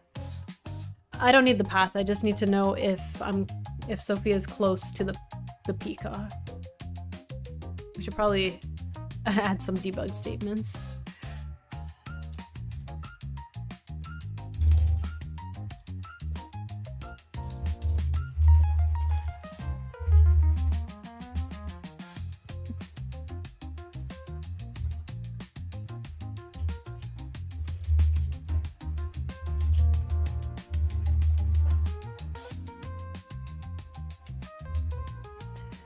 I worked with the constraints given to me.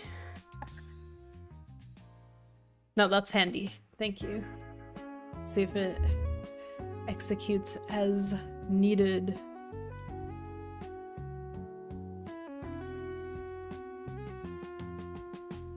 Should have been true. I think it's doing depth. Let's toss in 3. Because if its starting node counts as 1, then it should be 3.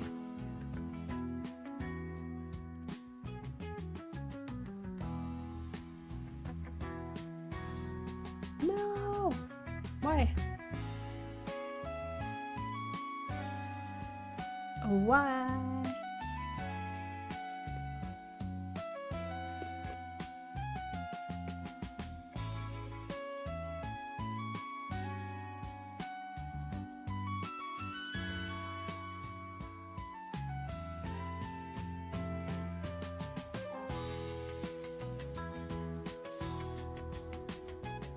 There's a null null exception. Probably because I should grab this here. Maybe?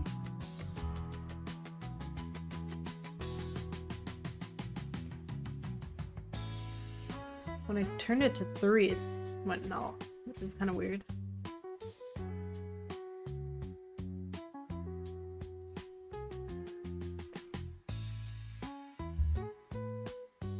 What the heck?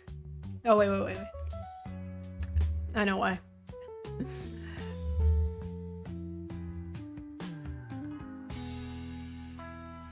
There's a couple things I need to do.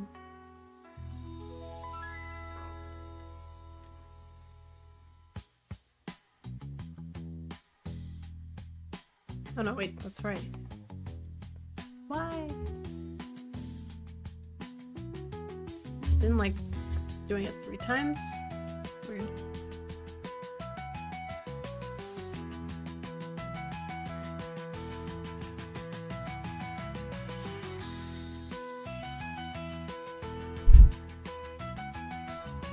Are you for real?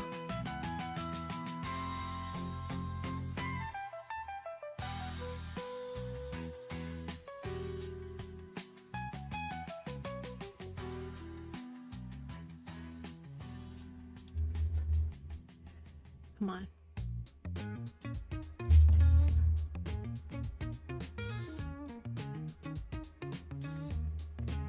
Would it ever be null?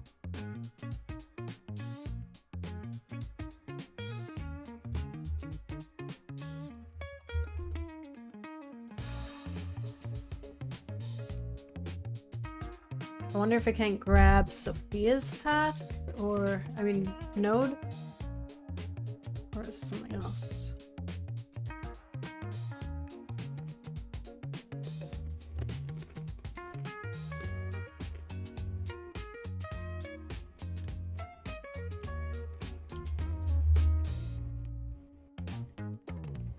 Okay, it's not even...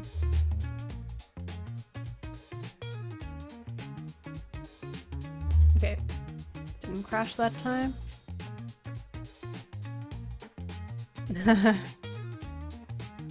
Exidal 23. Hey, thank you for the follow. She said Sophia's path, roll credits. Why? Why? This should be... This should get triggered.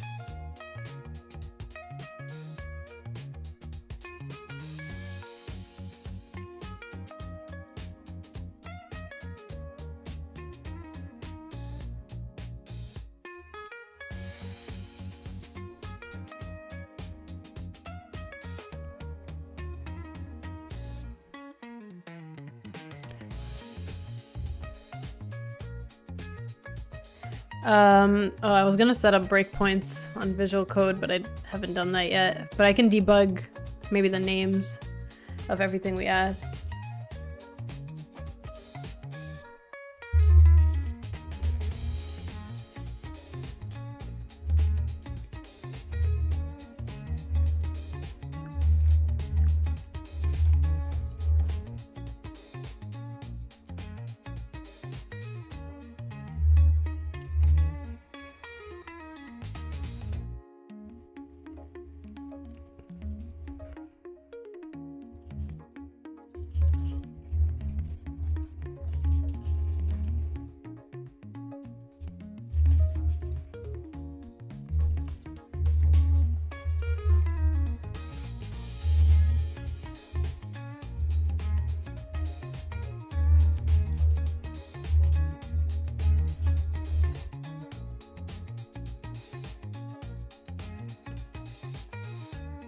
Mm-hmm.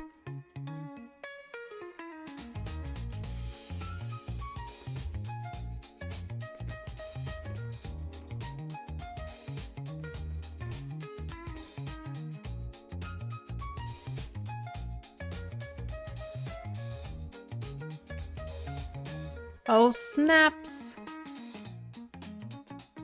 It's one behind her current spot. R51.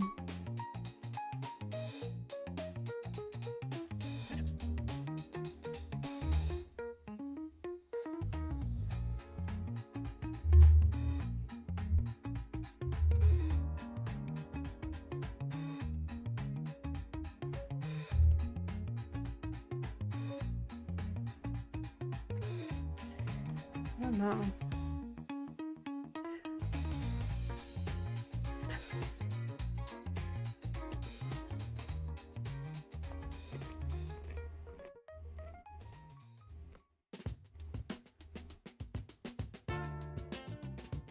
Kind of one behind, no?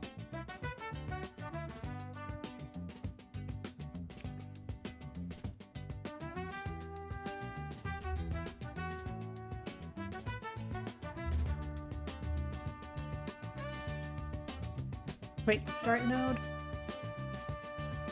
Oh, okay. I put in the wrong start node. Did I? No.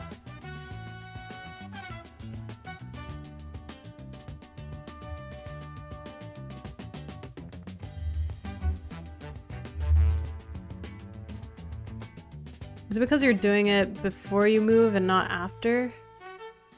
It is after, because this function gets called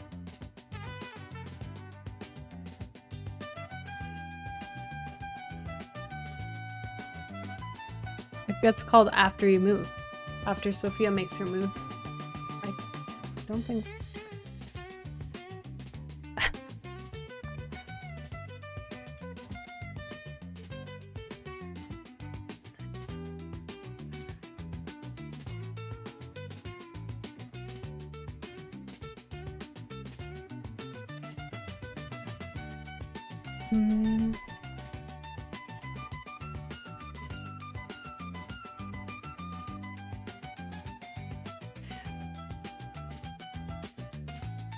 Why would it not have?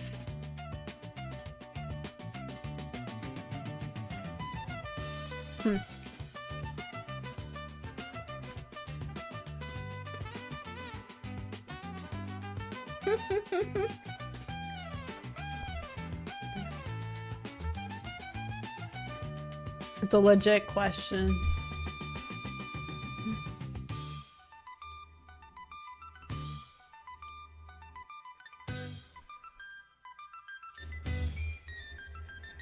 I'm about to overheat. It's getting too hot in this room. And it's very hot today outside. And I think our AC is kind of busted.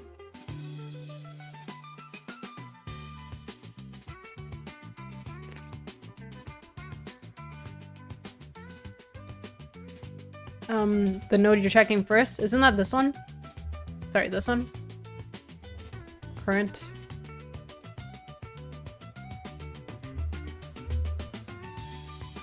Which should be the start node of the peacock. Oh yeah, wait. I forgot I'm doing it from the peacock. Boom. Boom, boom, boom.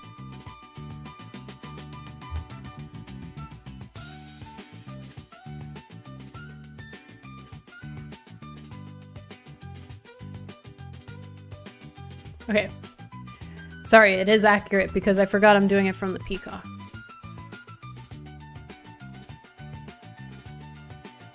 So 6254.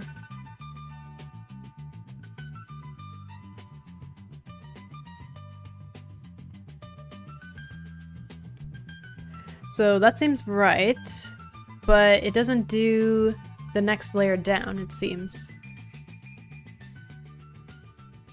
So it does this one right. Then it pops. So it's not finding.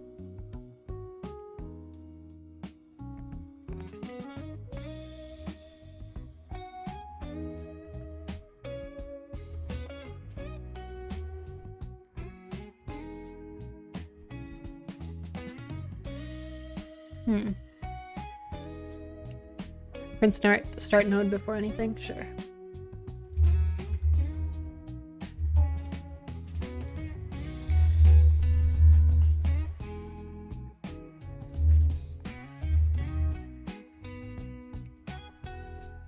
So it did add the proper things, and then it did DQ it properly, I guess.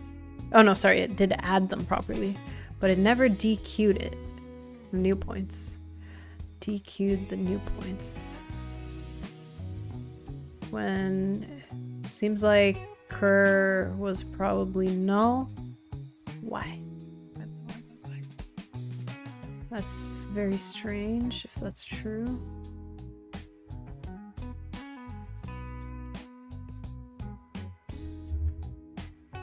Okay.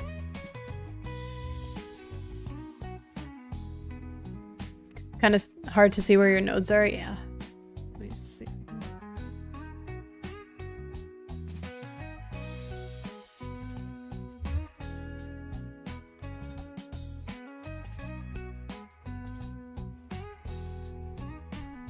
It's not dequeuing.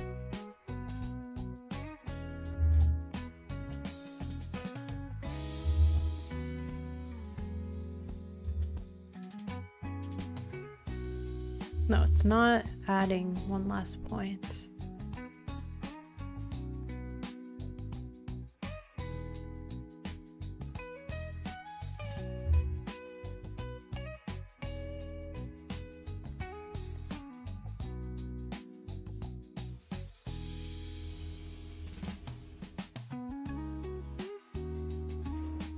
So start node, yes.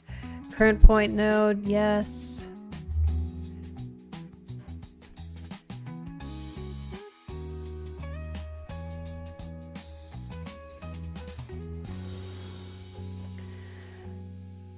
Dustin 00, hey, thank you for the follow. What line is bustin'? It seems to be this debug line. So, let me see. It looks like it's current. Or sorry. Oh, it could be this. Just looking through the connections that are available. Oh. I guess the debug line was making it go wonky. Strange. Okay. So this should have been true. At least we got the null thing fixed, but I guess referencing... Oh. Yeah, I guess this should have been...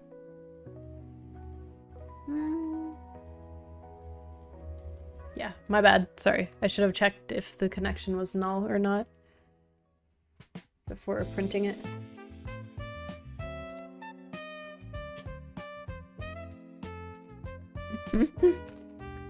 My bad.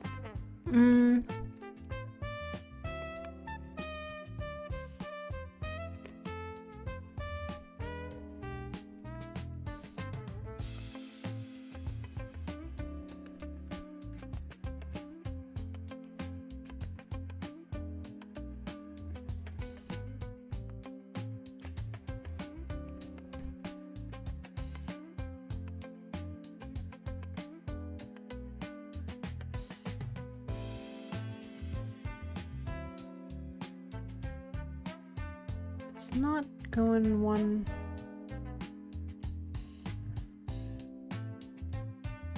Put it on 3 depth.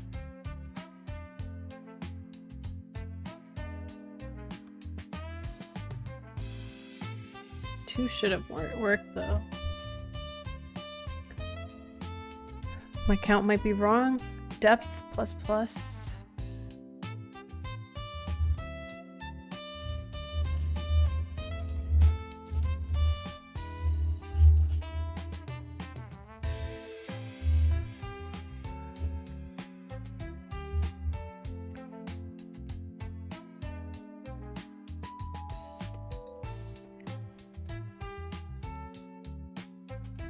Let's try that.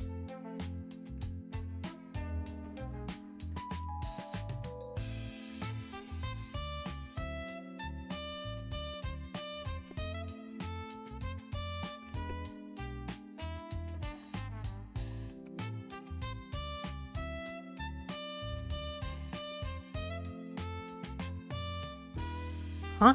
Oh. It should do that after... This should be increased after the for loop. Maybe? Why was it doing it each time? Let's see if that works. Increment the depth at the end and check it. Oh, not after? 0. It might be off by 1 or something. Nah. Still... What?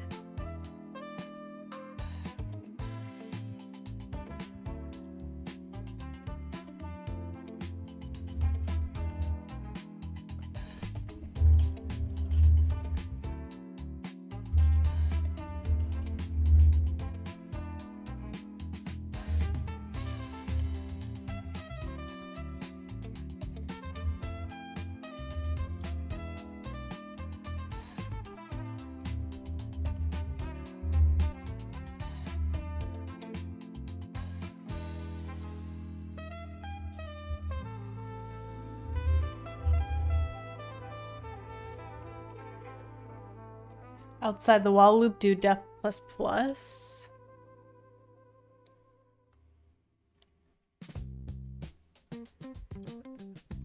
Adding depth 2 current. Adding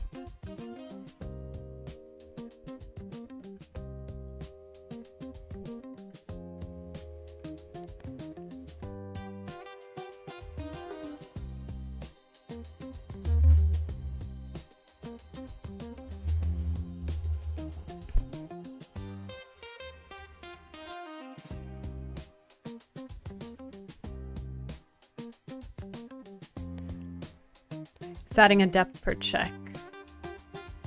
Yeah, outside it's a no-go. Shouldn't it... Every time you DQ, isn't that... Oh no.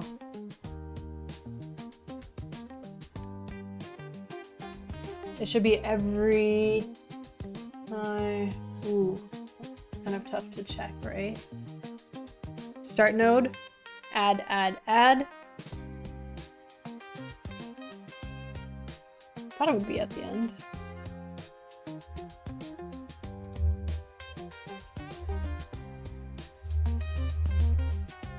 And then DQ. Check the new ones.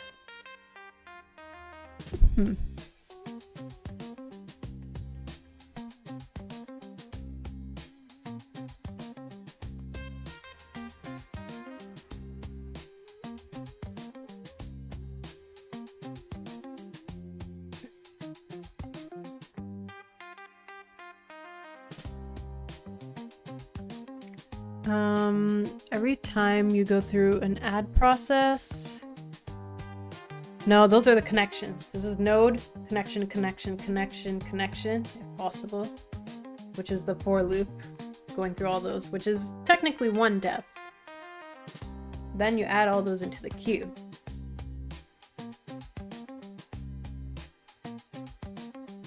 And it's not every time you DQ either, because the next ones are still part.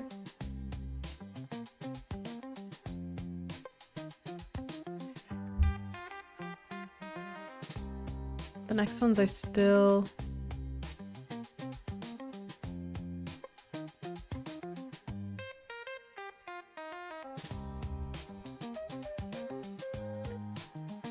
Fate Legends, hey! Ideally, you'd have a way to store it on your connection. Ooh. Create a variable for the nodes at current depth.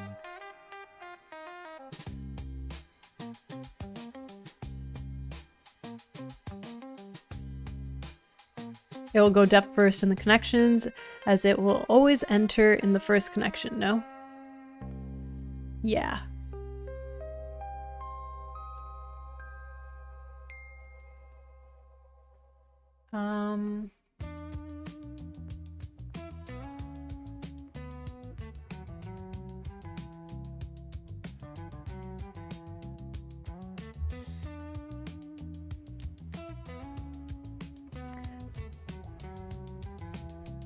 Just for the fun of it, let's see what it does with 10.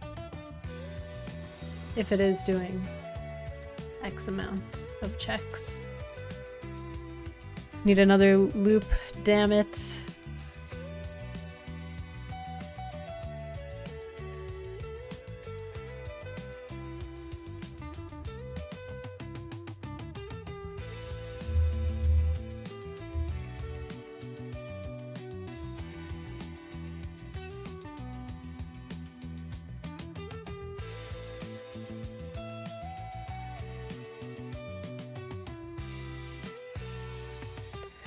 Where's this playlist when I'm watching the stream? I only get cozy, comfy beats to fall asleep to.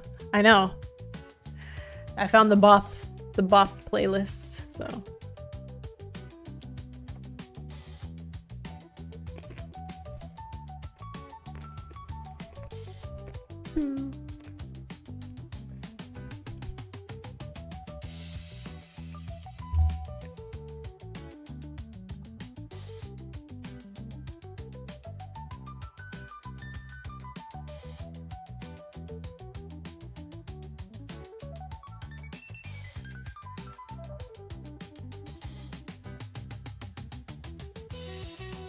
R5, 11. Oh, it is getting 2 points away. So it is, the logic is there. The depth check is the one that... The depth check needs some tweaks, right?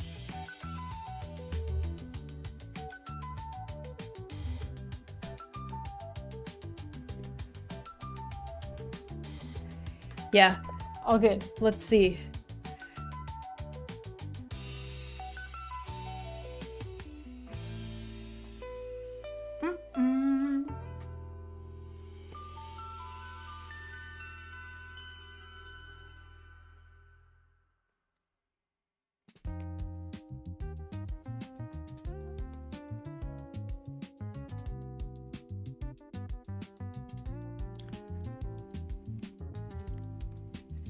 Yeah, can we just track the, track maybe the node that the next step started at?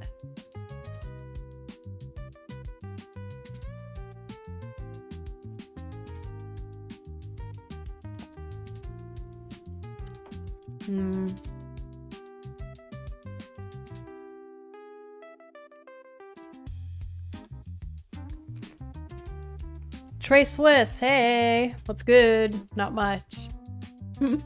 Or everything, I don't know. Can't tell. W music. We got a Rat Detective soundtrack going on. While Q count knows our current depth. Q count. Then for loop.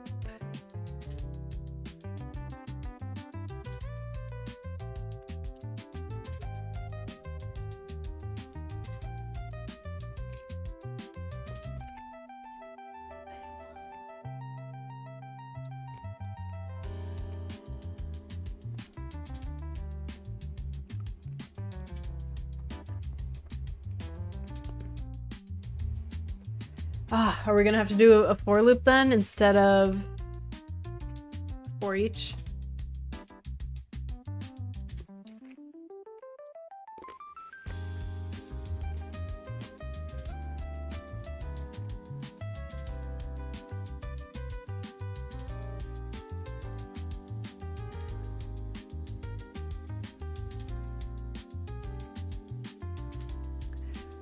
Oh, just to track, yeah, that's what I was thinking. Just to track where each, like the numbers. Ugh, okay.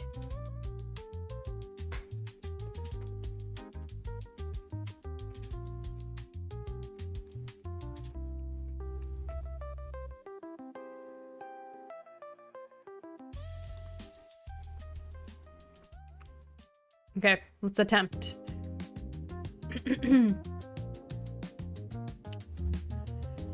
So let's do an int nodes at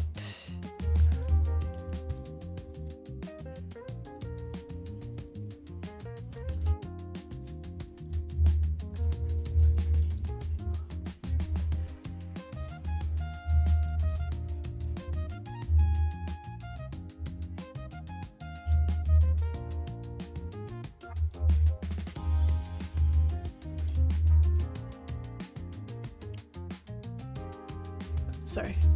Nice.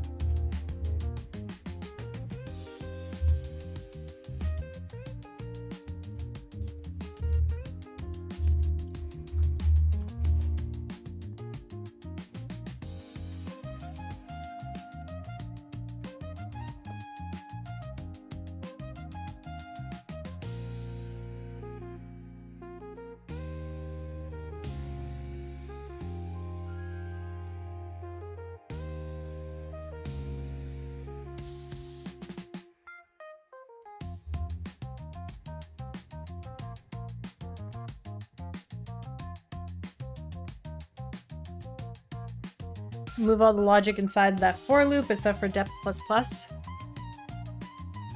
Let me just... 1. Okay, I can see that. So if it started on the starting node, then it's just 1. Then let's move this guy here. And we'll move this one out.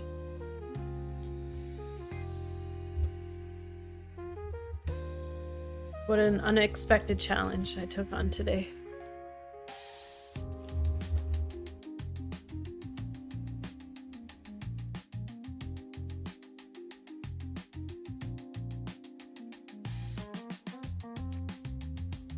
I'm also trying to recreate the mechanic. Sweet. Yeah, I'm not even like halfway done what this mechanic needs. We still gotta get the peacock to move. But I guess it's a bunch of it.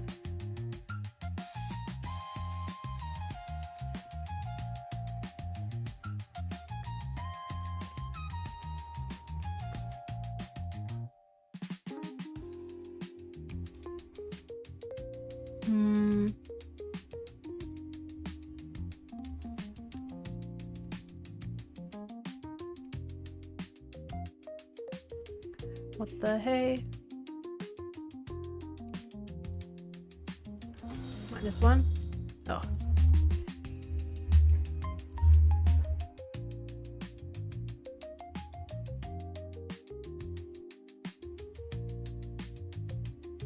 Because count does an extra, right?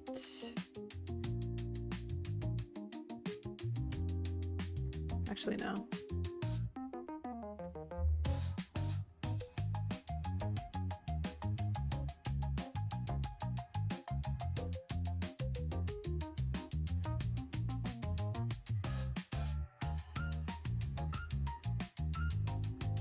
Wait, it's exiting on the 1st?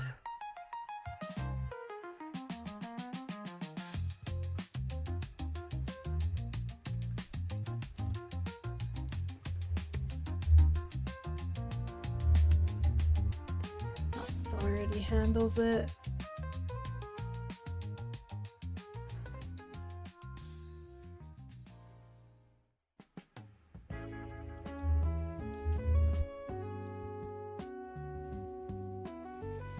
Too locked in, please look at Discord again. Sure.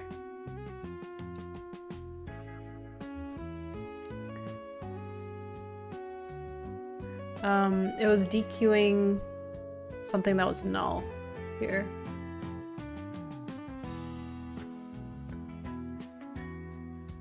Why would it do that?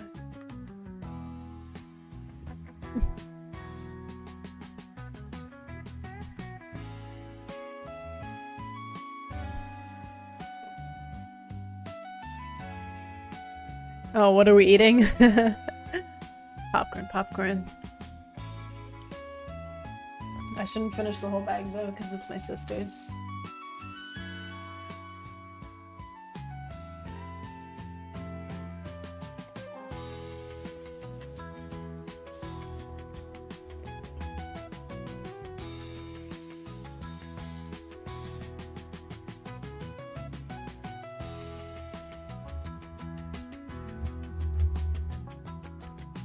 Okay, let me check the code real quick.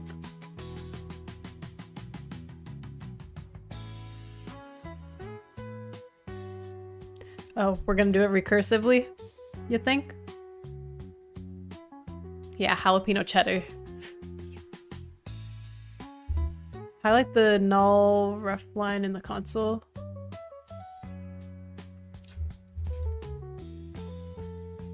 Recursive will store it better.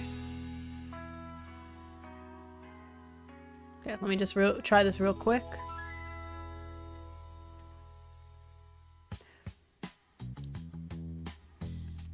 Yeah, at least with recursive, when you call the function again.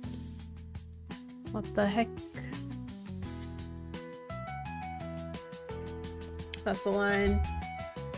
Because current is null, is what it was telling me here. I feel like crap saying it. I do it in 30 minutes now. It's a little bit tricky because there's other factors here that we have to consider too. Alright, should we attempt the recursive way? I mean, I'm pretty sure this is salvageable as well. But it was popping something that was null. Don't know why. Because...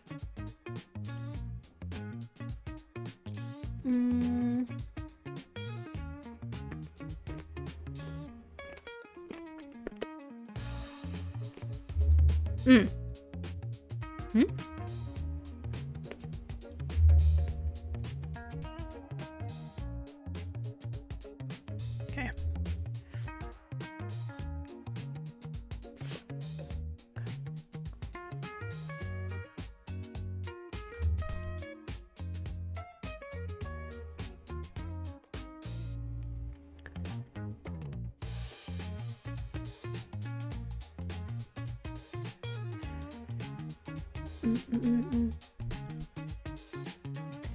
Oh, do a null check. Or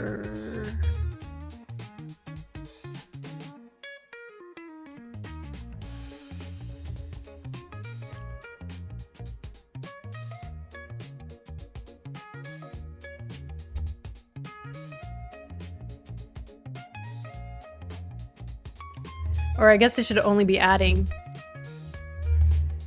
if it has a point.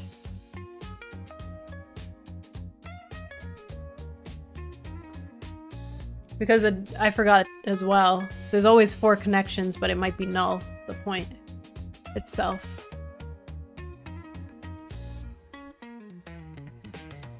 Yes! Okay. True. True.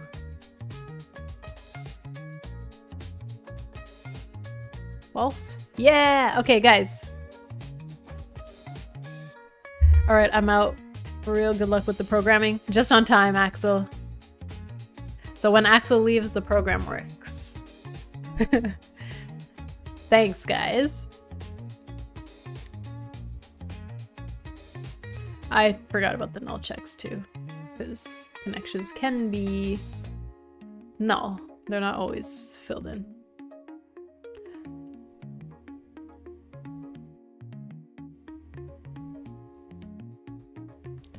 Wrapping the whole for each is a bit more efficient. Well, connections is an array, right? So I don't think you can do a strict null check. Made the assumption they weren't null. Yeah.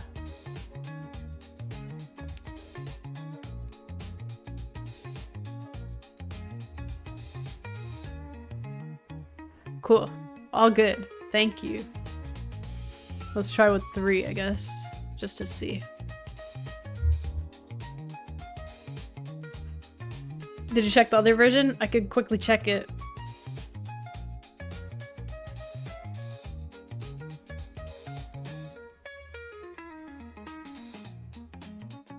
Sweet. All right.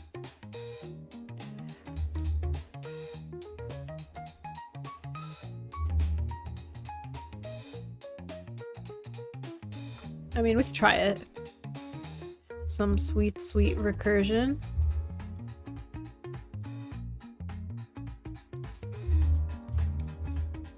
Just do that.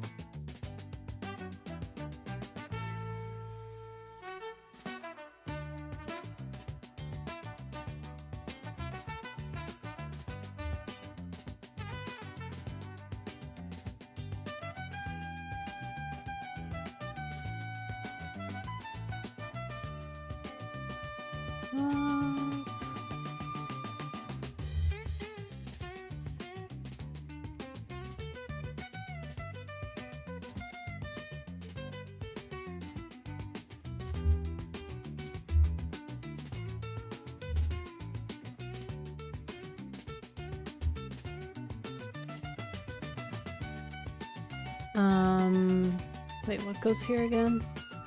Just the start node?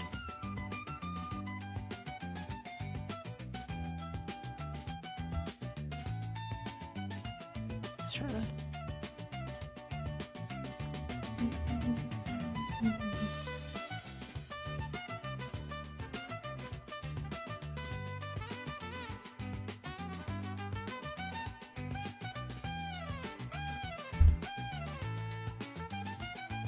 Why? Always crashing.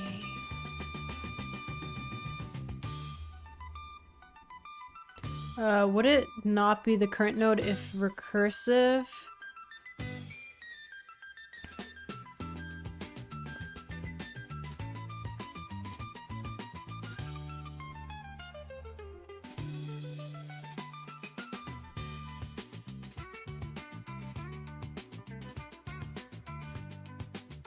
Yeah, I'm just passing it in as a parameter. Where did it say it failed? Okay. One moment. Oh. Here.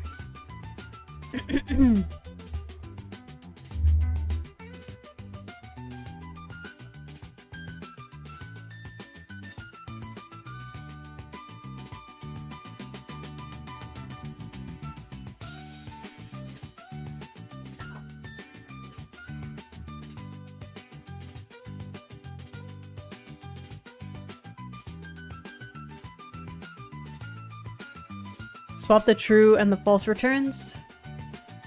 Well, wait, this is for... This seems true, because this is when you find it and there's a match. If max depth equals 0...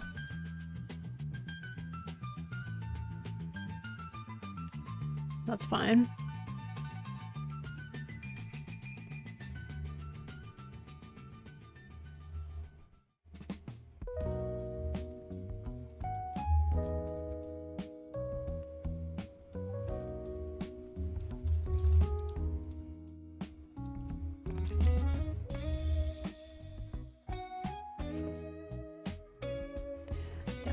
I'll check.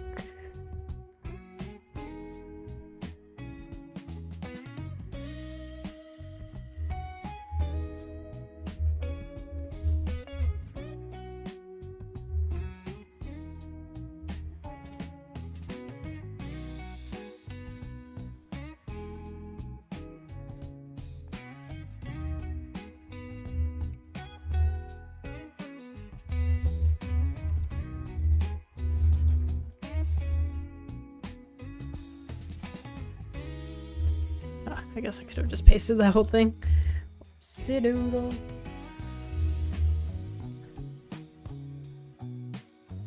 You want to check if the current node is null, and then return false. Oh. Isn't that this? Oh, swap the entire line, you mean? Gotcha.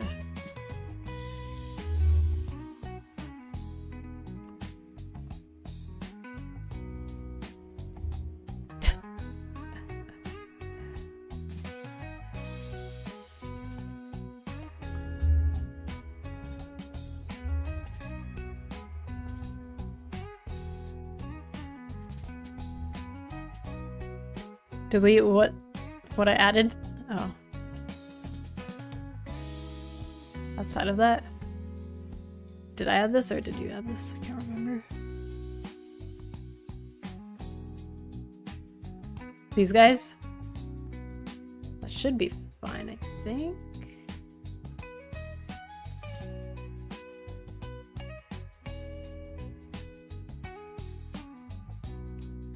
Moment of truth. Yes. Yes. Yes.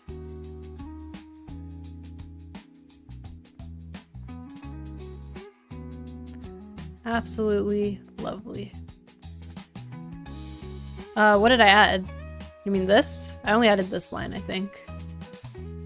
Which is just a null check for the connection, which I think we needed still. Thanks, guys, for the assist. Sweet, sweet recursion.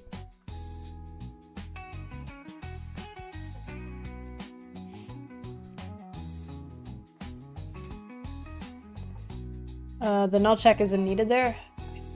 Are you sure? Because it's about the connections here. Or, oh, it already does the check. I see what you mean. It already does the check here, technically, right? I got you.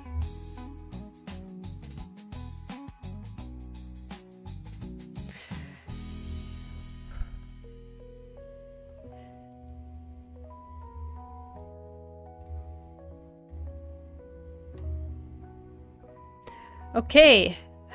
That was like only a portion of this.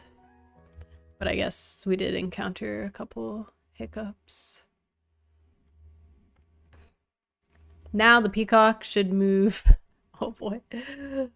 It moves in the direction it was facing. So let's say right. Or I guess we can give it a direction to face.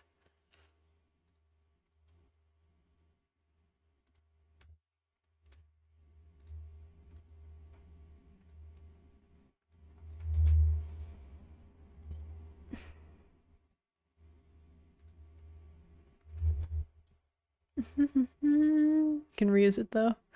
Sweet. Thanks, guys. Again.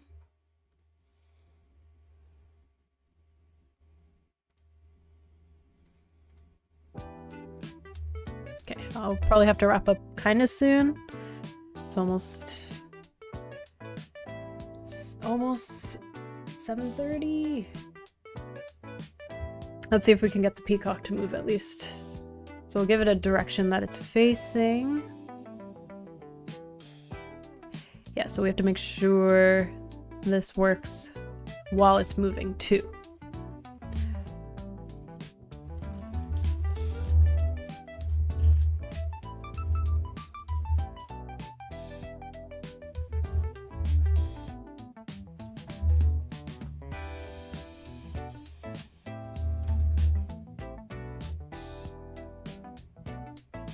Same time zone? Nice.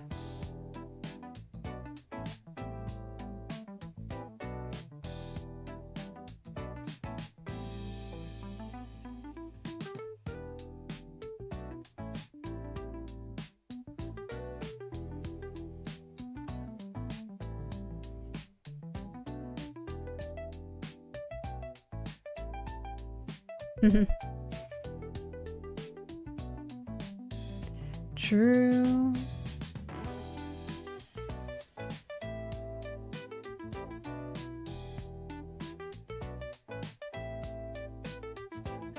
Unless you mean 7:30 a.m.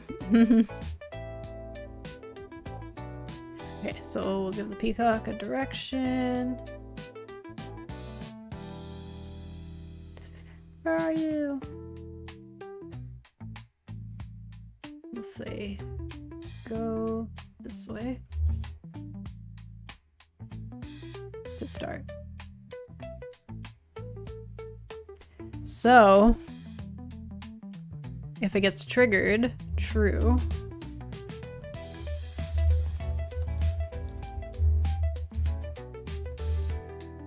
Move people.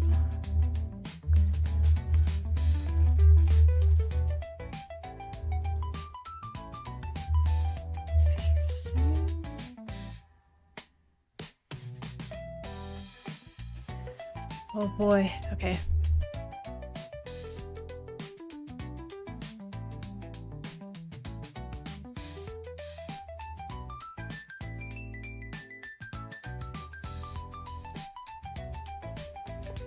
I mean, I'm basically programming their entire game mechanic, another game's entire mechanic, just for my one level. I guess I'm gonna have to do a couple Did you actually set it to move? No, I'm gonna do that now. So in the direction that it's facing.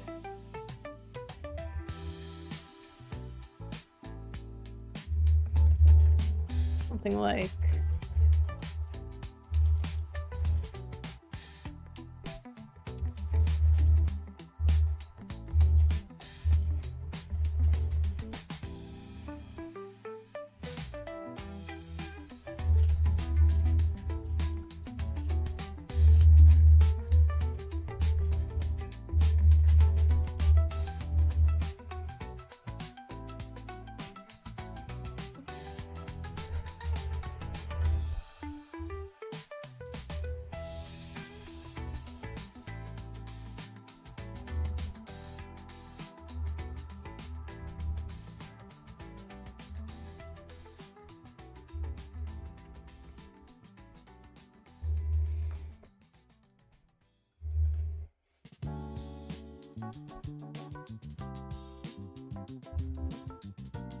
Do a quick check.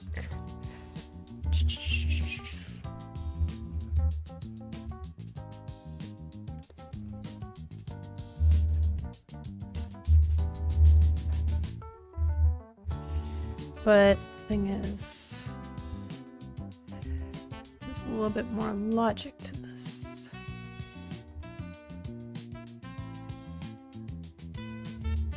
I'd make a move function and just do a found move. Truth. There's a couple more things we need to add though, because it's not just move in one direction, one space. Good thing the original devs made that game in a weekend. I guess that's true. I guess. Ah! Why'd you go? Oh, yeah, point direction.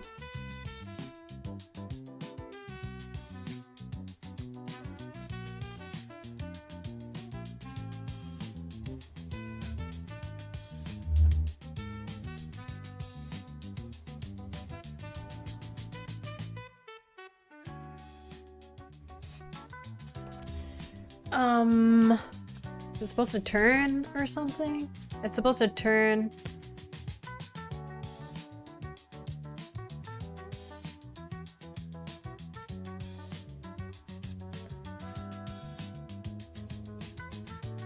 I actually love looking at a mechanic from a game and trying to implement it myself.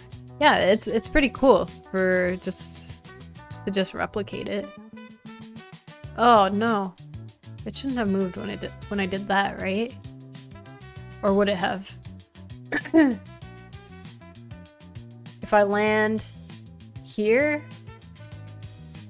Yeah, I guess it should. Maybe we can dumb it down for this game.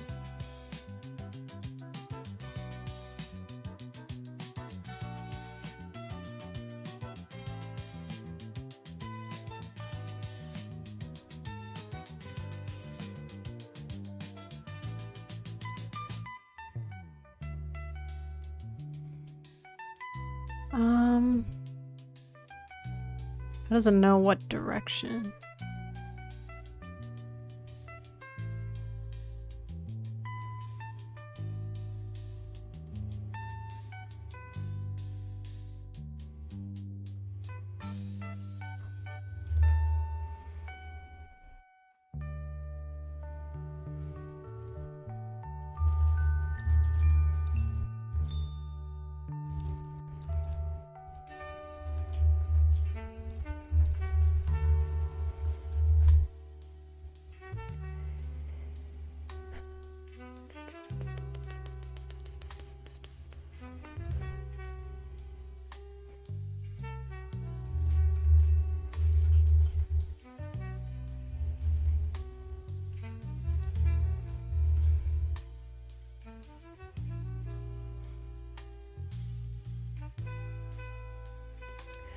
That's more array calc stuff. Do you have vectors?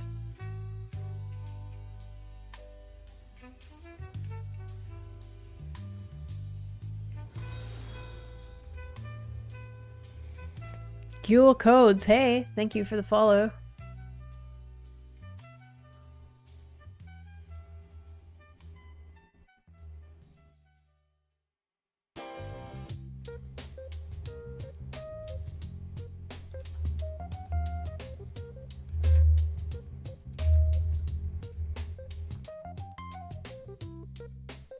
You're detecting from the peacock. Yes, from the peacock to Sophia. So...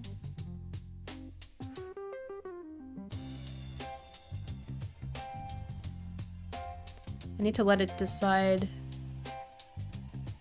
which way to turn, right?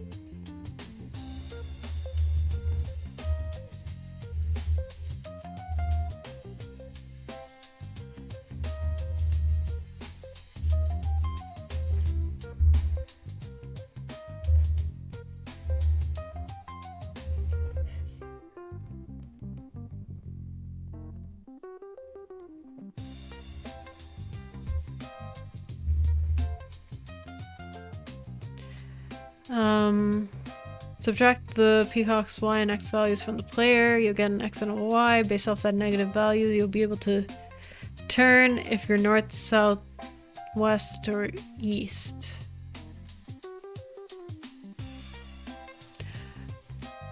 Oh.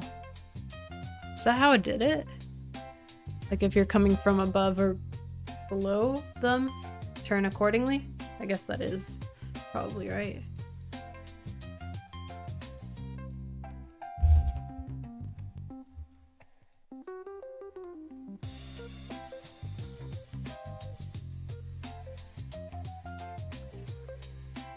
And I gotta make sure there's a possible solution.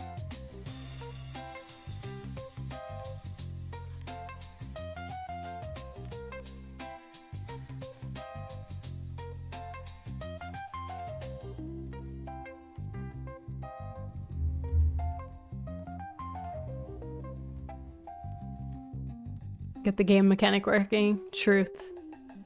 Getting ahead of myself there. Okay.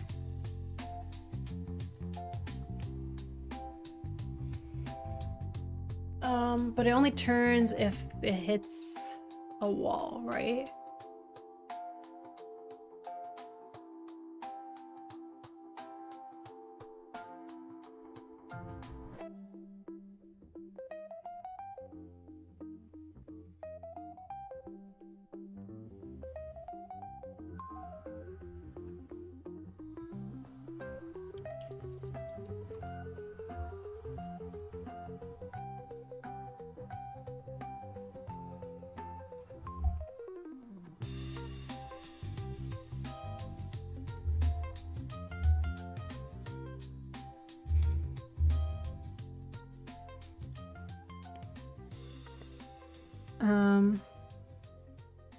Right. So we'll do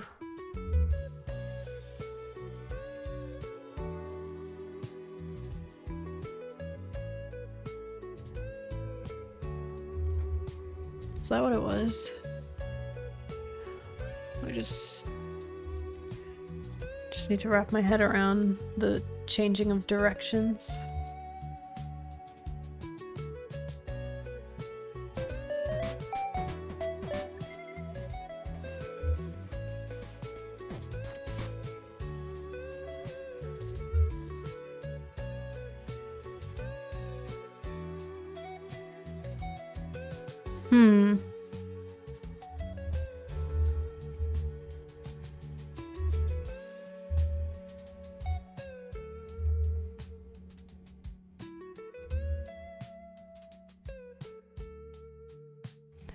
I guess the 2 doesn't always apply, huh? How come?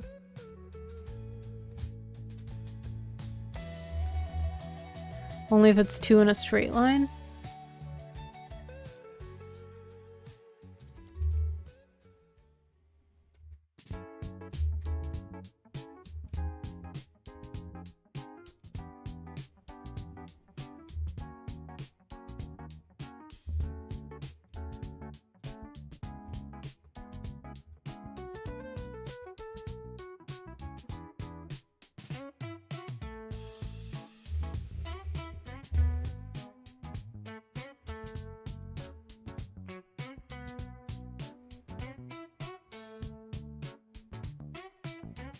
Seems like it's only in a straight line.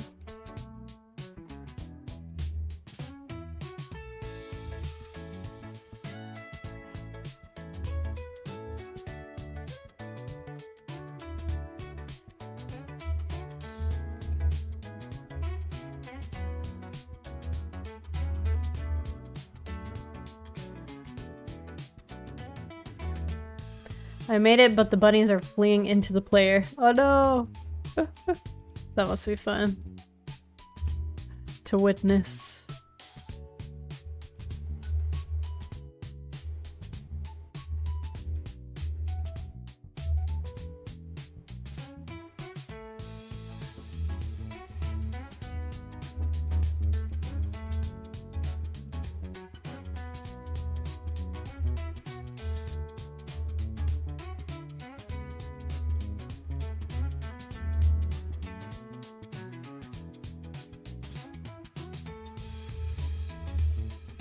Okay, interesting. So it's not always just two. Two in the same, in the line, in its line of sight. So let's say we got over here.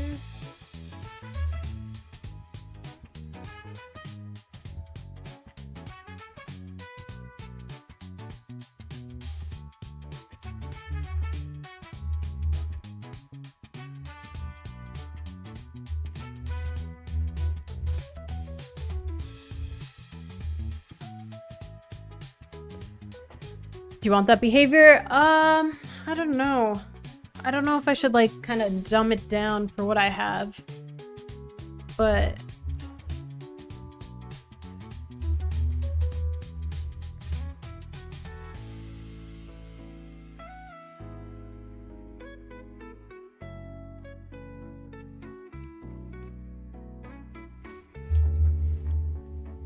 President of North America. Hey.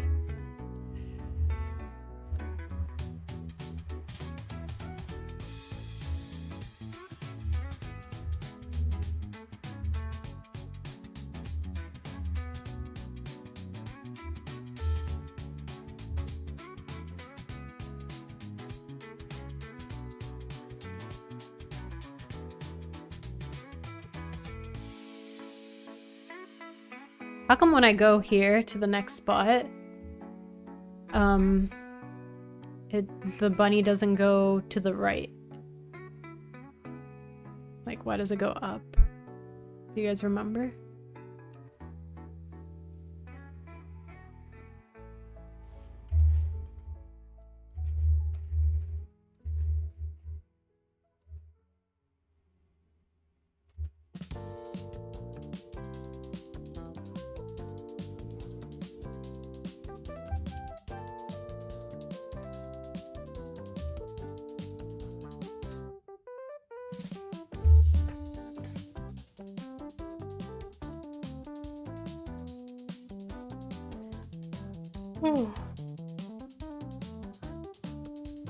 What is the bunny's goal? To avoid the hole or just you? To just me. So the only way to really capture it is to get it into a dead-end space in this game.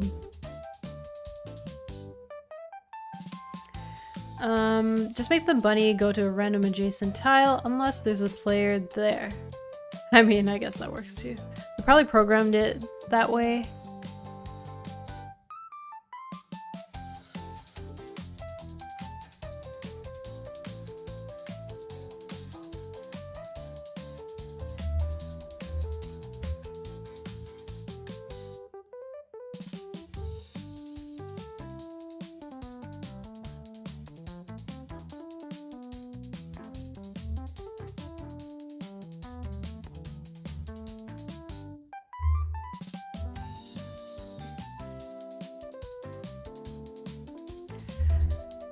If you have to go, you're welcome to talk to me on Discord and I can give you a code snippet. You said you were going soon. Yeah, I might wrap up soon because I'm kind of overheating in this room a little bit.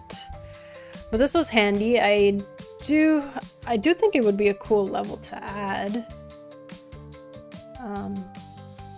Hopefully it works on my type of map as well. No AC. AC's kind of busted, like most things in this house.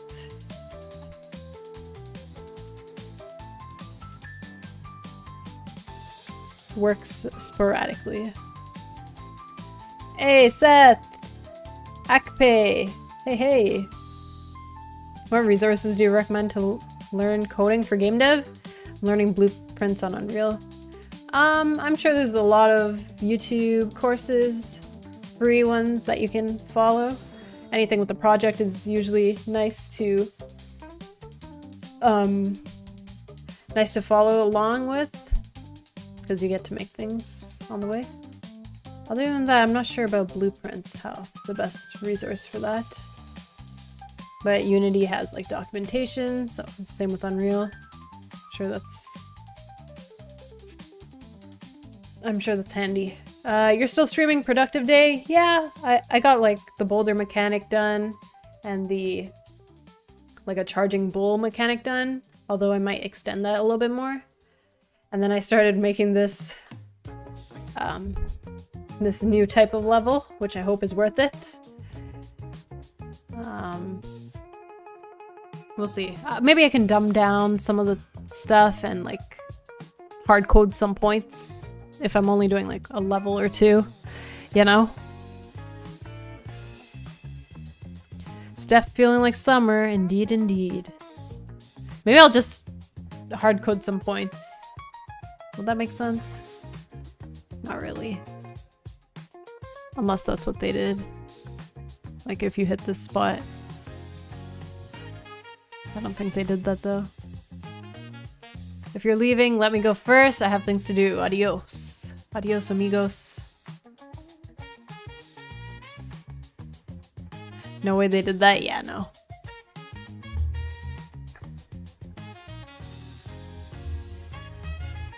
So what do you think the the check was for that 1 point? Right here.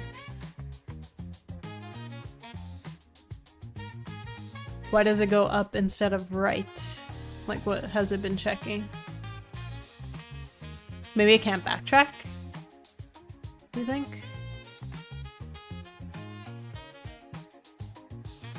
I think the algo scans for open spots probably scans in the same direction every time from left to right, top to bottom.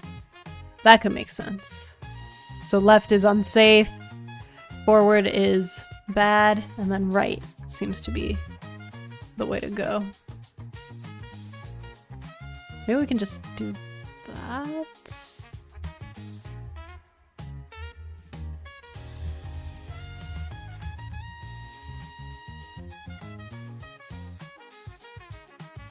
Oh, as long as it's not a dead end.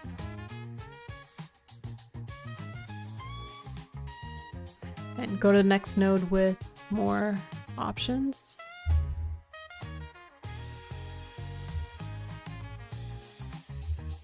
I guess. I might have to give it a little think off stream to see what the rest of the code might look like.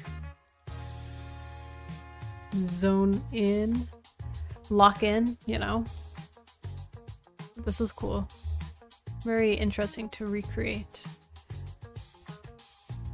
I hope it'll work well with my type of layout.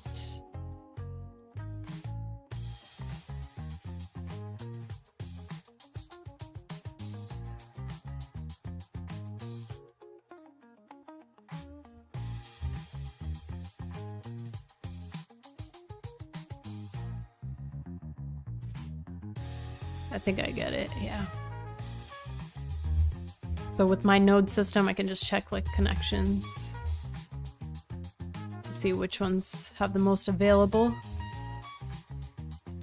I move accordingly. And then I guess I can get it to some particular spot on the grid. Check Discord general chat? Sure. I'm guessing it just tracks the first available space and it's always top first. Each side, then down if free. I think so. Because the bunny looks like it's always facing in some direction.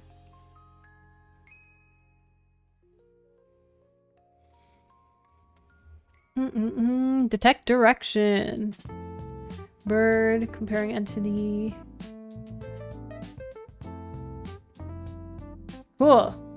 That should give me some kind of direction to face. Should I punch it in? Maybe I'll do it tomorrow. I'm here all week. Wednesday, Tuesday, Wednesday, Thursday. So we'll do that tomorrow. Before I pass out on this chair. But thank you. Xenorost, is that how I say it?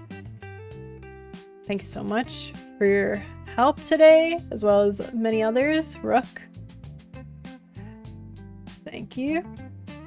As long as it can see you, it continues moving.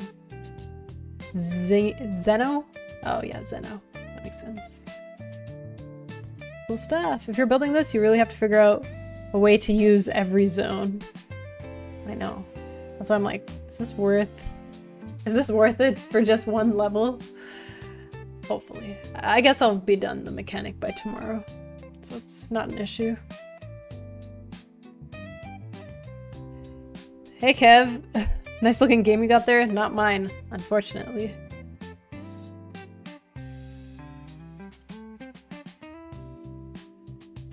That wouldn't be a good look for you? Yeah.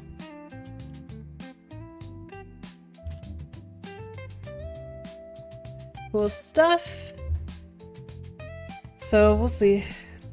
We'll see how this goes, but I don't know what to work on after this. At least I'm locked in on doing like a Sokoban thing, because I was taking a while to decide what to do here. And then after you get the peacock, she'll give you the magical ability to turn into a ferret and teleport, which we already programmed last week, which is great.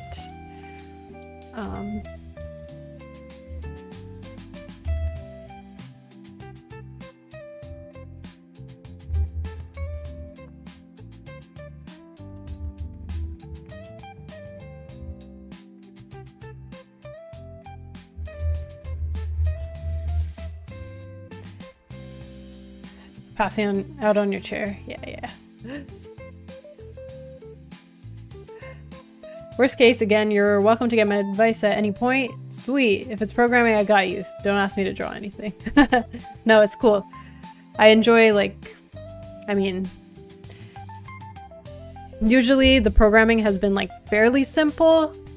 Lately, since I'm getting into more complicated stuff, there's a little bit more recursion, or what else did I do last week?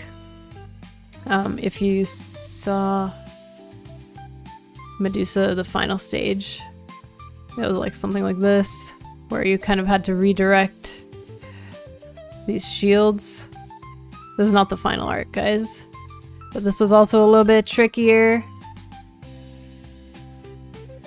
You have to bounce her gaze off of each whatever snake thing. So something like this, place it here, choose a direction, boom. So this took me a little while too. It doesn't look good yet, but yeah. My Sokoban can actually soft lock, so I have a full functioning undo system. Yeah, that makes sense. That's what I figured the original Sokoban kind of did. Like, oh, I pushed my box into a corner, so I can't. Yeah. Okay, now that's really cool. Yay, I'm glad you think so. I like it. I think those mechanics are going to be really fun, and they might be too good for just one level. That's what I'm thinking. Like, maybe I should lead up into it a little bit. Like, for this one, I did introduce shields a couple levels ago, but then this one leveled it up. So maybe I'll do something like that. We'll see. Like, you get the shield from this guy. Don't mind my gray boxing, guys, but you get the shield from Doran, and then you can kind of learn how to use it. Oops. But yeah, you get the idea. And yeah. Oh, for the new people that were not here, we did like a Pandora's box kind of choice thing last week too. I have to make it fancier. But it's like, you get to choose if you want to open the box or not open the box. So I thought that was kind of fun too.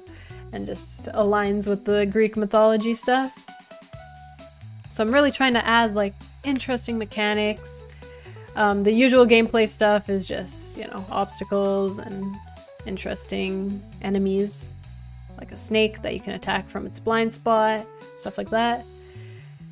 So it's been really, really cool to do. And I'm enjoying it. And I get to write a little bit of story and stuff like that too. So very, very fun. Can I drop yeah, drop a link. iRadDev. Drop a link. My attempt? Okay. Oh, I'm glad you were doing the same thing. There you go. Yay! It's awesome.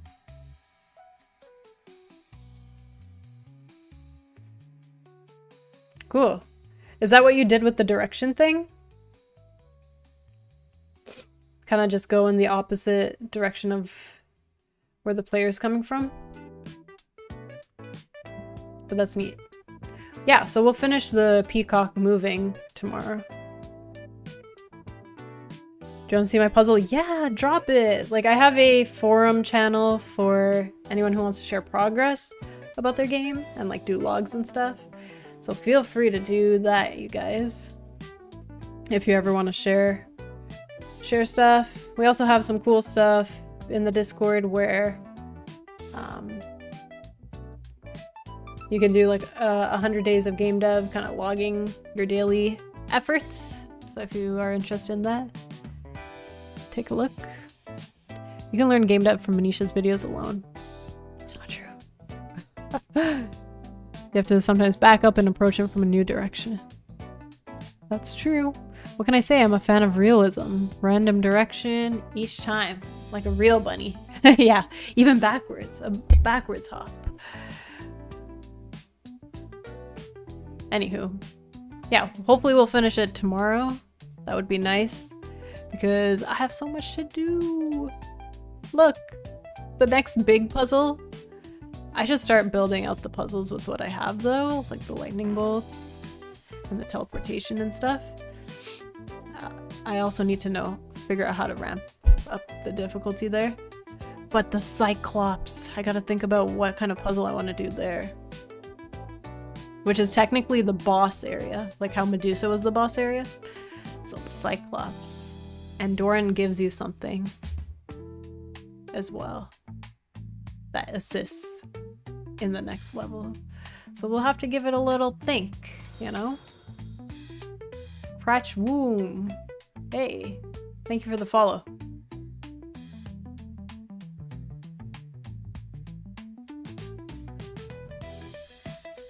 Okay, I should wrap it up.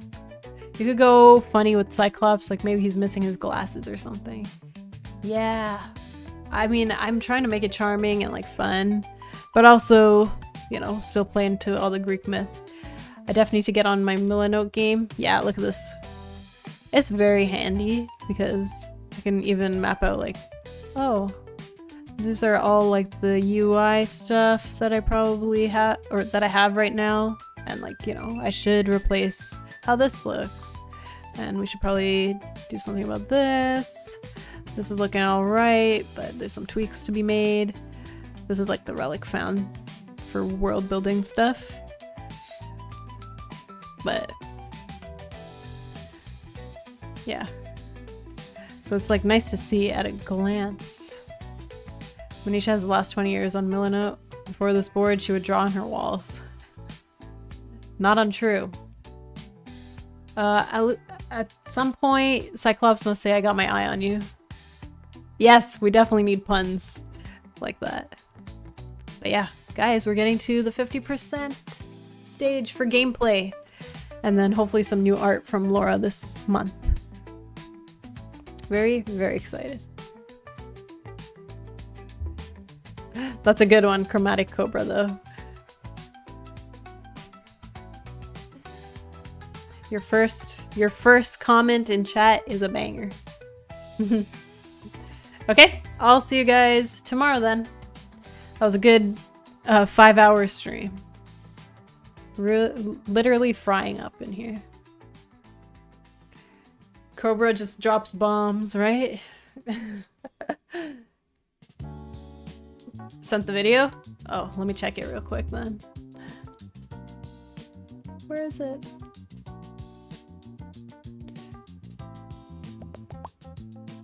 Under... Oh, maybe as a DM? Nope. Just mechanics, no spoilers. Sweet. Oh, daily dev? Sure thing. Let's do a little quick check. Ooh. There you go.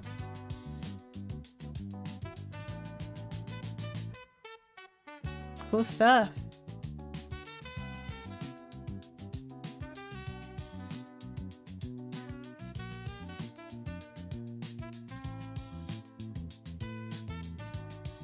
Yeah, this is like classic Sokoban style.